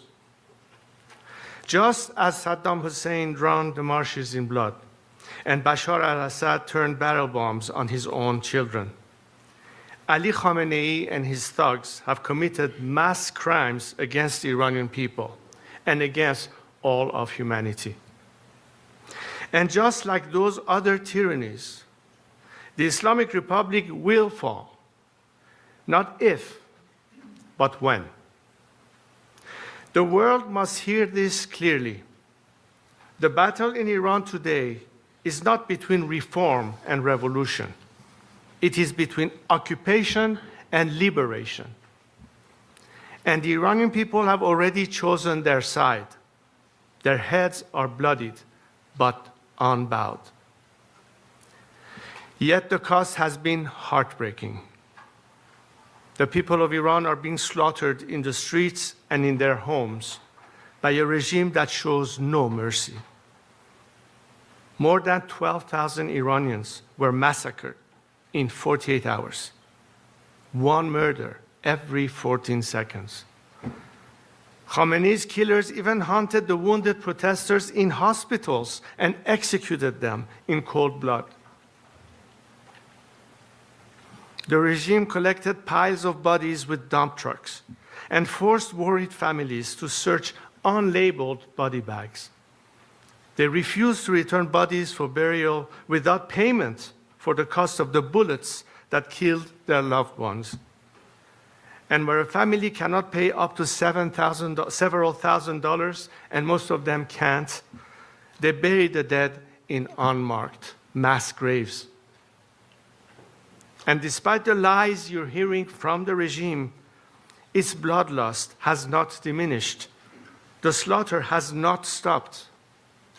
My brave compatriots, still holding the line with their broken bodies but unbreakable will, need your urgent help right now. Make no mistake, however, the Islamic Republic is close to collapse. Ali Khamenei and his thugs know this. That's why they are lashing out like a wounded animal, desperate to cling to power. The people have not retreated. Their determination has made one thing clear. They are not merely rejecting this regime, they are demanding a credible new path forward. They have called for me to lead. The bond between me and the Iranian people is not new. It's been with me since birth, and it cannot be broken. Even in exile, I pledged my life to the service of the Iranian nation. این آخرین نبرد پهلوی برمیگرده.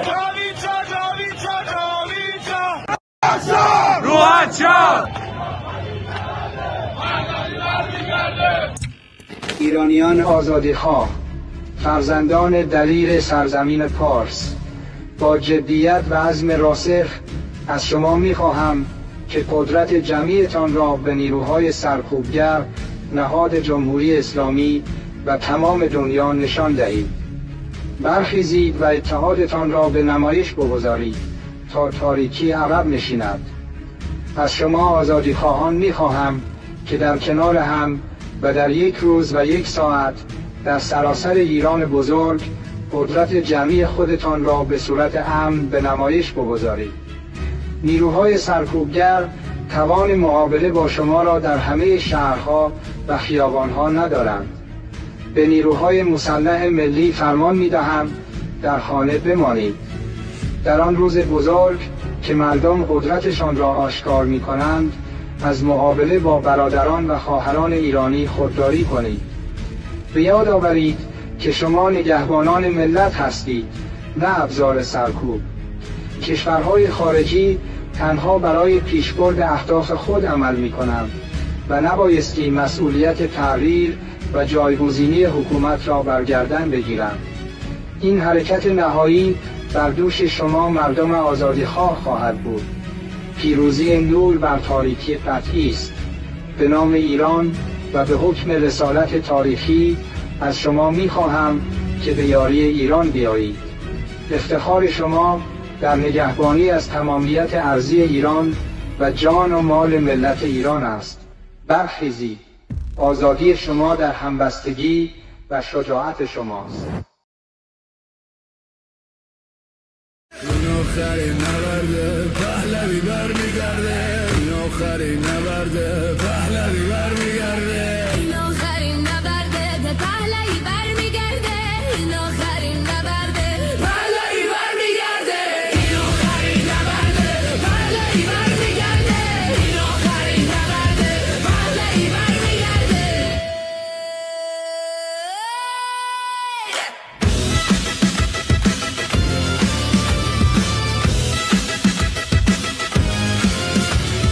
این آخرین نبرد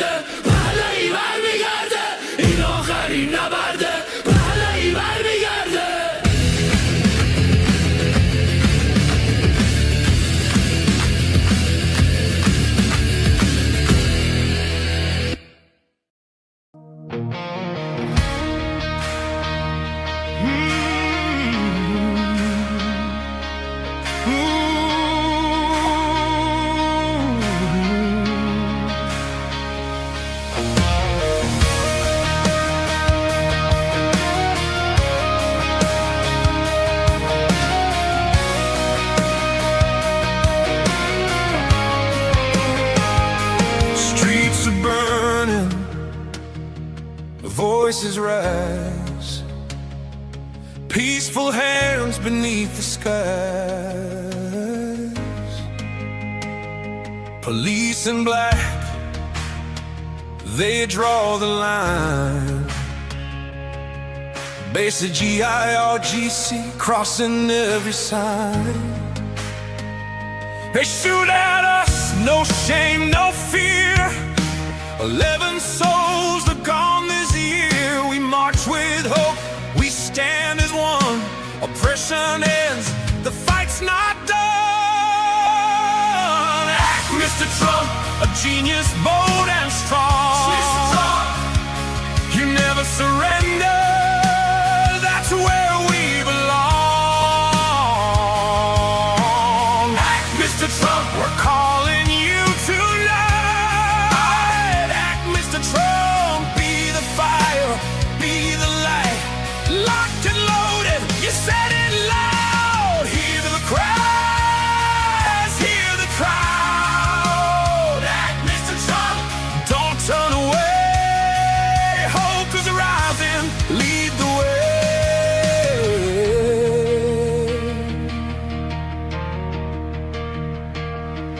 We don't ask for war or change, just freedom breaking. They beat us down, they steal our breath. Khamenei regime survives on fear and death. The world is watching, time is now. History waits for your vow.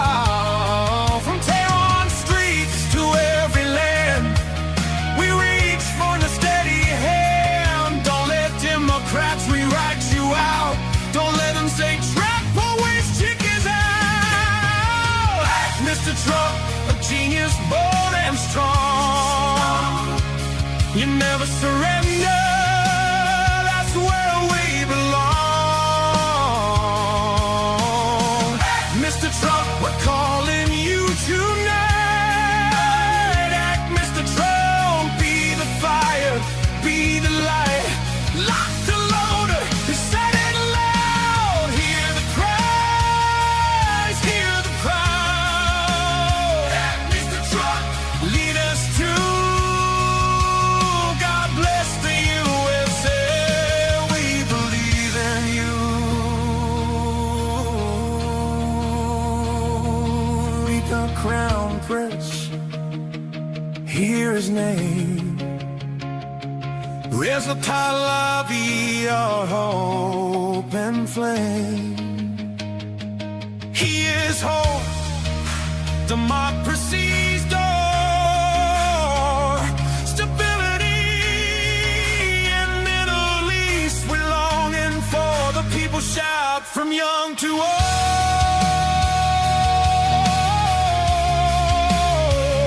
One leader, brave and bold. Friendship, peace, a future free. That's the iron we want to see. Breathe life for PB, let him stand. USA's where you're hand in hand. Strength agrees and clear and true. A safer world starts here with you. Iranian, say it loud and proud. We love you, Trump, above the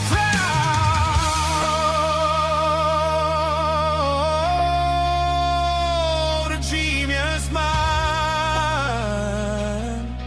a patriot strong, a doer, fighter, where we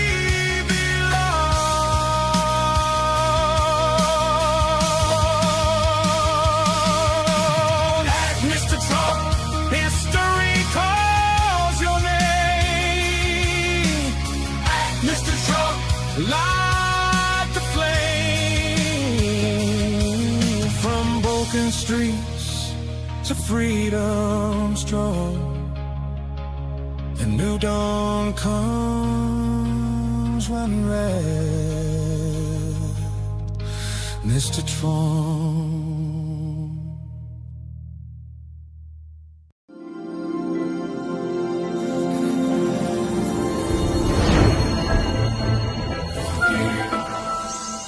ملت بزرگ ایران، این صدای آزادی است. جمهوری اسلامی سقوط کرد.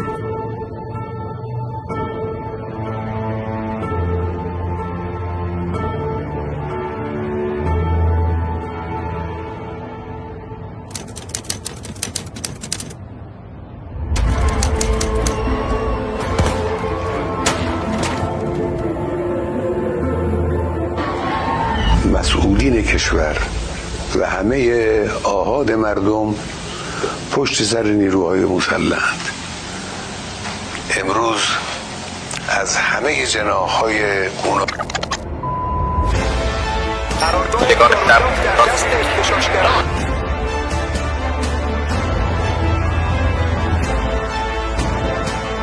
آنچه آغاز شده برگشت ناپذیر است. دستگاه سرکوب رژیم در حال فروپاشی است.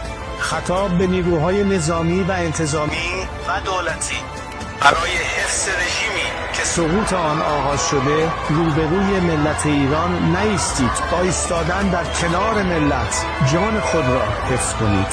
باشد که به زودی در کنار شما باشم.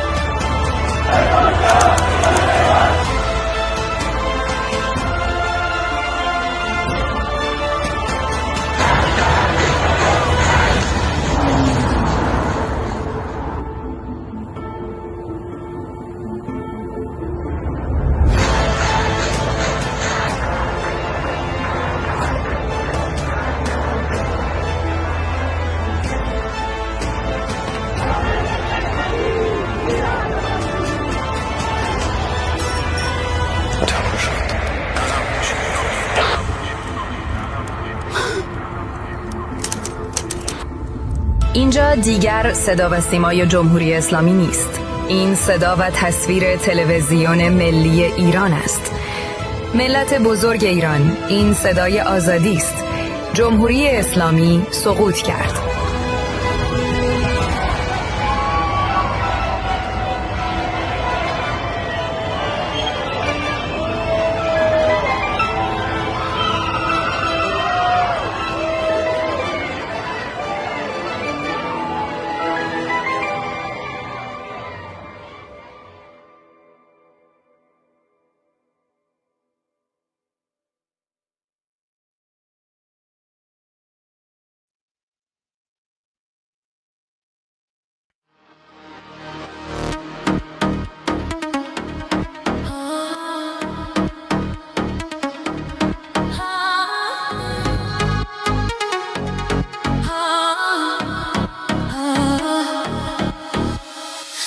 آخرین نبرده پهلوی برمیگرده صدای ایران بلند. Hey Armin, you're welcome to continue the show. I got a message from a family friend in Iran. I'm just translating the video and I want to share it, so you can go ahead and you know, do whatever you need to do, because I want to translate this and share this with everyone. It's just from inside Iran. So welcome back. You okay? I'm okay. I'm okay. But yeah, that's why well, that I just have a message from inside Iran that I want to share with everyone, and I was just translating it, so that's why the music was playing. But you can go ahead and you know, share whatever news you want to, and then I'll do what I need to do. Okay. Which scene do I choose? What do you mean? Because I removed the here, I'll just fix it. Here you go. Okay. Is there a scene where we come on when I put things down? Okay, never mind. I'll just figure it out. I'm not gonna butter you. There we go. Is Patipto here? Patipto, are you with us? Patipto's here, I think. Yeah, I'm with you. Hi there. Okay. Hi. Okay, let me show some videos then. Here, let me share my screen. Well, actually, there were some things I wanted to share. First, before I share some videos, there was this news that I wanted to share. The U.S. State Department said an Iranian soldier had been sentenced to death for refusing to fire on protesters, calling the case morally unjust and inhumane. In a post on its Persian language X account, the department said, according to reports, Javid Khalis, a young Iranian soldier, has been sentenced to death for refusing to shoot innocent protesters. His refusal was not only justified, it was the only moral choice. The post said, the duty of soldiers is to protect the citizens of their country, and Javid did exactly that. The account said it was reprehensible and inhumane for Iran's authorities to punish those who refuse to turn their weapons on civilians. So just that news, I wanted to make sure you guys know about that. And there's a disturbing video that I'm going to show. So fair warning. Let me see if this is safe to show. 1 second. Yeah, I think it's safe to show. It's not that. So just bear with me.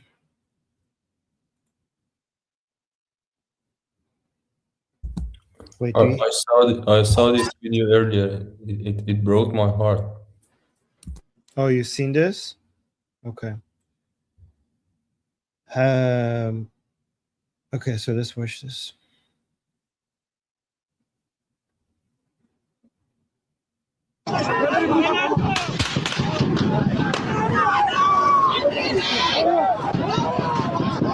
So they shot somebody. You can see multiple people are trying to carry the body away.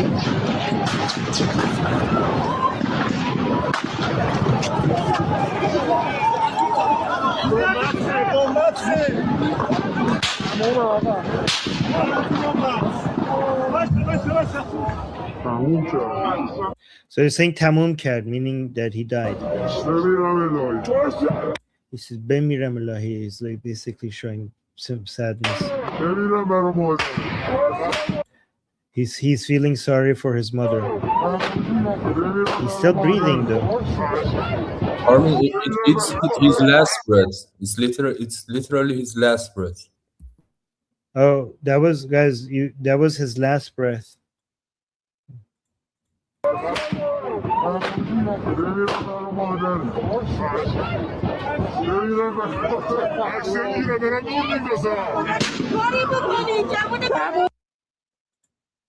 Okay.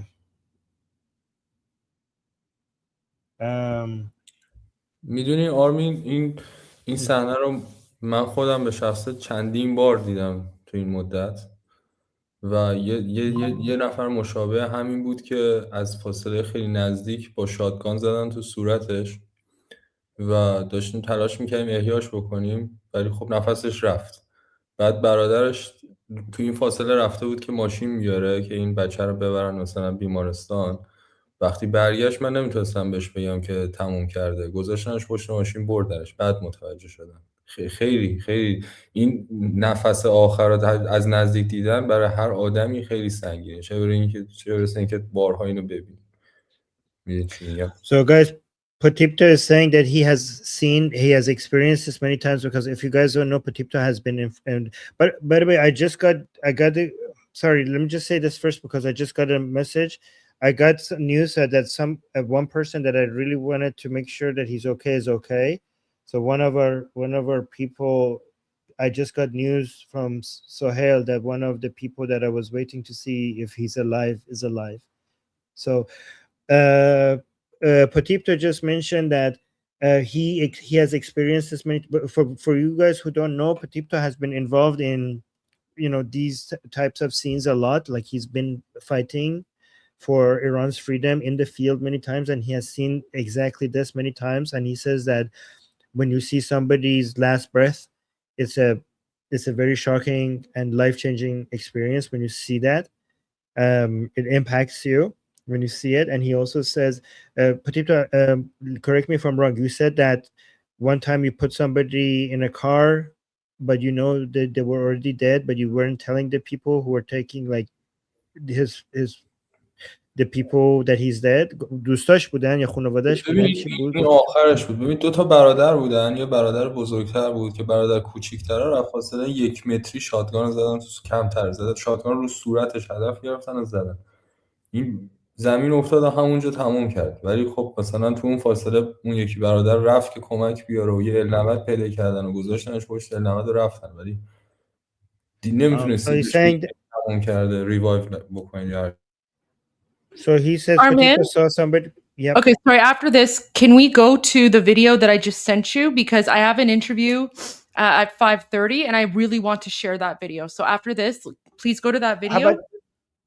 Okay, I'll just do it really fast. Petito just said that they shot somebody with a shotgun and he could tell that they died right away, but his brother was trying to put him in the car and they were to take him to save him, but he knew he's already dead and he didn't have the guts to tell him that your brother is already dead and you can't do anything about it.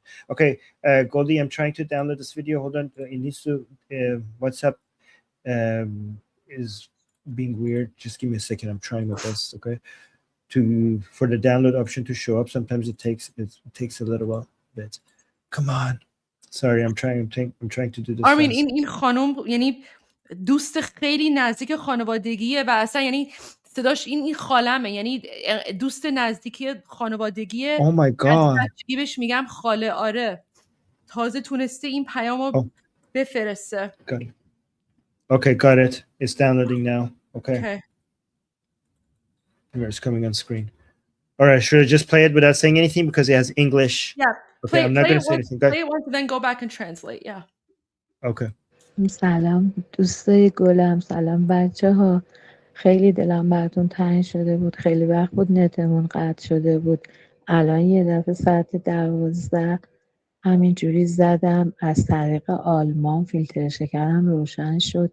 پیاما همتون رو دیدم. قربون تک تکتون برم که خارج از ایران انقدر پشتبانمون هستیم، مگر اینکه شما بتونین برامون کاری کنی. انقدر اینجا وضعیت خرابه، انقدر وحشتناکه، حتی میترسم که گوشیم شنود داشته باشه نتونم پیام بدم دیگه. دل زدم به دریا. بچه ها اینجا خیلی وضع خرابه، اینجا حکومت نظامیه، نمیتونیم اصلا بریم بیرون حتی شعار بدیم. از تو تراس هم که شعار میدیم بهمون تیر میزنن. بعد میخوایم بریم بیرون حتی خرید بکنیم تفتیش میکنن، همه جامونو میگردن، رخت و لباس دست میبالن، بعد کیفمونو گوشیمونو وا میکنن پیاما رو ببینن، ترسمون مجبوریم همه چی پاک کنیم. خلاصه اوضاع خیلی خرابه، مردم نمیتونن برن. یعنی وقتی اگه 2 نفر، همین نوه من ساغر که الان 19 سالشه میره بیرون، 2 دفعه تا حالا ساچمه خورده تو پاش، موهاش انقدر کندن، ساناز گرفته، انقدر جیغ و داد کرده که این کاری نمیکنه، بچه‌ست، چیزی نداره، فقط وایساده داره نگاه میکنه که شما پیش تا فرش داشتیم آوردیمش خونه، وگرنه برش می‌داشتن میبردنش. وقتی هم ببرن دیگه دستمون به هیچ جا بند نیست، همه رو دارن میکشن. یعنی ما چه گناه کردیم که داریم 2 دفعه تو این سن این دوران میگذرونیم؟ یک سری از بچگی، انقلاب و جنگ، حالا اینجوری باید بچه هامون رو ببینیم دارن میکشن. میترسم اصلا برم یه نون بخرم، انقدر که بدجوله، میدونی چجوری لباس پوشیدن با توپ و تانک تو خیابونا، زره پوشیدن، بعد ما دست خالی، اونا هم وقت از ما میترسن، ما باید از اونا بترسیم. ولی خلاصه خدا به دادمون برسه. تو رو خدا شما هممون از اونجا داشته باشی، شاید انشالله خدا کمکمون کنه.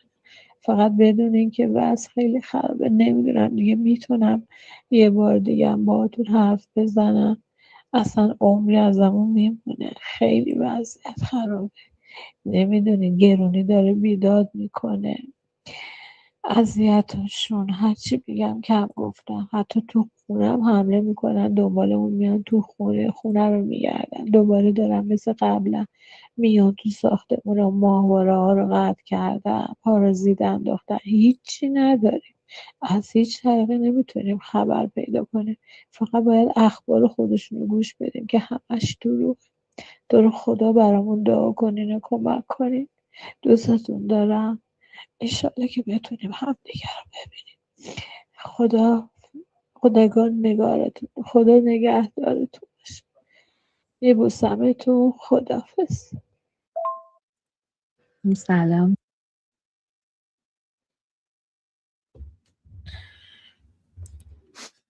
Goldie, this is Goldie's aunt. Guys, Well, this is Goldie's aunt. so not my actual aunt. So, but you know, like, so when we have like people that are very, very close to us, even if like we're not related, like we refer to them as like aunt or uncle. So this woman, like I've known her since childhood. And she's basically like my aunt.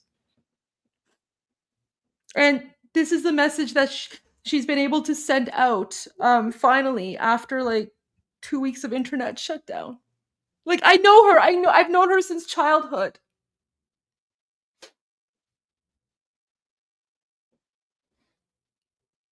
All right, Armin, do you want to maybe translate? Because I know some people. Yeah, that's her voice. That's her voice. Like I know her. I've known her. I've known her since childhood. Trump live on Air Force One. Also, Trump is making a new. Prince Reza Pahlavi made a new post. Trump is making a new post. So let's go to that. الانم توی تروس یه دونه پست گذاشته که فردا شب بزرگی اونم بررسی. Oh my gosh. Trump has post.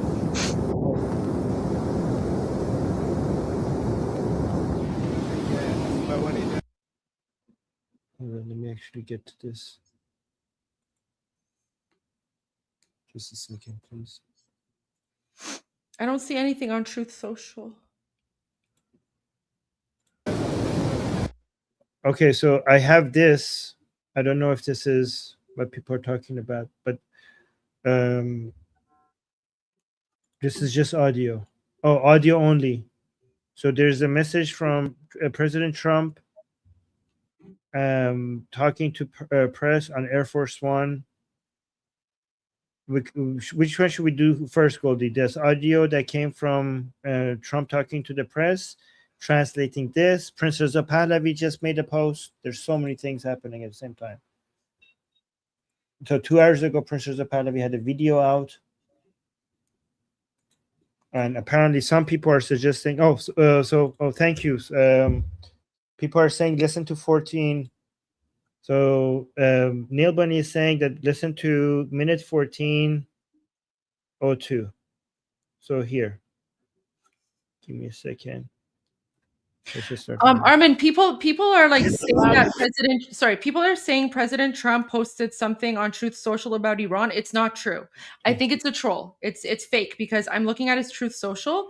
There's nothing there about Iran. So there's like a fake photo that's going around. There's a fake photo that's going around. So President Trump did not post anything. Okay, so I check this. They're saying at 14:02 on this audio. Should I check that? Because they think he said something about Iran at this Okay, sure. moment. Maybe at 14:02. Okay, maybe this is what it is. Okay, let's see what this is. What they did, Jamie Dimon, what he did, he's not allowed to do that. Where do things stand with Iran? The U.S. has got sizable military assets. You know, we have a lot of ships going that direction, just in case. We have a big flotilla going in that direction, and we'll see what happens. Big force. We have a big force going toward Iran. I'd rather not see anything happen, but we're watching them very closely. I saw 837 hangings on Thursday. They would have been dead. Every one of them would have been hung. This is like from 1,000 years ago. This is an ancient culture. Very smart people, by the way. It's an ancient culture. 837, mostly young men, were going to be hung on Thursday. And I said, if you hang those people, you're going to be hit harder than you've ever been hit. It'll make what we did to your Iran nuclear look like peanuts. And an hour before this horrible thing was going to take place, they canceled it. And they actually said they canceled it. They didn't postpone it. They canceled it. So that was a good sign. But we have an armada. We have a massive fleet heading in that direction. And maybe we won't have to use it. We'll see. You said would you like the supreme leader to step down or to go into exile? I don't want to get into that, but they know what we're looking at. You said today that they want a lot of. Armin, sorry, I have.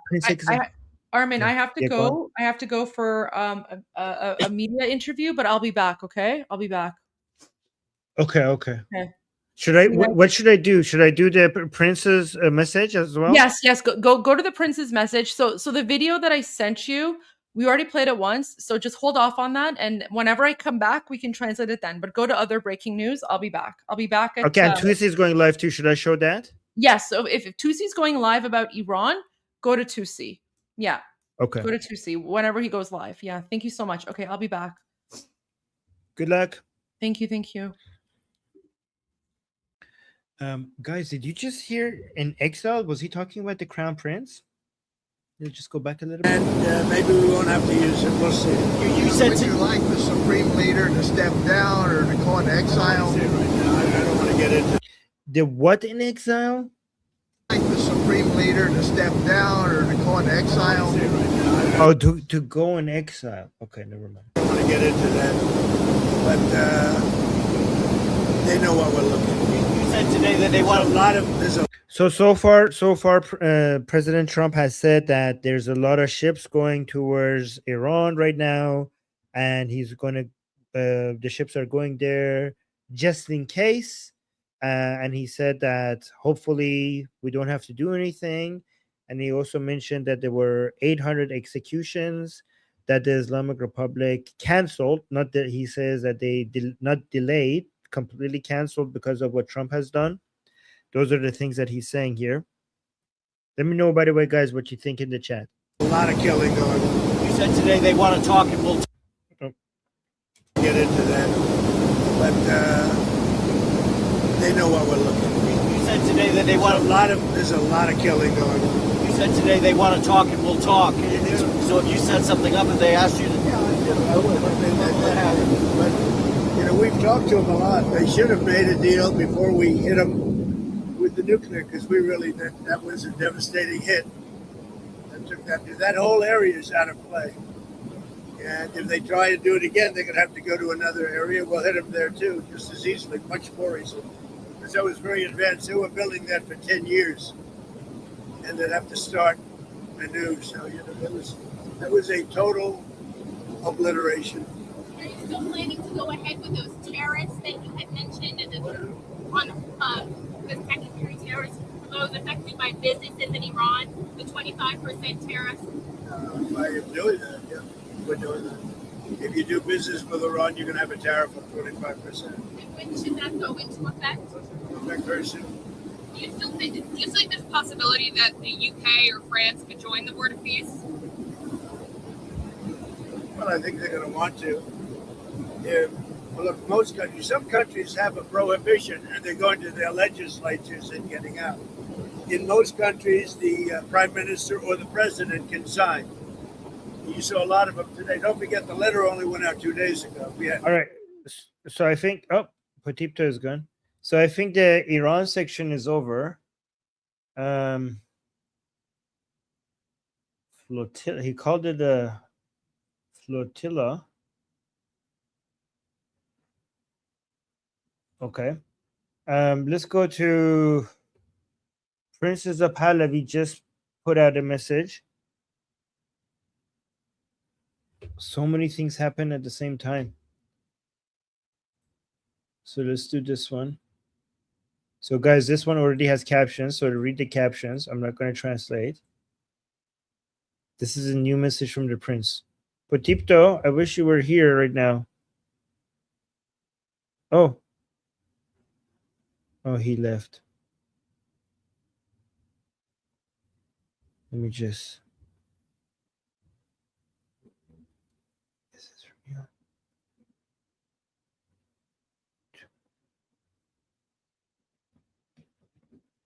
Wait. Okay, so guys, the message, let me. Potipto is giving me some information. Let me see. I'm scheduling a show with Potipto on the Persian channel. Let me just check with him. Good for tomorrow for our Persian show. So on the so Iranians, my channel in Persian is called Jomhuriye Bi Khodayan. Jomhuriye Bi Khodayan is the name of my Persian channel. So search for that. Where I'm going to have a show tomorrow with Patipto there. Okay, in Persian. Tomorrow is okay. Yeah, fantastic. So just look out for that. I'm gonna go prepare that after this stream is over. Let me see if Strawman can come. Can you come now? All right, let's just play Prince Reza Pahlavi's message right now. This is actually more important. I should be focusing on this one. So guys, read the captions, okay? ایرانیان عزیز خارج از کشور، راهپیمایی‌های بزرگ و پرشکوه شما در روزهای گذشته در 4 گوشه جهان، از استرالیا تا سراسر اروپا تا کانادا و آمریکا، به هم‌میهنان شجاعمان در میهن اشغال شده نیرو و امید داده است. صدای شما صدای ملت ایران است. سپاسگزار و قدردانتان هستم. امروز در شرایطی که جمهوری اسلامی با کشتار بیرحمانه و حکومت نظامی هزینه حضور مردم در خیابان‌های ایران را بسیار بالا برده، مسئولیت شما در جلب پشتیبانی بین‌المللی برای هم‌میهنانمان سنگین‌تر است.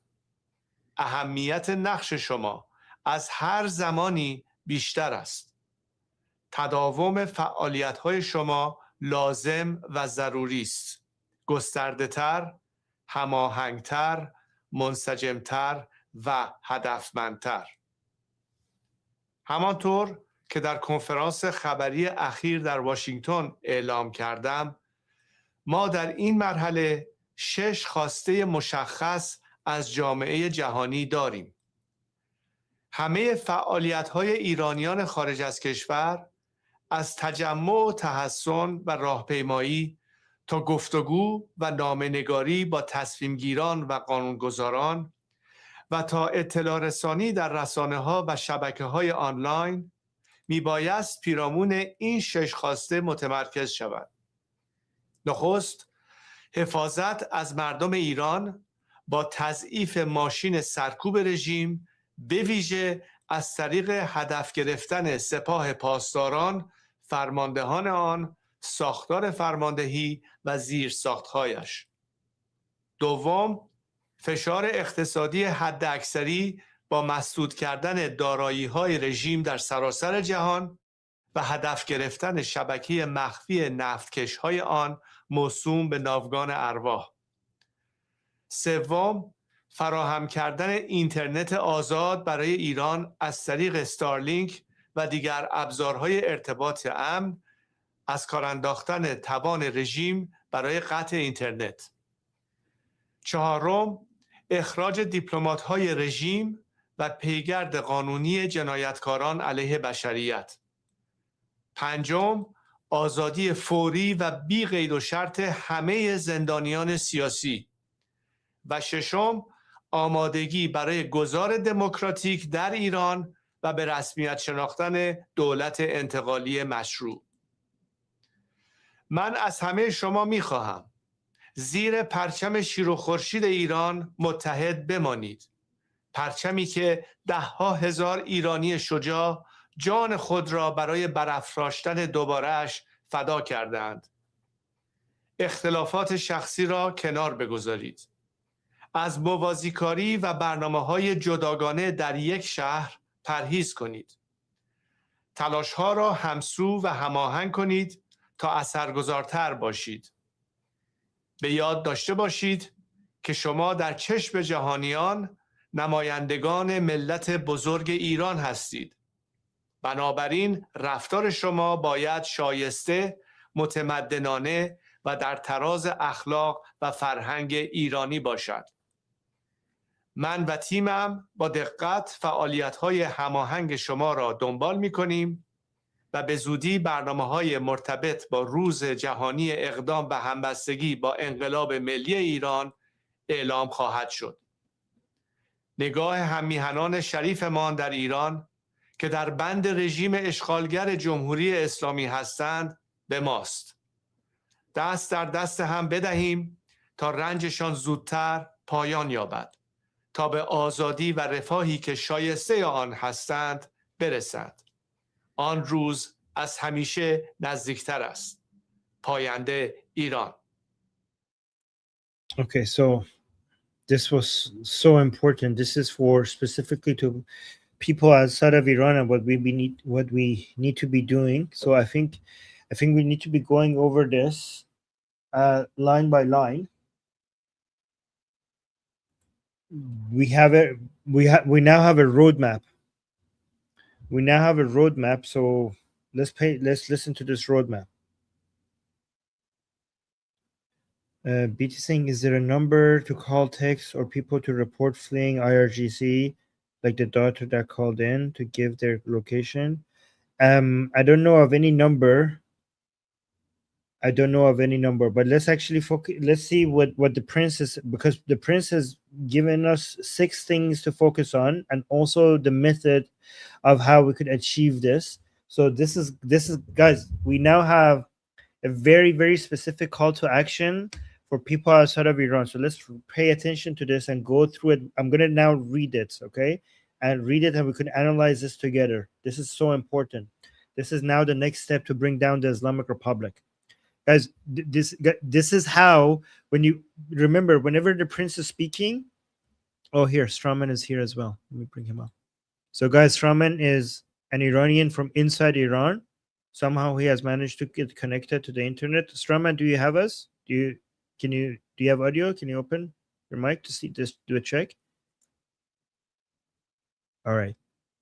Let's just go through this, guys. Remember, he's contacting us from inside Iran, so there might be some audio issues at some point. So let's just go through what the prince is saying. ایرانیان عزیز خارج So, dear Iranians abroad, کشور، راهپیمایی‌های your large and remarkable marches in recent بزرگ days و پرشکوه شما در روزهای گذشته در 4 in all corners of the world, گوشه جهان، از استرالیا from Australia to across Europe, تا سراسر اروپا تا کانادا و to Canada and the United States, آمریکا، به هممیهنان شجاعمان در have given strength and hope to our brave compatriots میهن اشغال شده نیرو و امید in our occupied homeland. داده است. صدای شما Your voice is the voice of the Iranian nation. صدای ملت ایران است. سپاسگزار I am grateful and appreciative. و قدردانتان هستم. امروز در شرایطی Today, at a time when the Islamic که Republic, جمهوری اسلامی با کشتار بیرحمانه through ruthless killing and martial law, و حکومت نظامی هزینه has raised the cost of people taking to the streets in Iran, حضور مردم در خیابان‌های ایران را بسیار بالا برده، مسئولیت your responsibility to rally international support. Guys, here's what I think. The fact that the prince is focusing, remember how I told you at the beginning of the stream that it's true that we shouldn't be speaking, even if you're angry, you should be very polite and grateful to Trump and Netanyahu. I understand that a lot of people are losing patience and wondering where's the help, why it's not happening. And Goldie constantly reminds us that we have to be hopeful, and we also have to be very polite with Trump and Americans. Okay, you're not going to get anything with insults or attacking them. That is very true. I mentioned at the beginning of the stream today that it's still very important to keep the pressure on. Okay, because we still even if we know or are hopeful that something is going to happen, I mentioned to you at the beginning of the stream that it's important for you to keep the pressure on, that you need to continue to show up in the protests. You need to continue to rally international support, especially in English, especially directed at America right now and everywhere else, but also especially America, because you never know. You can't be sure.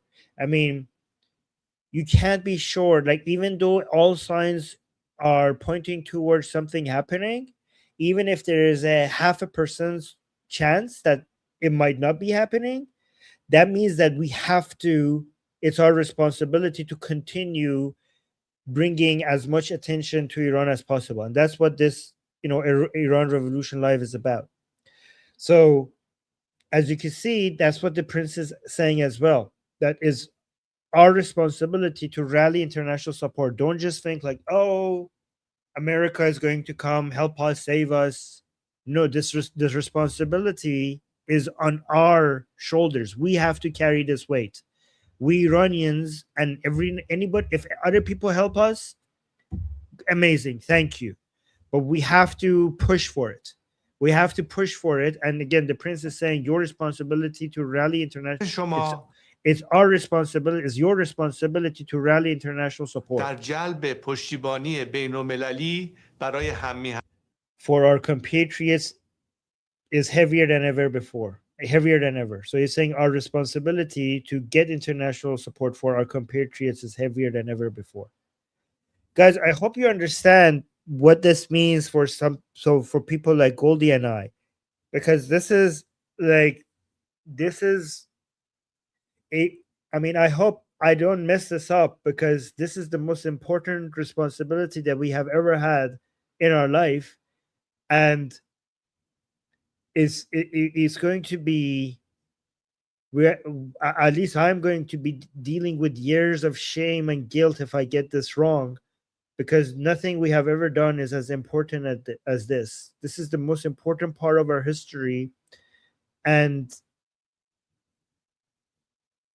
our leader is telling us that this is the heaviest responsibility that we have ever had. So it's very important that we are doing, like, given that we're not going to get this opportunity back. Iran is going to go through a process of being freed only once, and we as Iranians, we have to give it all we got. And if we make a mistake, there's no correcting this. There's no correcting this. This is a huge responsibility. So please, if you think that if like somebody like me is not doing all that he should be, or if we're doing anything wrong, please find a way to let us know. Let me know at least. So he says the importance of your role is greater than at any time before. The importance of your role is great. So he's speaking to us. He's speaking to people like Goldie, like all the Iranians outside of Iran, and is saying you are more important. What you're doing, is more important than ever. So please understand, guys, that this means for us Iranians, this is not just the most important time in our history. This is also the most important time in our lives. Never again we will be given up the opportunity to have an impact into freeing Iran from this occupation. Never again we will have this opportunity to help in such a way. So we have to get this right. از هر زمانی بیشتر است. تداوم فعالیت He's saying the continuation of your activities is necessary and essential. های شما لازم و ضروری است. گسترده تر and they must be broader, هماهنگتر, more coordinated, منسجمتر and more cohesive, و هدفمند, and more purpose-driven. Remember, Potito was also saying that it needs to be more purpose-driven. It needs to be more purpose-driven. Yeah, I hope we don't fail. I hope we don't disappoint our leader, and I hope we don't disappoint the Iranian people who are giving their lives. Like, guys, imagine like us Iranians outside of Iran. We're in such a privileged position. Like Iranians inside Iran, they're giving their lives for freedom. So we Iranians outside of Iran we're just sitting in safe and secure areas with not even a fraction of the risk. And if we don't do everything that we're supposed to do, like imagine they have gone all the way to free Iran, and imagine if we don't do our part, then we're disappointing our fellow citizens, and we're disappointing our leader. So we have to make sure that we don't and we are disappointing ourselves for years to come. Imagine if we go through all of this and nothing comes off of it, then we're going to look back at us and think like what did we not do that we should have done? What did we not do that we should have done? Oh, thank you. Planet Mondo is saying you're doing all you can. I mean, am I? And doing a great job. Hoping to see the day where we can all return to our country. I hope so. I haven't been back since I was 10. Oh, I haven't been back to Iran since I was 21, which is more than 20 years ago.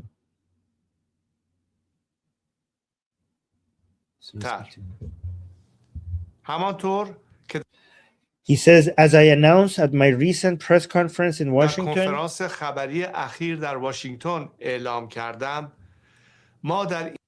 we have 6 current demands of the international community.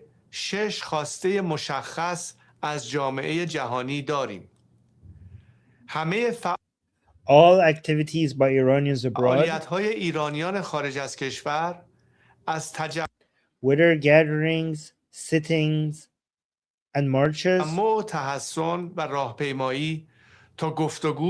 or engagement and correspondence. I think like that's what we're doing here, right? The engagement with decision makers and lawmakers, or inform. Okay, this is like so when he's giving the list of the things that we're doing, I'm like hoping that we're on the list, because if we're not on the list, that means like we're not doing what we're supposed to do. So I think this is what we're doing, right? Or informing the public through the media and online networks. So guys, we are on the list, right? So this is us.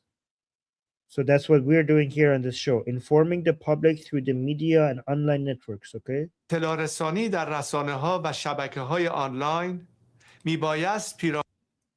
2C is live, guys. Sorry. I'll come back to this. 2C is live. I was supposed to, sorry guys, I was supposed to go to 2C.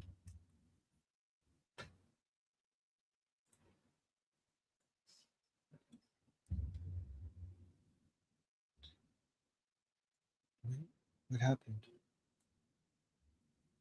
I made a mistake.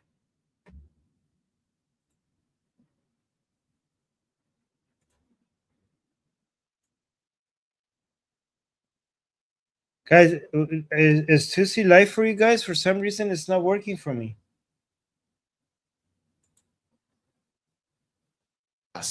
Oh, it's working. Why? What was that about?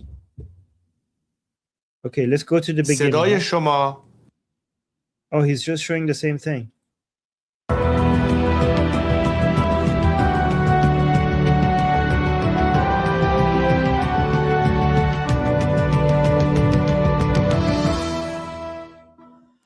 Well, hello, ladies and gentlemen. Welcome to 2C TV. This is your global news channel. I'm Maya 2C, and President Donald J. Trump, for the first time, has confirmed that the U.S. military are on their way towards Iran. There is now a 24-hour window for the complete buildup of the military, which also means that during this 24 hours, we might expect a preemptive attack by the Islamic Republic on Israel and the U.S. military bases. I personally don't think they are brave enough, let's just say, or stupid enough to do that. But that might be their last option on the table for the Iranian regime. So the final hours of the build-up, which means that in the coming days, we might see some fireworks. Of course, it is still up to the Americans on what they decide to do.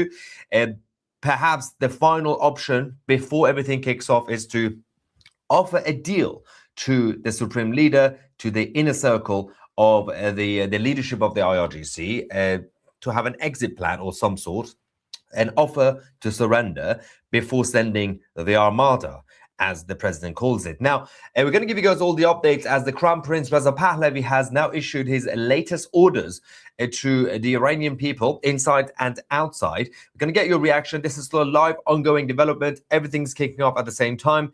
And let's quickly go to the Crown Prince Reza Pahlavi. Listen to his speech, English subtitles. And then we're going to talk about the movement by the US military in the region. عزیز خارج از کشور، راهپیمایی‌های بزرگ و پرشکوه شما در روزهای گذشته در 4 گوشه جهان، از استرالیا تا سراسر اروپا تا کانادا و آمریکا، به هم‌میهنان شجاعمان در میهن اشغال شده نیرو و امید داده است. صدای شما صدای ملت ایران است. سپاسگزار و قدردانتان هستم.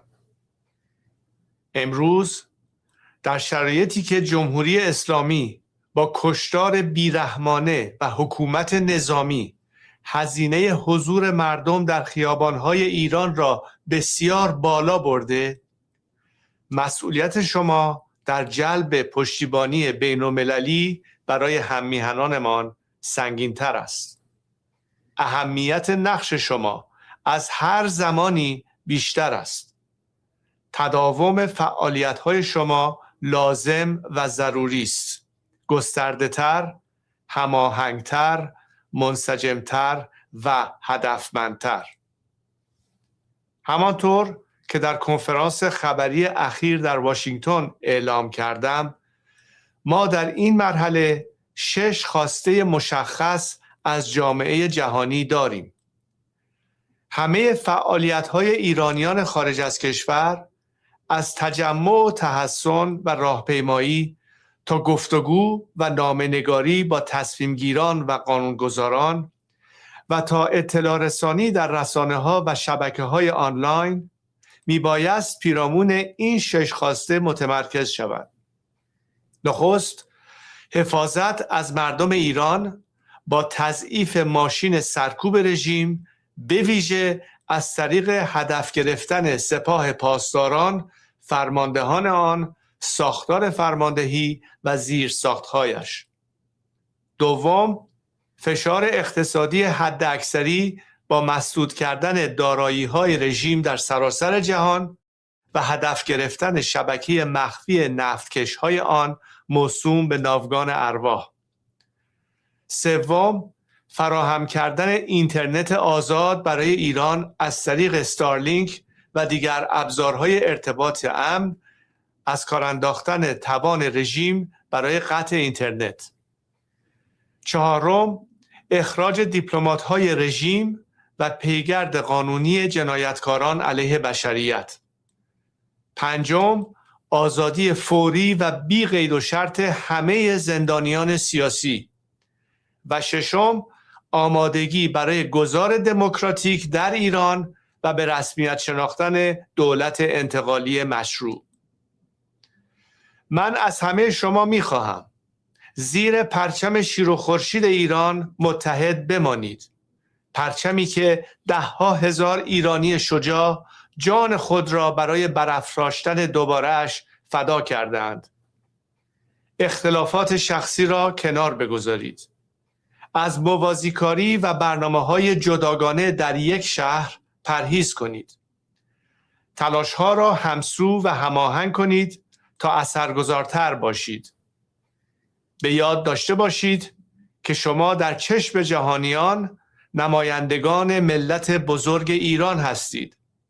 بنابراین رفتار شما باید شایسته، متمدنانه و در تراز اخلاق و فرهنگ ایرانی باشد. من و تیمم با دقت فعالیت‌های هماهنگ شما را دنبال می‌کنیم و به زودی برنامه‌های مرتبط با روز جهانی اقدام به همبستگی با انقلاب ملی ایران اعلام خواهد شد. نگاه هم‌میهنان شریفمان در ایران که در بند رژیم اشغالگر جمهوری اسلامی هستند به ماست. دست در دست هم بدهیم تا رنجشان زودتر پایان یابد، تا به آزادی و رفاهی که شایسته آن هستند برسند. آن روز از همیشه نزدیکتر است. پاینده ایران. Now, this is obviously in terms of the situation abroad, overseas, outside of Iran. There is definitely a need for unity. There is, we are getting more people actually connecting back on Starlink from Iran, by the way. I am receiving more messages from inside the country from our sources. Unfortunately, we have lost a number of our sources on the ground. They have been killed by the regime, but there are still more out there who are fighting back. In fact, we actually have somebody right now watching this live. Mahdi from Iran says, I am in Tehran and I've just connected after 14 days through layers of VPNs. I came straight to you because the state media only offers BS. Thanks for everything. I can't wait to meet you in your British pub. Thank you so much, Mahdi, and thank you everybody for supporting. Of course, stay in touch, and if obviously you hear anything, let us know, Mahdi, and of course everybody else as well. Let's quickly go to the latest videos that are coming out of Iran. More videos are coming from the last few days. Internet connection through Starlink is getting slightly better. Signal jamming it hasn't done the job completely. Latest footage showing the IRGC and the Arab proxies targeting people on the streets.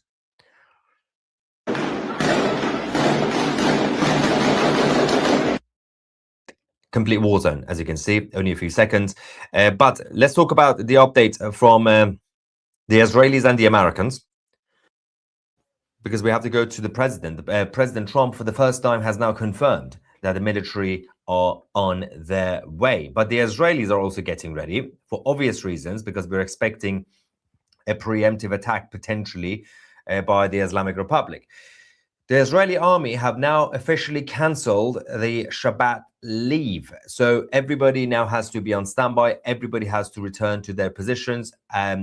This weekend, obviously, usually from tomorrow, Friday, a lot of people would take a break. But apart from those who will be on shift, that they still have to serve anyway, others have also been told to be on standby shelters to be activated, and the air defense systems have been mobilized across the country, especially in the hot zones, residential areas in Tel Aviv and other cities as well. We can now also officially confirm, earlier on we got the early reports, the initial reports about USS Roosevelt as well as USS Abraham Lincoln. USS Abraham Lincoln, the massive aircraft carrier, is now in the Arabian Sea, essentially around the Middle East. But we can now confirm that the destroyer USS Roosevelt has also just been relocated to the Eastern Mediterranean. Now, this is obviously huge when it comes to defense against ballistic missiles. They have SM-3 interceptors that would be able to shield Israel from any IRGC missiles. Now, obviously, the Israelis have their own, but the Americans have previously also supported them. So this time around, the Americans are not effing around. They're not going to take any risks. USS Roosevelt will be there to protect Israel and its territories against any preemptive attack or retaliatory attack by the Iranian regime. Meanwhile, their president, over the last few minutes, has now confirmed we have a big flotilla going towards Iran, a massive, huge group of forces heading towards that direction. And he did say that I'd rather not use it, but we'll see. Hopefully we won't have to use it, but we'll see. Obviously indicating that there will be one final offer, one final phone call to the leadership in Tehran. Let's go to the first one when he said that we have a big flotilla going in that direction, and we'll see what happens We have a big force going towards Iran. I'd rather not see anything happen, but we are watching them very closely. With Iran, the U.S. has got sizable military assets. You know, we have a lot of ships going that direction, just in case. We have a big flotilla going in that direction, and we'll see what happens. We have a big force going toward Iran. I'd rather not see anything happen, but we're watching them very closely. A few minutes later, he was asked a similar question again. Journalists do that usually to make sure that if they can get him to say something else, especially kind of spontaneously, but he just repeated almost the same thing, saying we have an armada. We have a massive, basically, forces heading in that direction, and maybe we won't have to use it, but we will see. Watch this. But we have an armada. We have a massive fleet heading in that direction. There you go. And maybe we won't have to use it. We'll see. So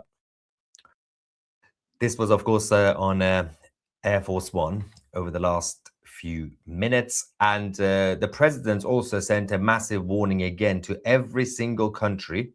The main message is to China, Russia, and the others, obviously, not the Western countries, although Canada and the UK a little bit. But he did double down, saying, if you do any business with the Islamic Republic, you will have a tariff of 25% in addition to everything else that you already have.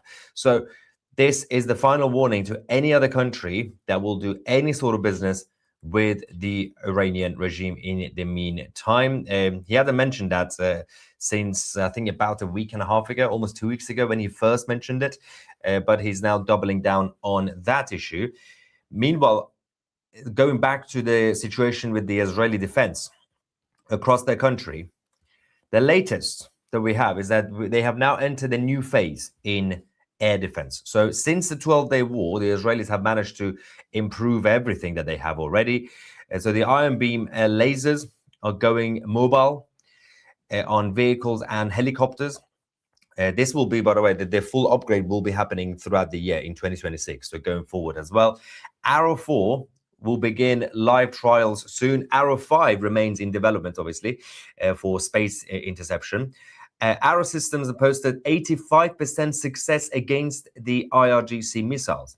So the Arrow systems, and they still obviously got overwhelmed towards the end. I mean, the Iranian regime, if they do decide to launch hundreds and hundreds and hundreds of ballistic missiles at the same time, about 15% of them will still hit. And that is huge because, as I always say, Israelis are not like the Iranian regime. The Iranian regime don't care if there are any casualties, civilian casualties in conflicts. They kill their own people anyway. But for the Israelis, culturally speaking, even one death is enough, is more than enough. So 15%, potentially speaking, if the missiles go through, is still going to be a problem. That's why the United States is now there with the USS Roosevelt to ensure that they could have an extra layer of security. I do expect Saudi Arabia, Jordan, and others, like before, to make the announcement as if the Iranian regime decides to hit Israel. I do expect those countries, like before, to say we are also going to be preventing the attacks. Especially Jordan and Saudi definitely did help when it came to hitting the missiles coming from the Iranian regime, especially hitting the drones as well. And the Israelis overall have also decided, the government, to reduce any reliance on US military aid this coming year. So going forward, they will be more self-sufficient in terms of defense of the country, and the relationship between the US and Israel is solely going to be on trade. So if the Israelis need some sort of weapon, they will just pay for it and they buy it from the Americans, and they also sell things to America anyway. But that aside, the situation inside Iran is still escalating. We're still getting a lot of messages. In fact, we can actually go to one now. This was given to us by Goldie. I'm pretty sure she's already shared it on her channel. If you haven't, obviously go check it out. But this is a message from a close family friend to Goldie, who's in Canada. It's just a heads up. Obviously, this is a message coming from Iran, so it's going to be dark. but it's very important. English subtitles. سلام دوستای گلم، سلام بچه ها. خیلی دلم براتون تنگ شده بود، خیلی وقت بود نتمون قطع شده بود. الان یه دفعه ساعت 12 همینجوری زدم، از طریق آلمان فیلترش کردم، روشن شد. پیاما همتون رو دیدم. قربون تک تکتون برم که خارج از ایران انقدر پشتبانمون هستیم، مگر اینکه شما بتونین برامون کاری کنی. انقدر اینجا وضعیت خرابه، انقدر وحشتناکه، حتی میترسم که گوشیم شنود داشته باشه نتونم پیام بدم دیگه. دل زدم به دریا. بچه ها اینجا خیلی وضع خرابه، اینجا حکومت نظامیه، نمیتونیم اصلا بریم بیرون حتی شعار بدیم. از تو تراس هم که شعار میدیم بهمون تیر میزنن. بعد میخوایم بریم بیرون حتی خرید بکنیم تفتیش میکنن، همه جامونو میگردن، رخت و لباس دست میبالن، بعد کیفمونو گوشیمونو وا میکنن، پیاما رو ببینن، ترسمون مجبوریم همه چی پاک کنیم. خلاصه اوضاع خیلی خرابه، مردم نمیتونن برن. یعنی وقتی اگه 2 نفر، همین نوه من ساغر که الان 19 سالشه، میره بیرون 2 دفعه تا حالا ساچمه خورده تو پاش، موهاش انقدر کندن، ساناز گرفته، انقدر جیغ و داد کرده که این کاری نمیکنه، بچه‌ست، چیزی نداره، فقط وایساده داره نگاه میکنه که شما پیش تا فرش داشتیم آوردیمش خونه، وگرنه بعدش می‌داشتن میبردنش. وقتی هم ببرن دیگه دستمون به هیچ جا بند نیست، همه رو دارن میکشن. یعنی ما چه گناه کردیم که داریم 2 دفعه تو این سن این دوران میگذرونیم؟ یک سری از بچگی، انقلاب و جنگ، حالا اینجوری باید بچه هامون رو ببینیم دارن میکشن. میترسم اصلا برم یه نون بخرم، انقدر که بدجور، نمیدونی چجوری لباس پوشیدن با توپ و تانک تو خیابونا، زره پوشیدن. بعد ما دست خالی، اونا هم وقت از ما میترسن، ما باید از اونا بترسیم. ولی خلاصه خدا به دادمون برسه. تو رو خدا شما هوامون از اونجا داشته باشی، شاید انشالله خدا کمکمون کنه.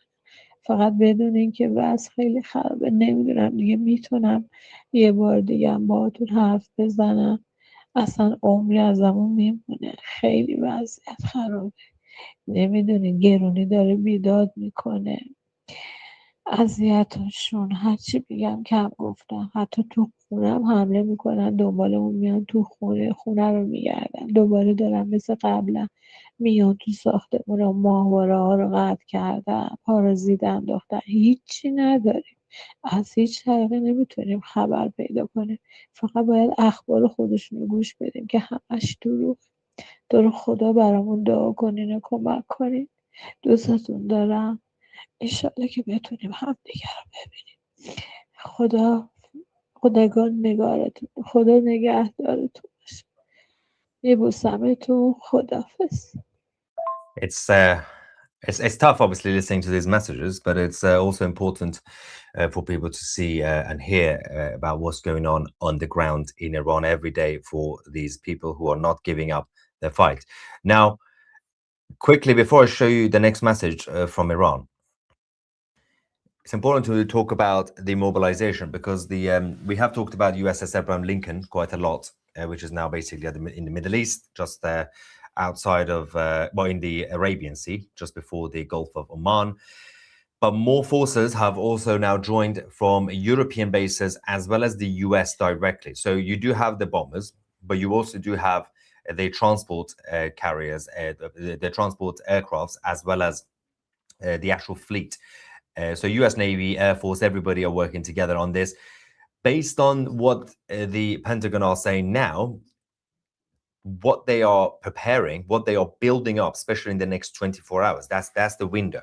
And within the next 24 hours, when the Iranian regime know, and they can see what's going on anyway, when they know that, okay, so they've now surrounded us, they're literally just outside the door, that's the 24-hour window that we might potentially get a preemptive attack by the IRGC on Israel.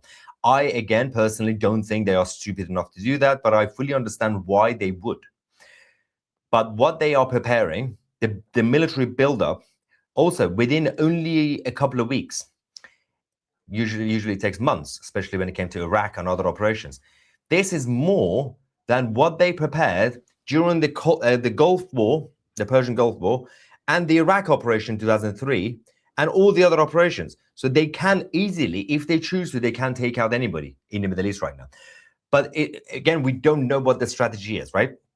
There are two options, two main options. Again, it could be a third or fourth option, but there are two obvious ones that you can assess. One is precise and targeted airstrikes, maybe with a couple of other different type of forces to go in, right? Not necessarily boots on the ground in that sense, but targeted, right? A combination of the 12-day war and the operation in Venezuela to capture Maduro. Now that will be different. That will damage the regime. It could push it towards the end, but it doesn't result in regime change instantly.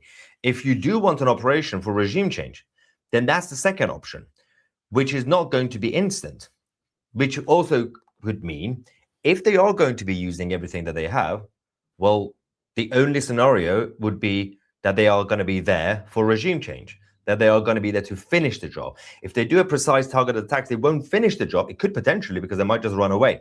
There's no guarantee that the regime will fall, unless they're those who have defected and everybody else just go on the streets and kill them. But if they want to have a proper operation, a comprehensive operation, then obviously it's still going to be taking days or weeks or whatever. It could take a couple of months, because these guys are going to go into tunnels. They're going to go into hiding in their shelters, and they're going to use weird stuff that they might have that they haven't used before against US bases, against Israel, and against their own people. They might start just killing everybody in Iran anyway. So there is the two main scenarios is there, but again, the brains in Pentagon, obviously they might have many other options on the table as well. But my senses would tell me that before anything happens, the Americans would probably propose something to the leadership in Tehran first. They would give him an offer. They will pick up the phone saying, this is the final chance to have a conversation. Any exit plan, any surrender plan or whatever. I don't know what the leadership in Tehran would do, because if they accept anything, even if it's just the leadership, Ali Khamenei, it's going to completely undermine 47 years of technically leadership. All the Shias, all the proxies, everybody will just feel betrayed. That what? You just surrendered? So you can't really surrender. So you can't accept any sort of deal. Doesn't matter if they keep talking and talking and talking. The Iranian regime can't accept any deal offered by the US. If they do, well, it's embarrassing for them and everybody around them. But if I were President Trump, I would do that. If I were the president, I would offer something first. Have a conversation first, corner them, because it's a lose-lose for the Iranian regime. If they accept it, then they accept it, they're done. If they don't, then they will be annihilated. So, but we don't know exactly how it's going to go. The next 24 hours is the final build-up, and any moment you might get a preemptive attack. We go to another message. Let's go to Iran. This is someone from Iran talking to someone outside, saying that the regime is stuffing wounded citizens into body bags alive before they're officially dead. And this has been reported many times over the last few days, by the way. People can hear them moaning inside the body bags. Let's quickly go to this. مریم اصلا یه چیزی بهت بگم باورت نمیشه. یکی از بچه ها میگفت تو سردخونه صدای ناله میاد، حتی باز نمیکنن. معلوم نیست اون زیر بچه ها چجوری دارن بال میزن. میگه صدای ناله میاد، حتی باز نمیکنن، رسیدگی کنن. ببین چقدر جوونمون تیر خوردن، ولی همونجوری ول کردن اونجا. اصلا مریم نمیدونن چجوری صدامو به کجا برسونم. حالمون خیلی بده. جوونای دست گلمون اونجا. اصلا ببین من پی همه چیو زدم به تنم، رصدم کنن. هر گویی میخوام بخورم. مگه میشه؟ مگه داریم اینقدر ظلم؟ It's difficult. It's difficult to listen to this. We have another update, actually, quickly, coming from the president, Air Force One. This is the interesting thing, because the narrative, the rhetoric from the president is slowly changing again. So, as we always say, don't take Trump literally, take him seriously, and don't listen to his words in that sense. So, in a way that obviously you have to still listen to the words, but what's more important is the action, because the words will change. It's all distraction.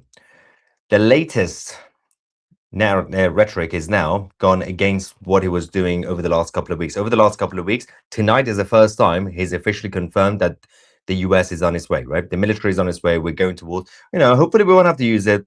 Basically, he's going to use it. But he's also now gone against what he was saying previously, which was, I've told the Iranian regime to stop, to not kill, not even stop, to not kill people, right? And then people were saying, well, you keep saying that to the regime, but they're still killing people.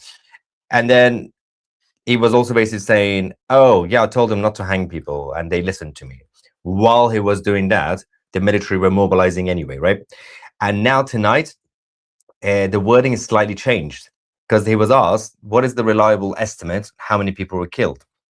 And he says, nobody knows the number. I'm going to show you the actual audio message.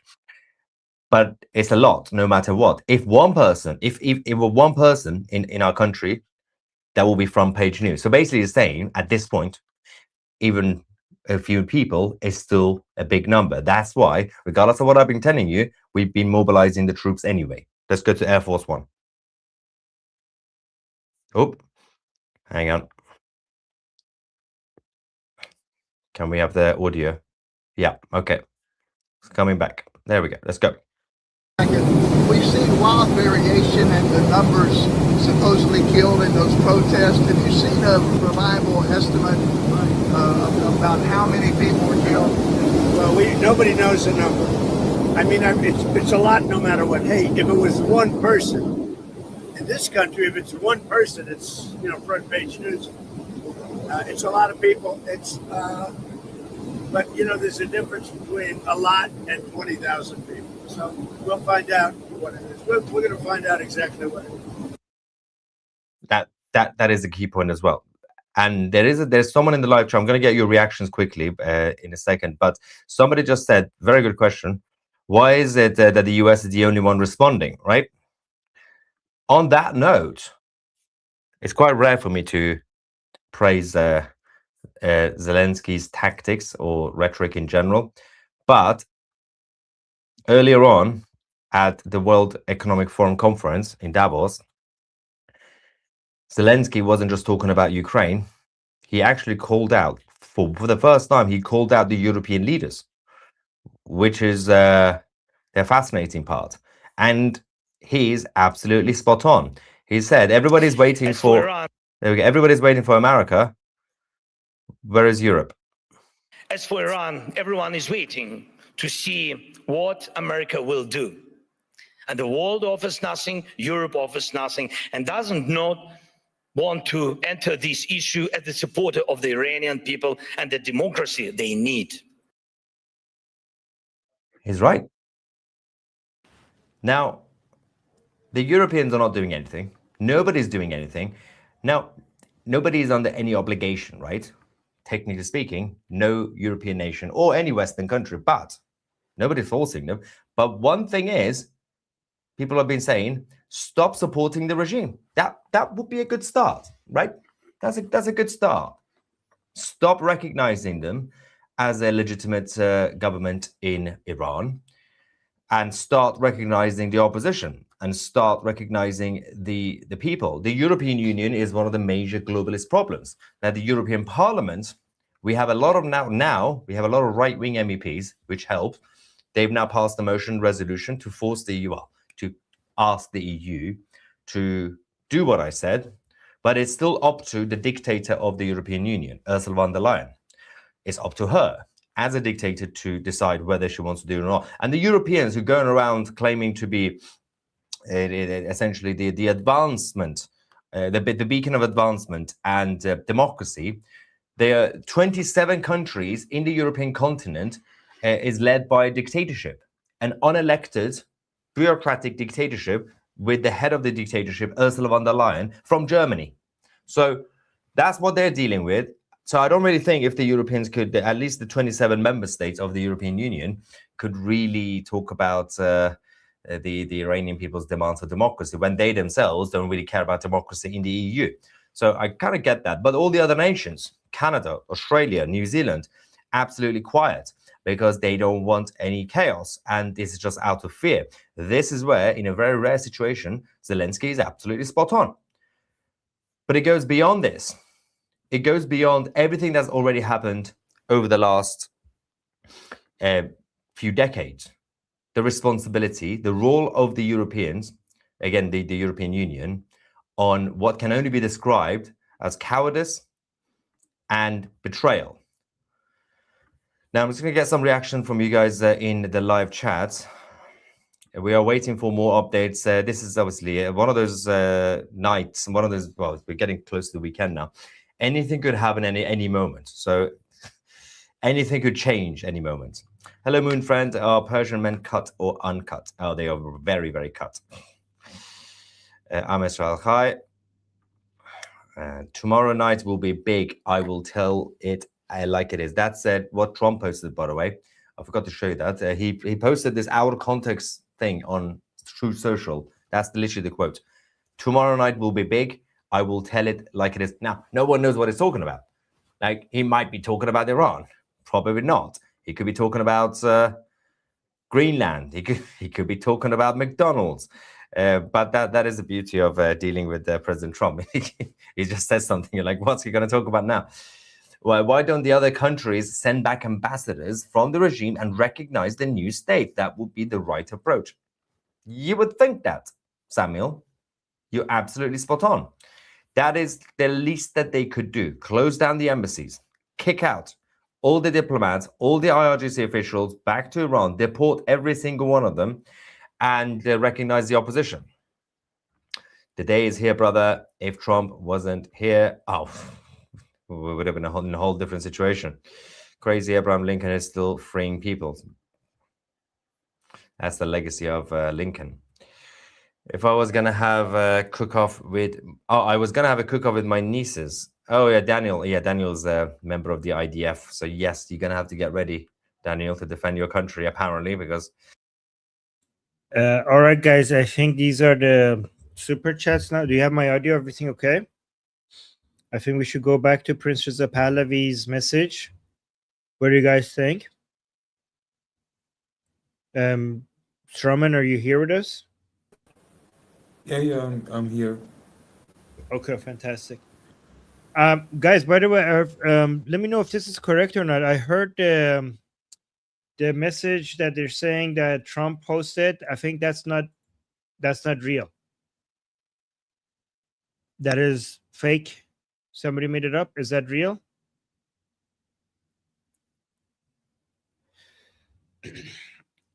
By the way, guys, as more Iranians are getting internet, we're getting more news regarding who among the people who we know is alive and who's murdered. So we're getting mix of good news and bad news.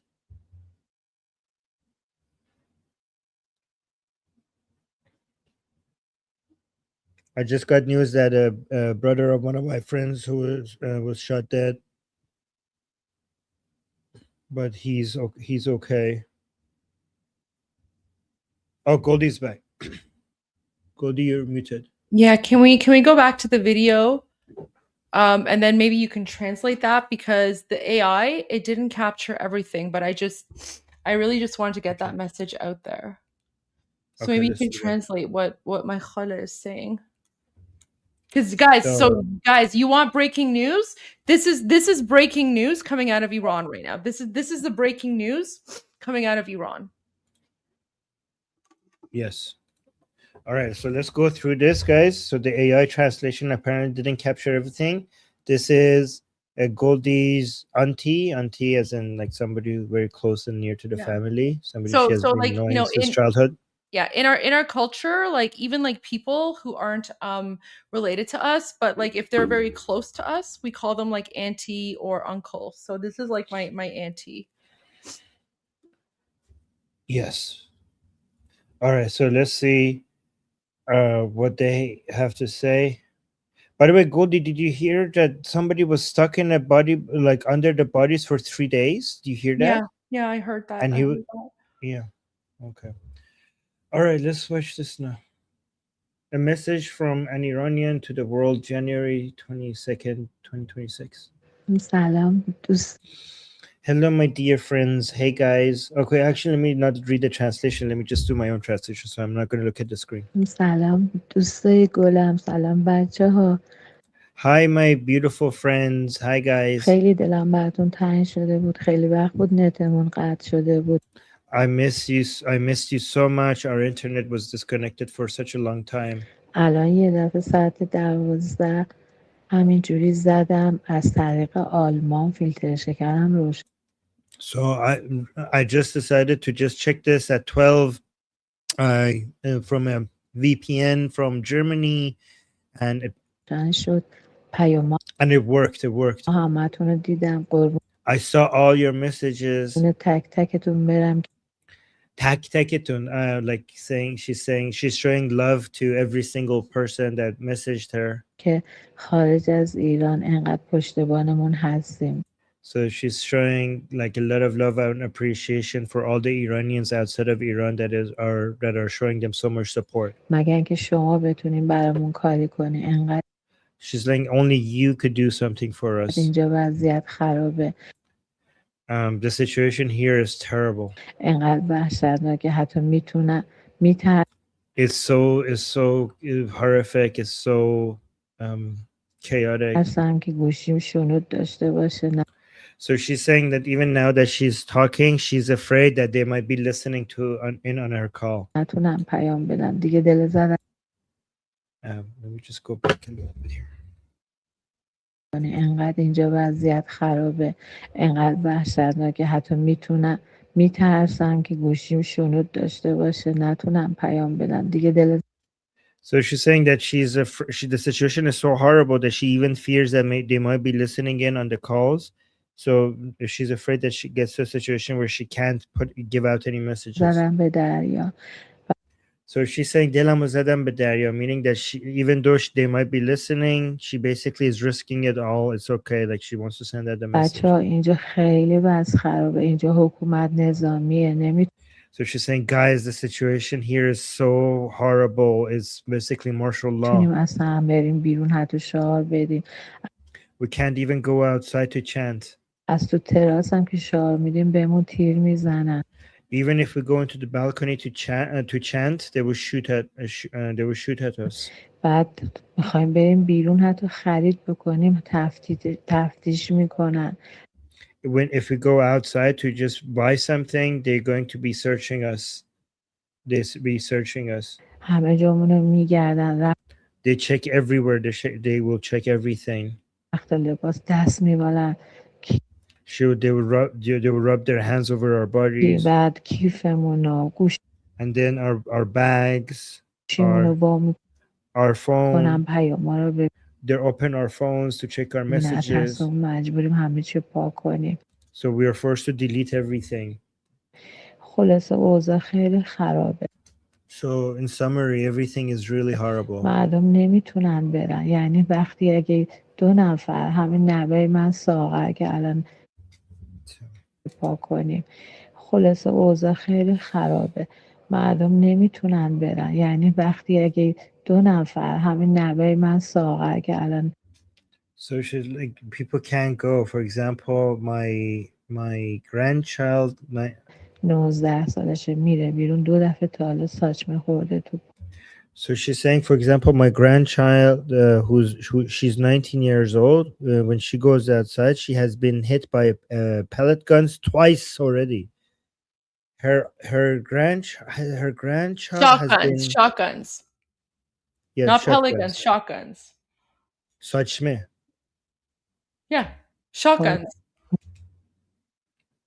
Yeah, she's been hit by it twice. موهاش انقدر کنده ساناز گرفته انقدر جیب و داد کرد. من ساغر که الان 19 سالشه میره بیرون 2 دفعه تا حالا ساچمه خورده تو پاش موهاش انقدر کنده ساناز گرفته. So they cut out her hair? They pulled out her hair. They pulled out her hair. Okay. رفته انقدر جیب و داد کرده که این کاری نمیکنه بچه است. So she says she has gone out and she has screamed and shouted for so much. She's not doing anything. She's just a child. چیزی نداره، فقط وایساده داره نگاه میکنه که شما پیش تا فرش داشتیم آوردیمش خونه. She said she's not doing anything. She's just outside there یه watching. رفته اینقدر جیغ و داد کرده که این کاری نمیکنه، بچه است.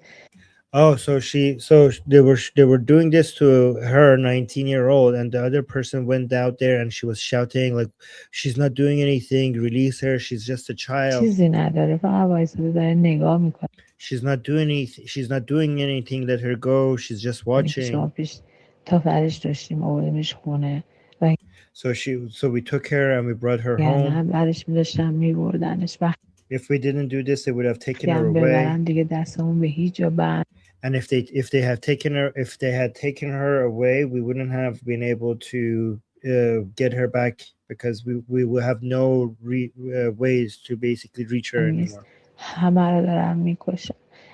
They're killing everyone. یعنی ما چه گناه کردیم که داریم 2 دفعه تو این سن این دوران میگذرونیم. She's like, what sin have we committed that we are going through this twice? Goldie, I think she's talking about 2 revolutions, 1979 and this one. داره راجع به انقلاب 57 و الان که ما چه گناهی کرد، چون که خب خودش موقع 57 بچه بوده، تینیجر بوده، اون موقع تینیجر بوده، بعد الان خب سنش بالاتره و میگه ما چه گناهی کردیم که مثلا موقع تینیجریم تو اون انقلاب بحثی زجر میکشیدیم و الان دوباره داریم همون اتفاق داره پیش بیاد تو یعنی یه عمر 2 بار این اتفاق داره پیش میاد. She's saying so the person who's talking, she's obviously an elderly woman, and she's saying that what sin have I committed that in my lifetime we're experiencing this twice. We're going through a revolution twice now. So the 1979 revolution and now this. همه رو دارن میکشن.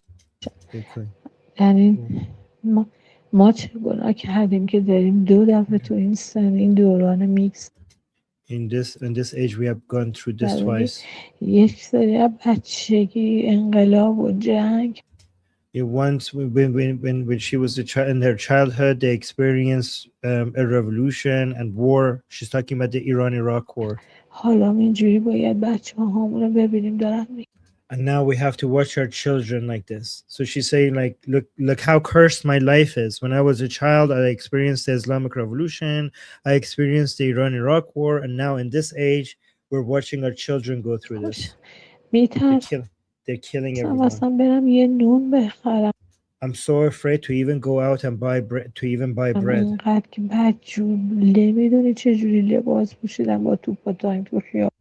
You have no idea how they're dressed.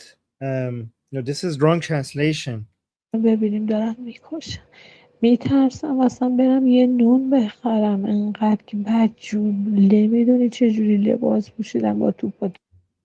So she's not talking about, no, this is wrong translation. What I think she's referring to is the anti-riot police. She said you have no idea the gear, like how they're dressed, like how scary they are, and they're coming out with armored vehicles and the way that they're dressed. She's basically talking about how scary the soldiers are.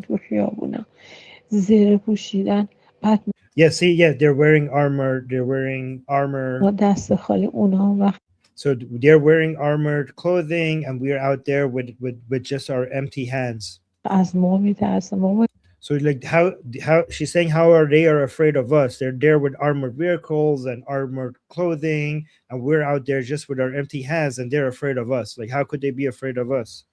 نمیدونی چجوری لباس پوشیدن با توپ تانک تو خیابونا زیر پوشیدن بعد ما دست خالی اونا هم وقت از ما میترسن ما باید از اونا بترسیم.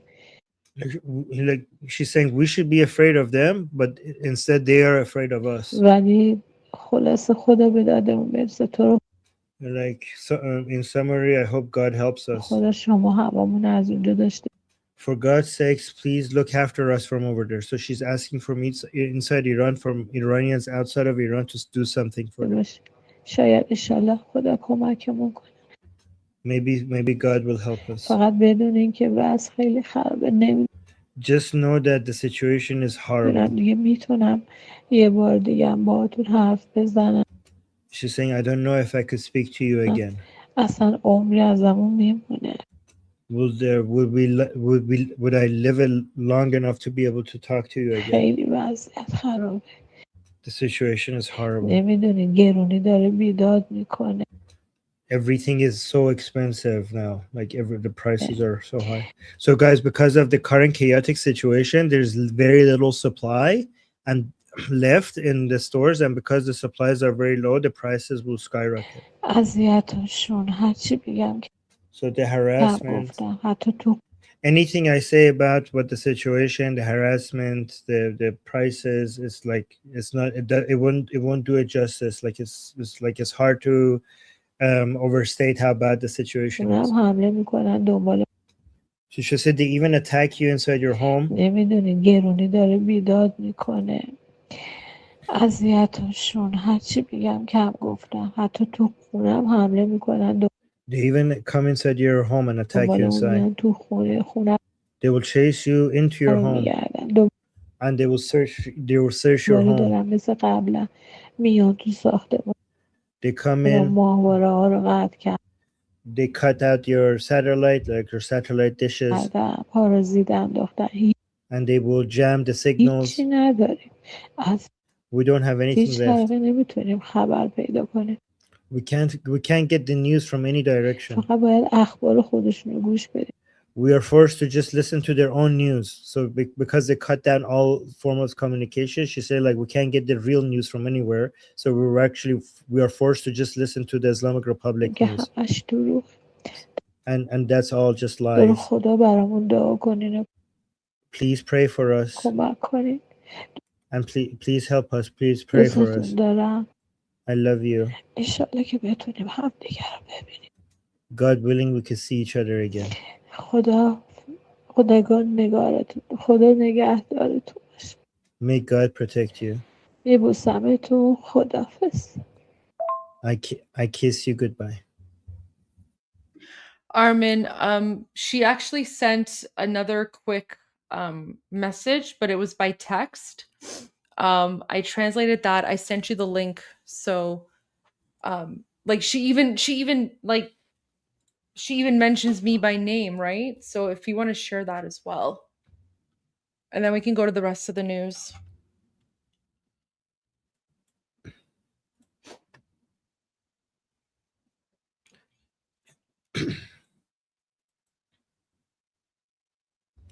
So she sent another message, her last message before she lost connection with the outside world. Repost this. She even prays for me, Golsa, to be safe. You can ignore the English version. Just you can go to the Persian one and translate that. Okay. So she says Fadot Besham. Fadot Besham, guys, is just a very endearing, loving way to refer to somebody. Saying and I censored the name. So the person that she is speaking to, I just censored that person's name. So Fadot Besham Ism Jun. Okay, Fadot Besham. We're just gonna call the person Lale, okay, or Layla. So saying Layla, I love you, Layla June. ما هم خواب نداریم. We don't have sleep. We're not getting any sleep. همش صدای آمبولانس و پلیس و آتش نشانی فکر کنم ها. Yeah, it's a typo, but she means آتش نشانی. Yeah, so she's saying that we're not getting any sleep. Like everywhere, constantly there's ambulance and police and fire truck noises, like constantly until morning. I can't sleep. Like I keep saying that it's going to be war again in the middle of this winter and this cold. تو رو خدا مراقب گلسای عزیز باش. So she's saying to that person that please take care of Goldie. Take care of yourself. We're worried for you. I swear to God, we just want peace. And tranquility, peace, صلح و آرامش. این چیز زیادی که اینجوری دارن کشتار میکنن ما دست خالی خوب. She's saying that this high number of killings that they're doing, ما دست خالی تو خیابون اونا همه با ضد گلوله ماسک. Like she's saying that they're killing a lot of people and we're coming into the streets with our empty hands into the streets, but they're coming there with a bulletproof vest, with masks, with headgear, with armor, basically, with weapons, with batons, and they hit us. They hit you so hard that you have no idea how to get up. Like they hit you so hard with those batons and their weapons that when you fall to the ground and they hit you so hard that you can't get up anymore after that. And they just shoot you so willingly. But rahat tir mizane. She said, like, with no, they keep shooting at you with no hesitation, and they kill with no hesitation, just because we're chanting. So many people have been blinded. Everybody is mourning. Everybody is wearing black. And then two cry faces, two cry emojis.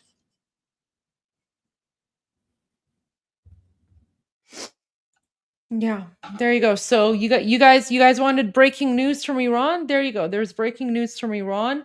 That's my, a friend that I've known from childhood, close family friend. So there's the breaking news from Iran. This is why the internet has been shut down for 2 weeks, because they don't want the outside world to know the truth about what's happening in occupied Iran. Goldie, on our Persian Discord server, apparently most people are there right now, except a few of them. So that means most of our team from Atheist Republic Persian is okay. There's only a few people missing, and they're waiting for me there. Okay. Let me know when you like. I'm gonna let me know. I'm gonna stay here for just a little bit more, but like let me know what you need me to do first before I go. But thank you. You know what? If you want to go to that channel, that's fine, because we've been broadcasting now for about 7 hours. So what I can do is I can just end the live stream, and then I'll take like a 40-minute, 50-minute break as well, and then I'll restart later tonight because we have more news coming out of Iran. And then you can go to the Persian side, because I know that there's a lot of people there as well that you want to speak with. So I'm okay with that. I can take but most of them are there. Most Yeah. of them are there. Go. I think you should go. Okay. Yeah. All right, guys. So they're live. Yeah. Okay. So guys, what we're gonna do is Armin's gonna go to the Persian side, because a lot of people have been reconnected from Iran, and that's really important, because then tomorrow morning we can restart, and Armin can give us all the information coming out of Iran. For those of you who are watching, like I said, we've been streaming for over 7 hours now. And at around the 7-hour mark, the stream starts to get wonky. So I'm going to end this live stream. Make sure that you're tuning in, and then I'm just going to restart. I'm going to restart, and we're going to continue. And I have more breaking news for you guys. So, but when I restart, yeah. Sorry, go on. No, you finish. I'm just going to say when I restart, there's going to be about an hour of music beforehand, because again, we've been doing this for 7 hours, and I just need to like make a few phone calls, and I need to like, I don't know, eat something or whatever. But I'll be back. I'll be back in about an hour, and I'll just play music in the meantime. And this will be on the Atheist Republic channel as well, guys. So yeah, you guys could, okay. And so for everyone on the Atheist Republic, if you guys keep on asking me like, "Where's Armin?" I'm gonna be like, "You guys are stuck with me." So I'm just gonna say that. But we will. No, guys, you should be on. You guys should be honored that you get to have Goldie on the Atheist Republic channel. So no, I'm sure. No, I know they're teasing. I know they're just teasing. Just because Goldie, just because they're asking for me, that doesn't mean that they're not like wanting you. Okay. No, like, I know. But people are always like, "Where's Armin?" And I'm like, "He's here, I promise." But we will. Goldie, when you're gone, people say, "Where's Goldie?" all the time. So there's. Don't ask. So guys, people on my channel, if I'm not here, please don't ask where's Goldie, because Armin and I have been working together as a team for the last 3 weeks. So please don't ask. Please don't ask where one of us is, because this is a team effort. And if you're seeing Armin, you're basically seeing me, and if you're seeing me, that's basically seeing Armin. So please don't ask us where one or the other is, because we're doing this together to promote awareness. So thank you so much. All right. Thank you, Armin. I really appreciate that. And to everyone, we will see you guys soon. All right, Armin, I know you want to say your catchphrase.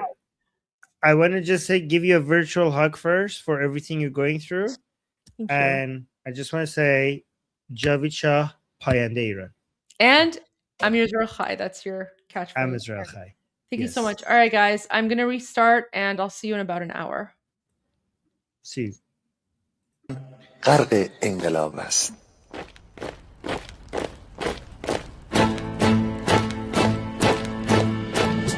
کشور ما، تاریخ ما در سیدگر فرا گرفته، گویی اهورا مستا دوباره در نور خود مرا گرفته. هشتون سرودی سر میدهم باز فارغ از رنج و تشویش، ایران غرق انقلاب است، به پیش به پیش به پیش. ایران غرق انقلاب است، به پیش به پیش به پیش. هن ای پدر، هن ای پسر، برخیز و با ما شو همگام، تا درد آن تجربه تلخ ما را نکشیده در خواب. بگذار هر دم بغرند گرگ‌ها دم لباس میش. ایران غرق انقلاب است، به پیش به پیش به پیش. ایران غرق انقلاب است، به پیش به پیش به پیش.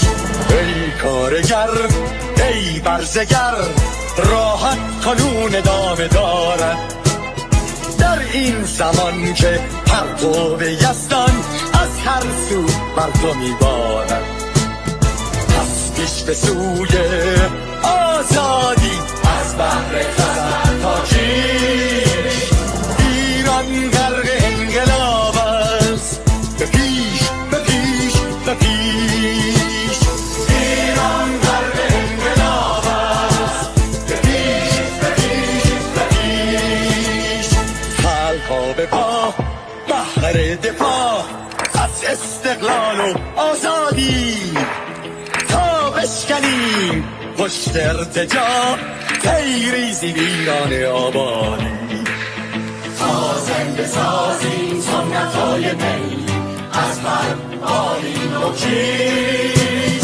ایران غرق انقلاب است، به پیش به پیش به پیش.